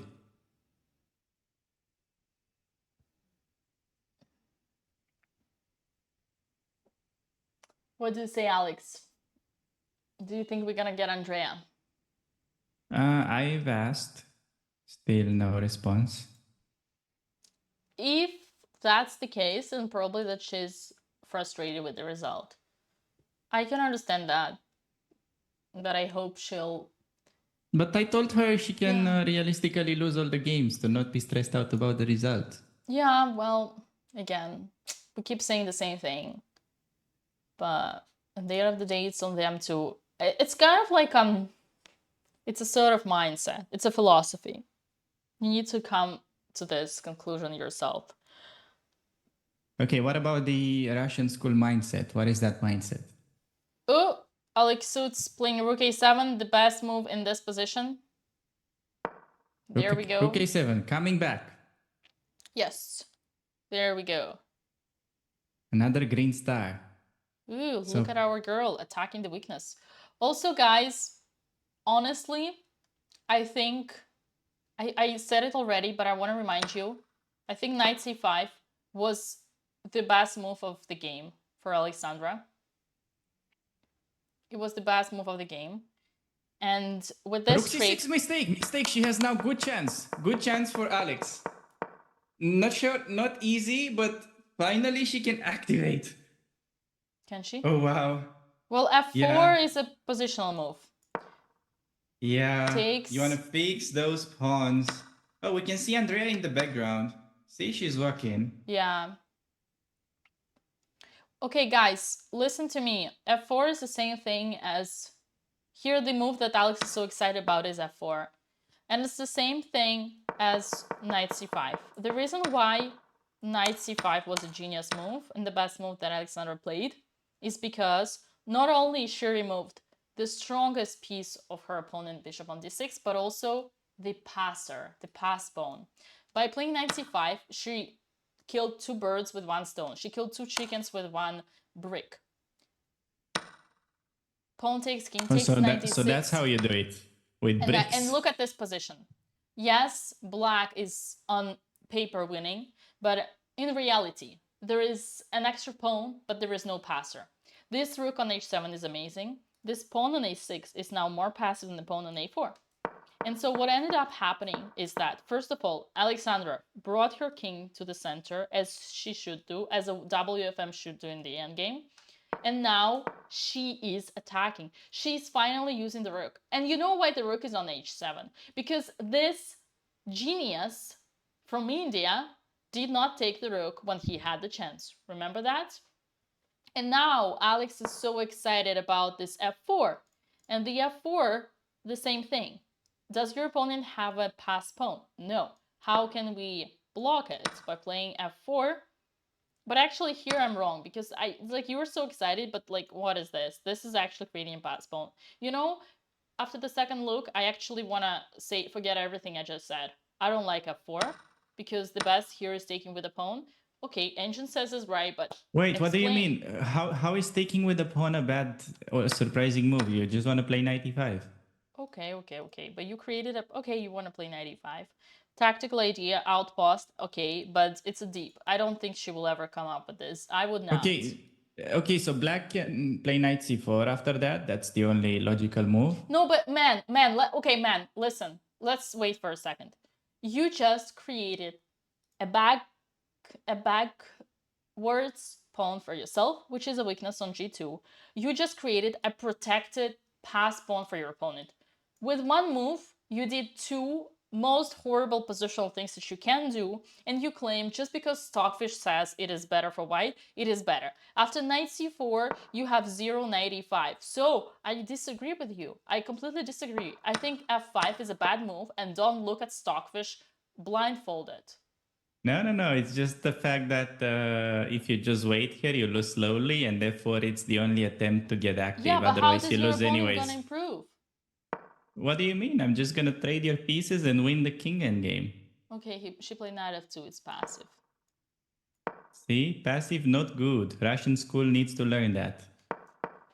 I don't know, man. It's complicated. But I think f4 is bad. Like I think I don't want to take a responsibility for like rooting for f4. It's complicated. You get a5. It's like, man, I cannot look. When I see this, it's like I feel dizzy when I see this. I feel like my heart is getting ripped out. I cannot.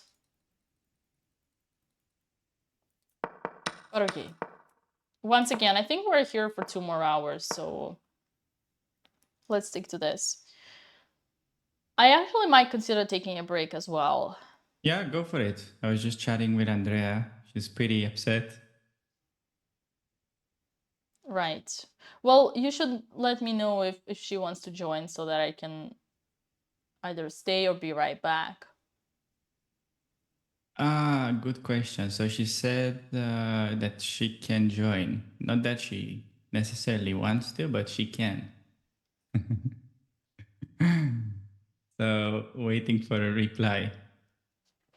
Yeah, I think Andrea has absolutely nothing to be upset of. I think she played a great game and she proved herself so many times in today's game. She improved on her time management. She played perfect chess until move 27, which is insanely huge. Some of her games, many of her games, don't even cross the move 27. So I think we're doing an Okay, she's calling progress. now. She's calling. Okay.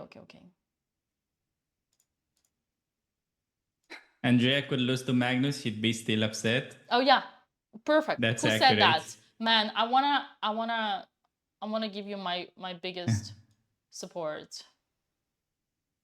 Hey, Andrea. Not sure if Dina can hear. Hello. Okay. Hi, Andrea. You did amazing today. You should not be mad at yourself. You proved yourself so many times. You played perfect chess until move 27. You outplayed your opponent, who is a FIDE master. You did a perfect time management. Yeah, chess is just hard. Even when you play perfect till move 20, you still can't even get a winning position. Well, that's because you shouldn't. You had the winning position. You did. No, it wasn't winning. It wasn't winning. It was better. My only regret, which I don't know. Okay, obviously, I think my mistake was knight h6. I don't know if I was supposed to try to go h4 and try to open on the king side, but yeah. No. Why not trade knights on d4 when he played knight d4? What was wrong with that? When he played knight d4. Yeah, you played bishop f6 instead of taking. Can you guys put it? I guess we have. How is Alex's game doing? Is it decisive? Well, Alex has been pretty much in a big trouble since the opening, so she just holds on for the last 4 hours. So it's fine. Sounds like protest. Also, could someone put my cam on stream, please? I want to say hello to chat. Yes, give me a second. Andrea, you actually, the moment where you could get the big advantage in the game was actually a moment that you didn't think of. But yeah, it's just indeed trading minor pieces when you had a chance. I'm trying to remember when he came to the night. I wonder why I didn't even. Oh yeah, before I went. Yeah, just taking the night. Yeah, I don't even understand that anymore. My brain is broken. So it's simple. I'll explain it to you in 2 seconds. You did perfect with your H pawn. You did exactly what you like, a genius. H5, like H4. Exactly. I was so proud of you in that moment. That was like really impressive. And the reason it's so good is because you broke his pawn structure. You created 2 isolated pawns. We studied it. Pawn h3 and pawn e4. 2 weaknesses. And now, how can you use these weaknesses? You trade minor pieces, bishops and knights. As long as you remove bishops and knights from the board with your rooks, you just attack those isolated pawns and you eat them. And they're yours. Oh, so I was yeah, I guess I thought my bishop was going to be stronger than his knight. You went for dynamics instead of strategy, but you played perfect until that. You created these weaknesses. This was just really grandmaster level. Like, okay, WGM, woman grandmaster. I see.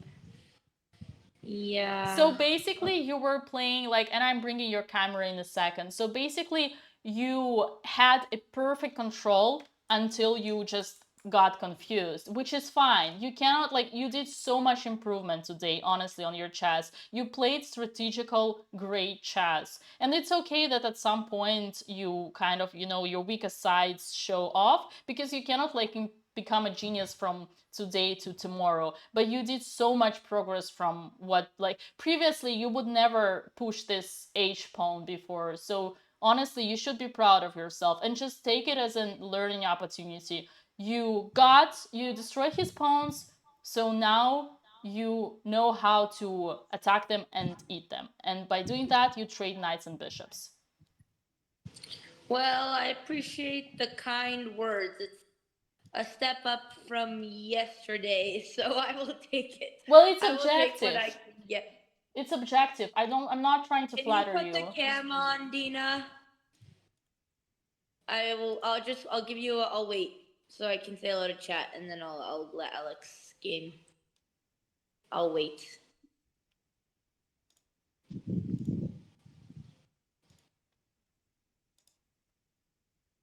Hello. Yeah, I think we're working on it.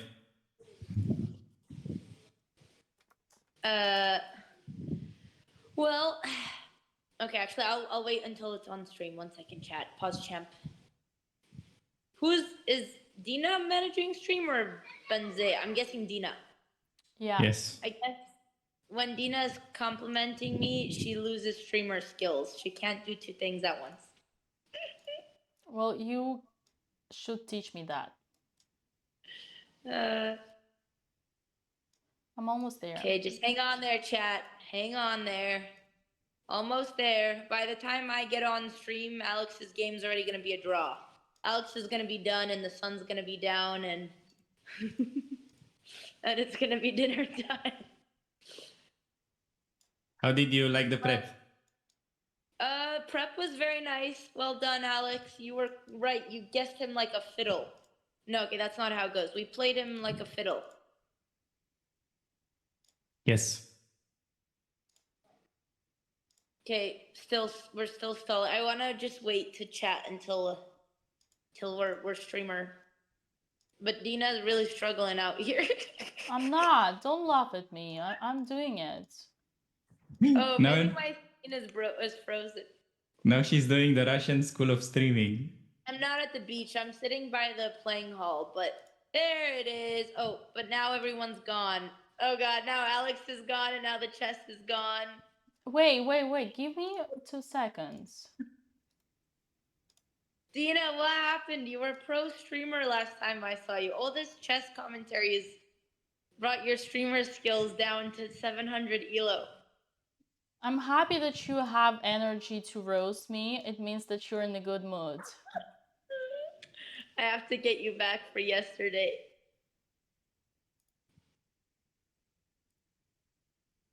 Hi, Mom. Yeah, maybe.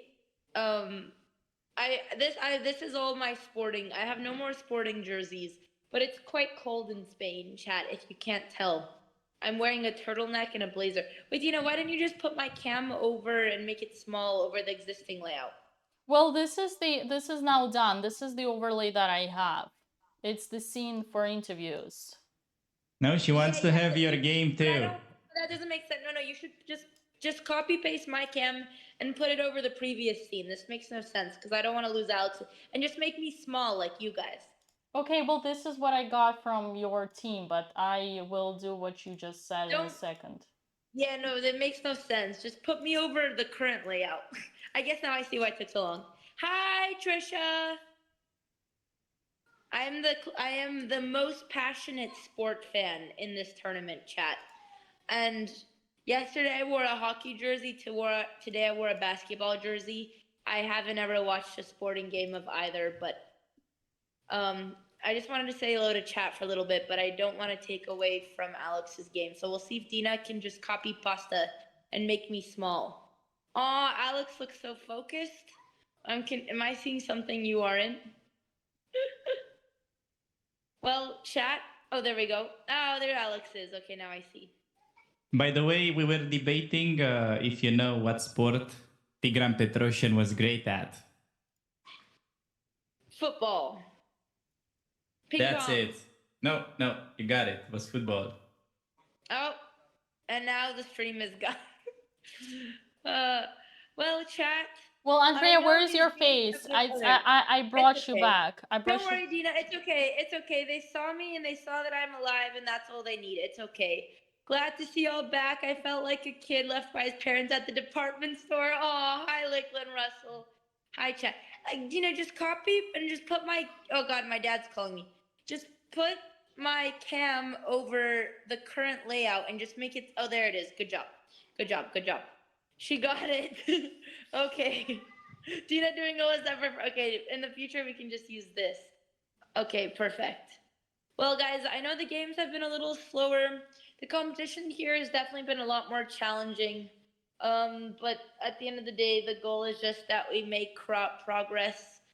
Oh, I guess I don't know what happened anymore. It's my Okay, but can I ask you something about the game until she does this? So what happened? It looked like you're able to play a few strong moves pretty quickly.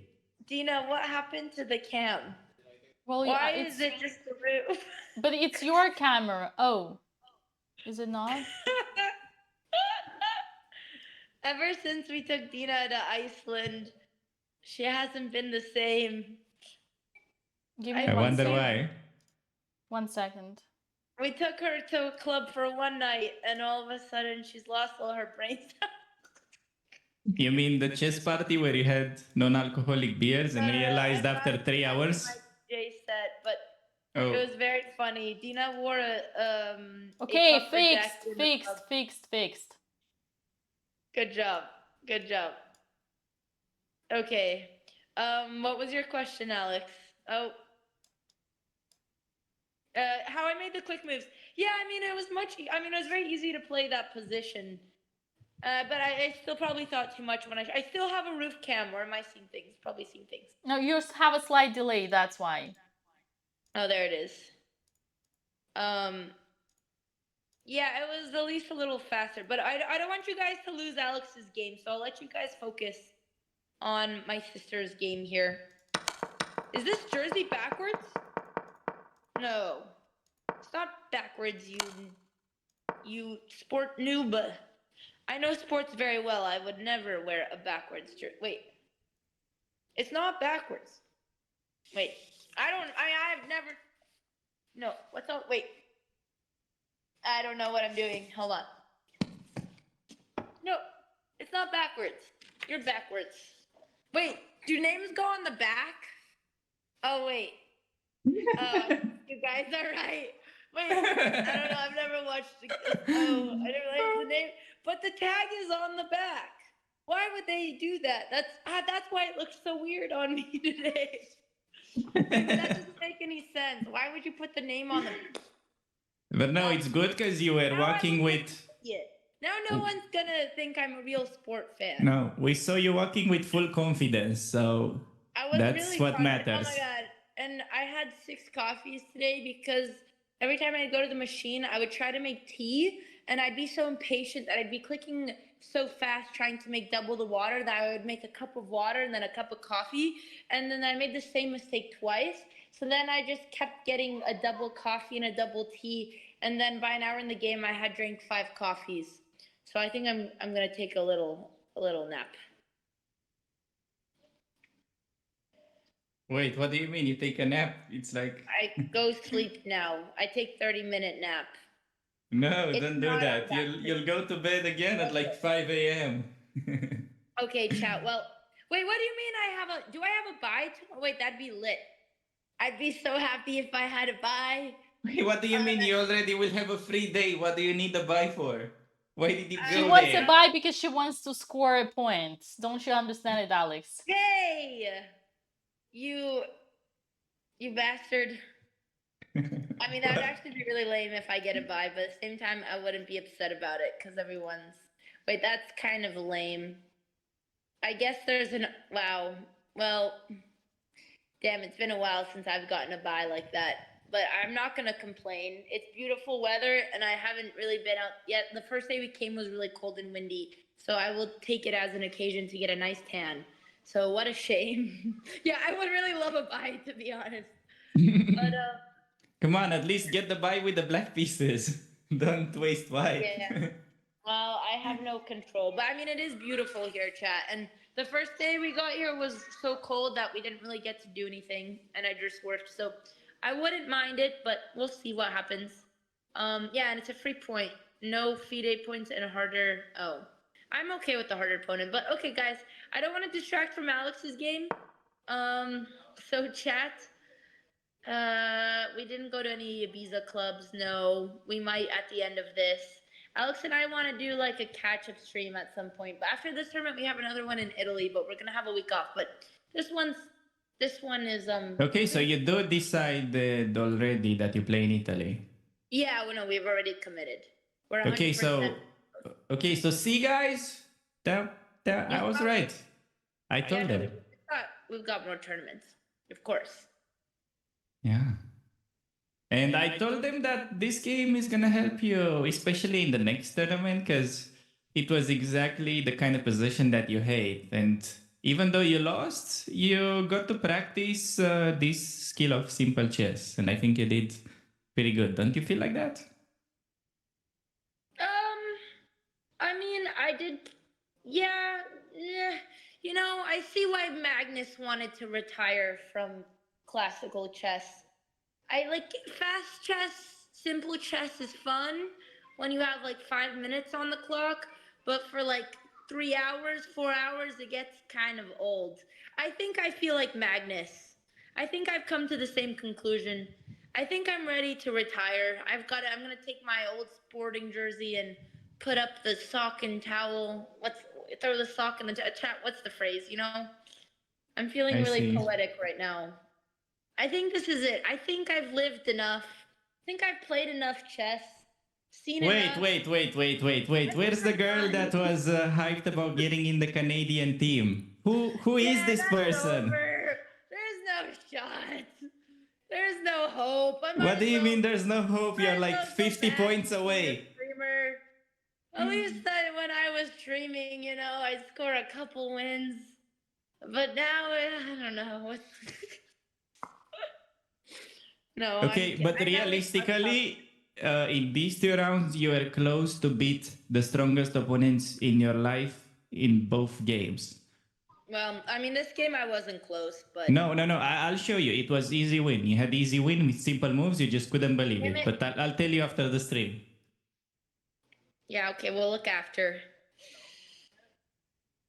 Well, no, it is really tough to fight your heart out and then just get crushed, but we'll analyze. No, I mean, don't think of it as getting crushed. It was like a training game. Think of it that way. Like you got to play chess without calculating for about 4 hours. Isn't that kind of cool? Hang on, I'm banning somebody. Wait. How do you ban? It's oh god. Oops, I banned him forever. Sorry, not sorry. He said I have a short attention span. I just played chess for 4 hours. Okay, you shut up. You shut up. He's permabanned. Yeah, also you're not walking during the games. Why is that? Also, Alex has this problem. You should be walking more. Because we're playing in a very fragile hut, and it's very shaky. And whenever you walk, it feels like the hut's just gonna. So I just don't want to cause more chaos, you know? No, but can you like walk a little bit outside of it, or you're not allowed? I'm scared. Honestly, walking would probably help me, but I'm so scared to lose any extra time. I don't want to risk it. But yeah. Okay, so only when your opponent is thinking, you should be walking because you get to rest and it helps your brain. Probably brings back. I think the walking. Well, see, I walked yesterday a little bit and then I lost, so I thought maybe I should just sit and suffer the entire time. No. You're not supposed to sit there the whole time. That's very amateur to do so. I think my Spotify playlists are still public chat, but I did private the non-techno ones. And I do have a new set coming out this week. And I did film the Berlin set. I saw some question about the DJ set, but I appreciate people asking. It means a lot. Berlin set's going to take, it's coming after the warehouse set, so it'll take a couple. I was even potentially, today, this morning, I was just thinking, how do I film a DJ set in Ibiza? And that was my priority. Yeah, I see. But no, I mean, we did do our prep. And we do have, my first track is going to drop in a couple weeks, and it is the Queen's Gambit techno track. So, but it's only dropping once I gain enough ELO in a tournament, so. Wait, it's only dropping when you make it to the Canadian team, you said? No, that's not what I said, but we'll take it. It was the same thing. Never, not true. Okay, guys, I'm going to let Alex play her game. Dina, Alex, thank you very much. I will call you guys after the game so we can look at the position. And I will, hopefully, Alex can squeeze a doigt. Okay. Well, take some rest and we'll talk about it. If I get a bye, I'll come hang out tomorrow, maybe.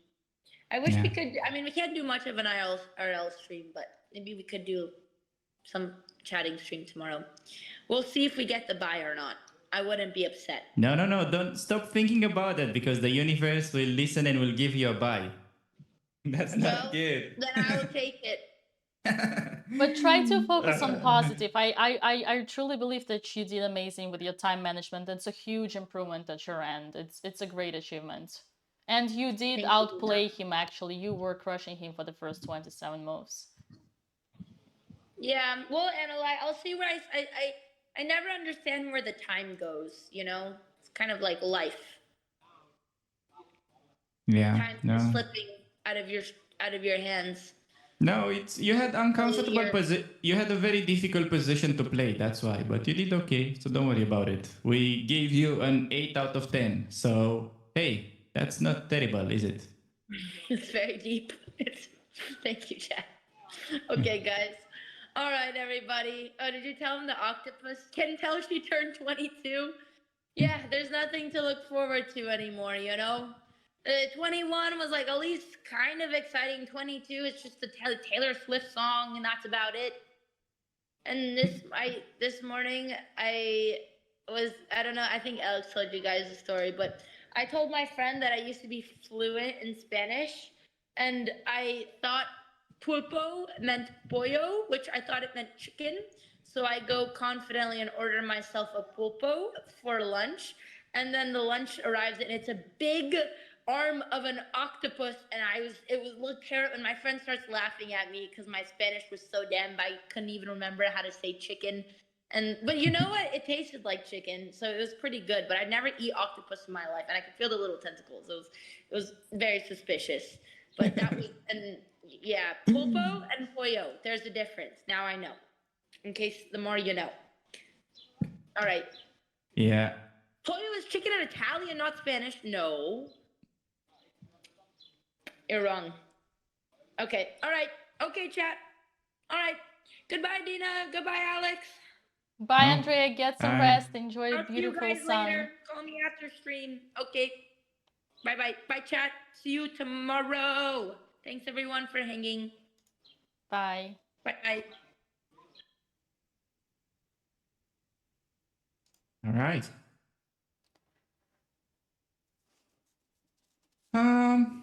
How upset was she on a scale from 1 to 10? 9. 9? I would have said like a 7, but okay. What do you guys think, chatters? She was better than yesterday? Yeah, I think she was better than yesterday. Not by a lot. Maybe 8. 8, yes. 8 is maybe closer to the truth.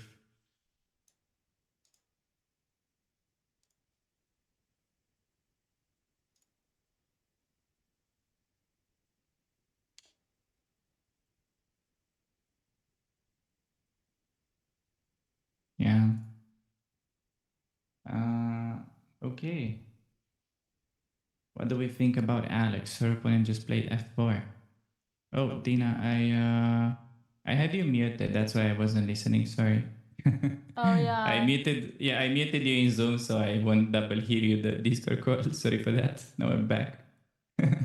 Were you asking me anything? No. Wait. Okay, yeah, no, it was pretty quiet. Oh yeah. Yeah, you should have muted. You should have quit your audio next time because you muted me on Zoom, Wait a but you second, I didn't did mute something yourself. stupid again. No, it's okay. Don't worry. Sorry, chatters. It's okay. I was trying to find the button on my end, but I couldn't. Unmute. Wait. Alexander is still fighting. That is something. Can you have a quick look in Zoom, Dina? Zoom what? Not sure if you muted yourself or if I did it. Oh yeah, I did it. Sorry. Yeah, okay. It's yeah. Okay. Okay, rook b2. So we are going pretty passive.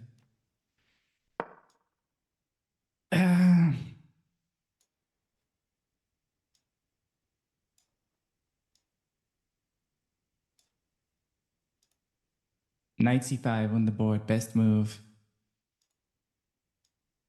Second pawn dropping, not great news.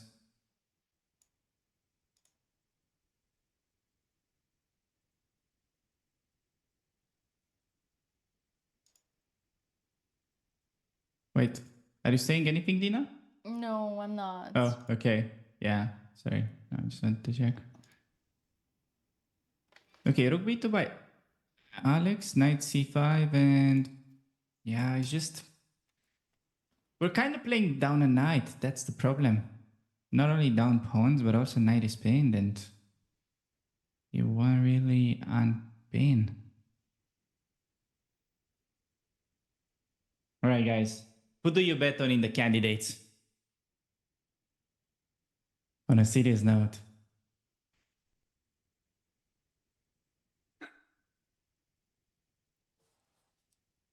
Nepo? Prague?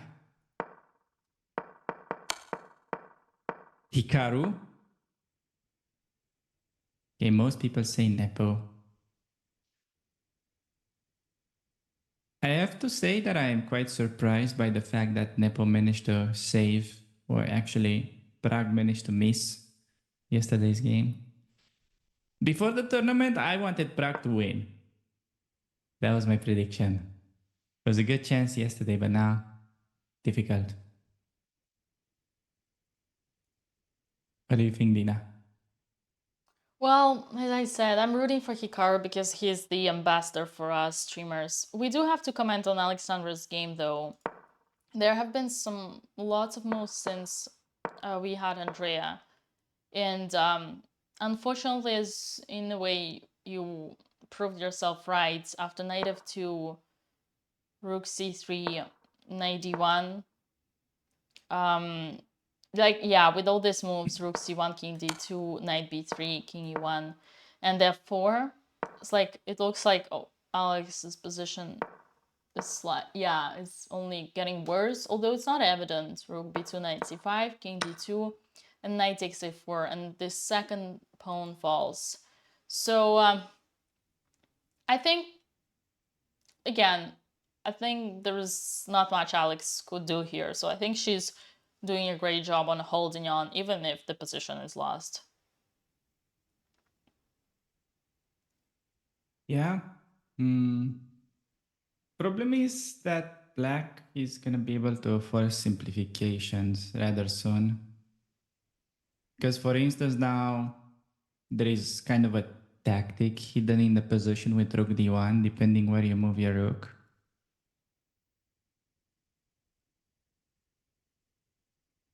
Don't have that many squares. Rook to b3.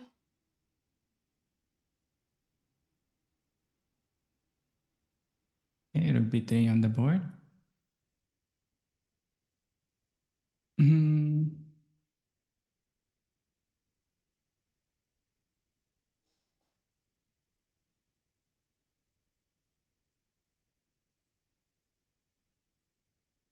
Yeah. That position.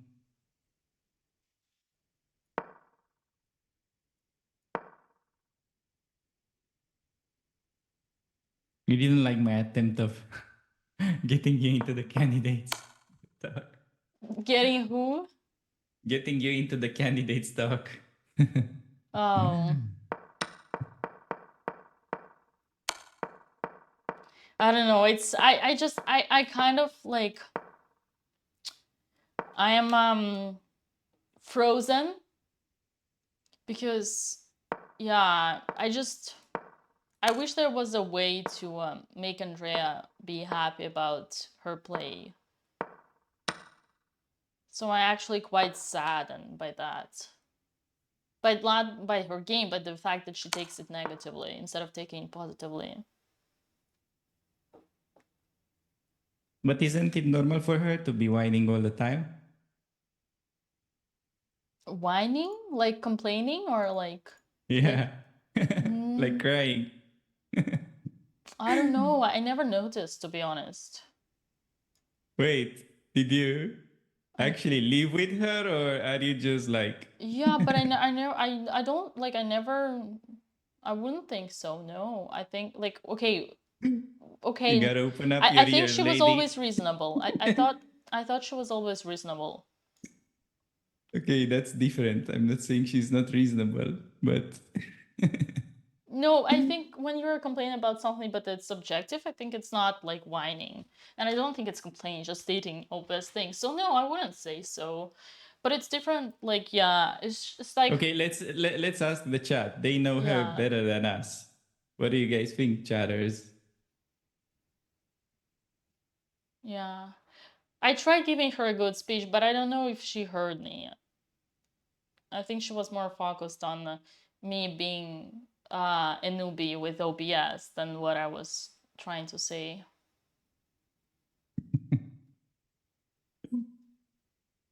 Yeah, no. It's okay though. She's upset, but she's learning. She was upset yesterday. I talked to her about today's game. We did a plan. She followed it, so very happy about it. I don't think you guys should be afraid.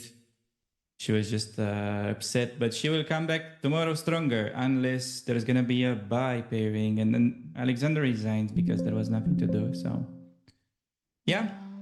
Unlucky game, just poor decision there, castling. She just sort of didn't realize that there is not much compensation after black takes that pawn. She had simple move to not give up that pawn and have a game. Yeah, she's still recovering from the travel. She will also be back stronger tomorrow, though.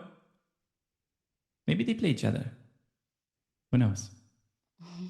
Chad saying she's never castling again. That's very funny.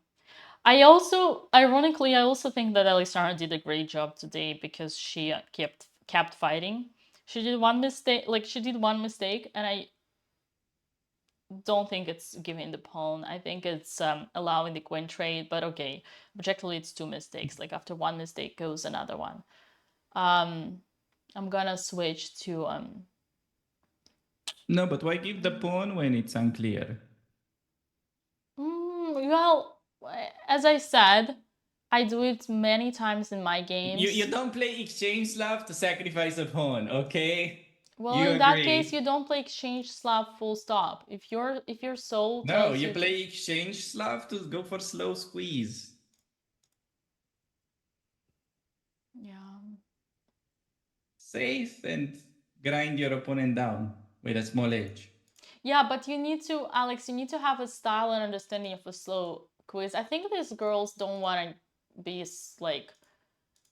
slow attackers. I think they want to be fast attackers. So maybe it's just exchange Slav is not the style of Alexandra. Oh. I think because I'm talking from experience. Yeah, but then she played it like 100 times. Probably if it wasn't, she would have figured it out by now.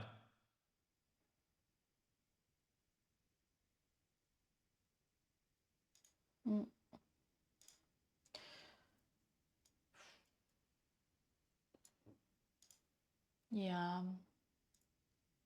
Not necessarily to actually respond to your comment. Not necessarily. Sometimes it takes someone else from outside to open your eyes on the reality. And maybe the reality is that if Alexandra wants to sacrifice the pawns, there's nothing wrong with that. It's actually a great style. I do it all the time. Again, I sacrifice pawns for initiative every now and then in my games.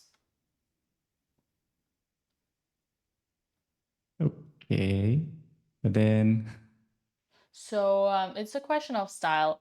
I think had she played rook c1, she would be perfectly in the game. The thing is, her whole repertoire is positional in a way, with white.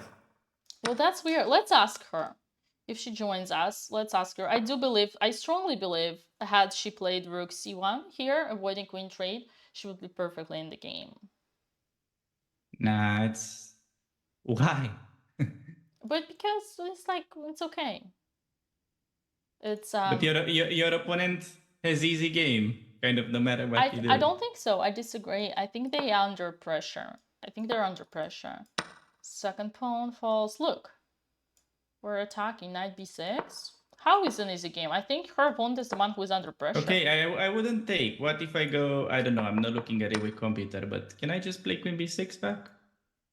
Queen b6? The first position, yeah. On rook c. Knight h4 and white is already having advantage. Here? I mean, after rook c1, queen b6, right? White is winning. Okay, I see. Okay, so white instead... is winning. Okay, that's interesting. Yeah, okay, rook c1 was better, but still not obvious. I think I'll put it this way. If you commit to sacrificing a pawn, then your next move should be already before you played short castle expected rook c1. I think it is obvious because you put the rook on the open file and you avoid changing queens. I don't think it's like obvious. I think it's you make the decision here. Okay, I'm in the mood for aggressive chess. I want to sacrifice a pawn. How am I gonna do that? Okay. Yeah, no, I understand, but probably she was just afraid rook c1, bishop a3, and she couldn't find the trick there. Could be so. Yeah. Knight h4 trick. And this one. Yeah, that's some advanced level of tactics. I agree. Because if you don't find this, you're completely lost as white. So that's why she didn't play it. Yeah. Is Alex calling in? We hope so. We hope so. Is Alexandra game over? No, her game never ends. Yes, she lost sadly. But I think she played a great fighting game. I think fighting spirit is extremely important. Yes, it was unfortunately one-sided all game, but man, it was almost a 5-hour game. It's impressive. She's been fighting for 5 hours against a 2172. The final few moves. Let's see the final few moves. Okay, her opponent played relatively well. Like he knew that knight h5 is only move for black to try and get a reasonable game. Yeah. Alternatives are just bad early on. Okay, I think she's joining. Yep. Hey, Alex. Hello. Not a good start to the tournaments. Yeah, but why sack the pawn? I thought Queen A4 worked, and then Bishop B5, and I didn't realize he could just play Rook C8. Oh, okay. Yeah. Alex, can you? I saw that he couldn't take the knight. Oh, you're. No, the other. Also, I don't know if I had. I was not sure after F6 if I played it correctly. Yeah, you did well. So you were thinking, I guess, were you considering knight h4? Yes. Yeah, so knight h4 is technically better, but weird. So I didn't show you knight h4. I told you to play bishop g3 because I thought it's easier. Yeah, I guess so. But you did well. It's just when he attacked the pawn, I was thinking queen d2 and just defend it. That's what I was initially thinking, but then I looked into that line and I thought it would be fine, and then I missed it, and then. No, then once he took the pawn, it's very difficult to play. Yeah. So it was just one little decision that, just created a lot of problems. So hard to do anything after. But you remember the prep well. So there is potential, I think, for future games in this lab. We have. Well, maybe one day the openings will be better and this won't be happening, but it is certainly not an uplifting start to the tournament, so to say. Alex, I think you did great in terms of your overall. You've been fighting for almost 5 hours against the 2172, and yes, you were lost all the game, but you did not lose, not after 2 hours, not after 3 hours, and not even after 4 hours. So the ability to fight even tough positions is extremely strong, extremely important in chess, and today you proved you were mentally you were there. So yeah, one pawn blunder, unfortunately. I told it many times to Alex, but I think one thing is you give away a pawn. It's a mistake, it happens, it's fine, but it's not actually a mistake when you want to sacrifice it. I think it's a normal, legit sacrifice of a pawn against initiative. I think the key moment was not to allow the queen trades, because, okay, you're a pawn down, but you get initiative. So play something like rook c1, don't let him trade queens, and then you are the one who puts the pressure on him, even though, okay, you're a pawn down, but it's a strategical, it's a dynamical pawn sacrifice. Do you remember rook c1 there, Alex? What were you afraid of? Instead of what? Knight a4, I think you played, or something? Oh, no, I only considered queen a4 and knight a4. I didn't think about rook c1, but that makes sense. But even knight a4, I'm totally fine with knight a4. I guess my whole point is when you sacrifice a pawn, you gotta have something as an initiative. And here your initiative is that his king is in the center, he didn't castle, his bishop and rooks are not developed. So this is what you're gonna play for now. In exchange of a pawn, you're gonna keep him in the center. And with knight a4, actually knight a4 you played, sorry, I meant queen a4 is fine, because queen a4 allows you to keep the queens on the board. But I just didn't see what to do after queen a4 and then knight c6, and then you just do the same thing, rook c1, like rook f c1 computers chess. But okay. But then I thought I could have problems after bishop b4. Bishop b4. if I'm remembering it correctly. I just thought my knight would be under attack twice, and then if the knight moves, I lose the bishop, and I didn't know what to do there. Yeah, that's legit. Actually, here the only move is not evident. It's knight h4. So yeah, it's complicated. I guess you just yeah, it's legit. If you had like probably then rook c1, but if you were not considering it, then it's yeah, you couldn't find like there's nothing to blame for because it wasn't your candidate. Okay, well, I'm gonna go take a second. But thank you guys for doing commentary, and I really hope one of us wins tomorrow, or at least doesn't lose. Well, we're perfectly fine when you guys play good and fighting chess, and today was the Andrea case. was actually close to winning. So today was a great day for us. Honestly, you guys need to like see it on the positive side. Andrea did the best time management she ever had, like in my watch her history. I never saw her being so good. She played perfect 27 moves. She outplayed her opponent. She was so much better, and she only missed one idea connection, which was strategical idea, just changing minor pieces. And same for you. Okay, well, shit happened on the move 14, but then you kept fighting and you were in the game. Actually, we didn't comment on this, but you had a moment of coming back and you found it, but only halfway. You did one step and you didn't do second step. You played g4, he went bishop e4. I don't know what happened to you in that moment, but same idea, continue with f3 and you're back in the game. I looked at that, but I didn't like the line after he takes my knight, I take the bishop, and then rook to c8. But you take the on f6.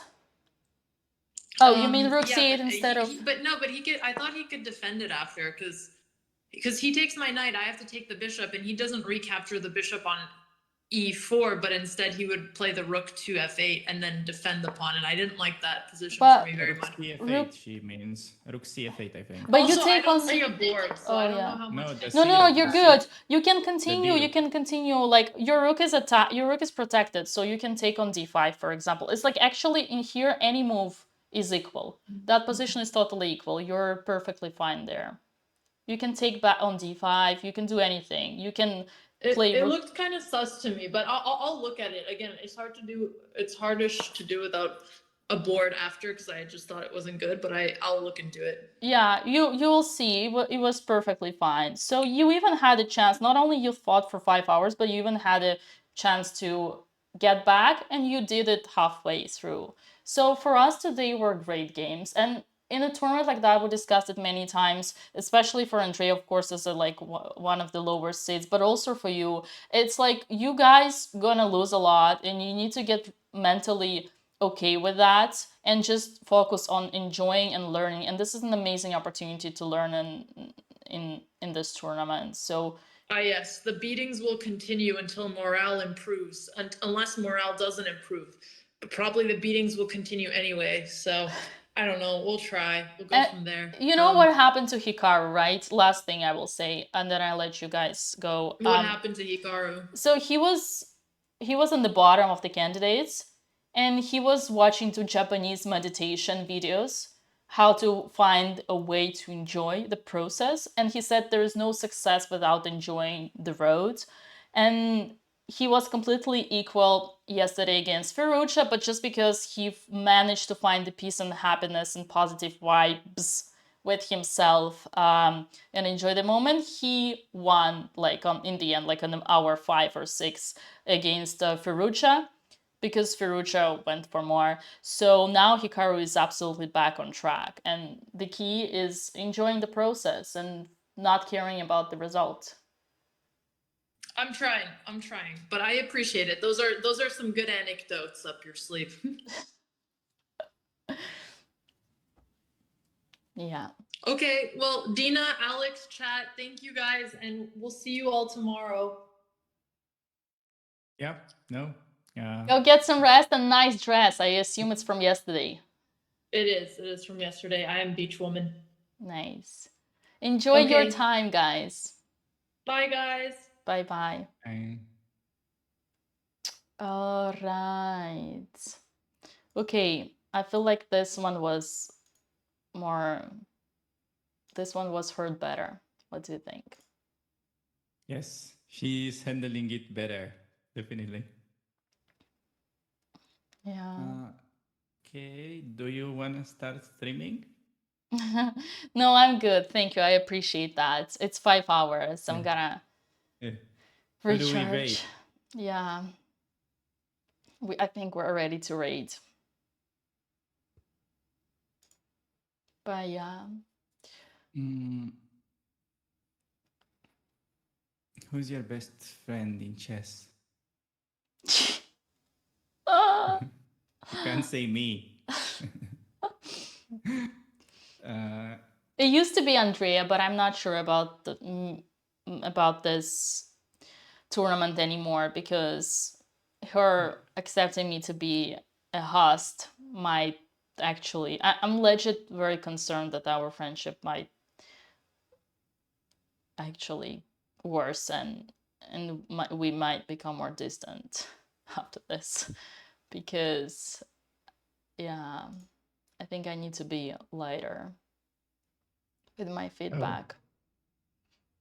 Next round tomorrow 9 a.m. See you guys tomorrow. Thank you so much, guys. So 9 a.m. what time zone? Oh, your time. I mean, not your. 9 a.m. Eastern, sorry. Eastern, 9 a.m. Eastern, 3 p.m. Central European, and 6 a.m. Pacific, and 4 p.m. Romanian. Yes. Thank you for that. Of course, I got you. This was the round 2 of Formentera Open. Sunway suggests. Thank you so much, guys. You're amazing. Thank you for staying with us. Thank you, Alex, and see you guys tomorrow. Bye-bye. Yes.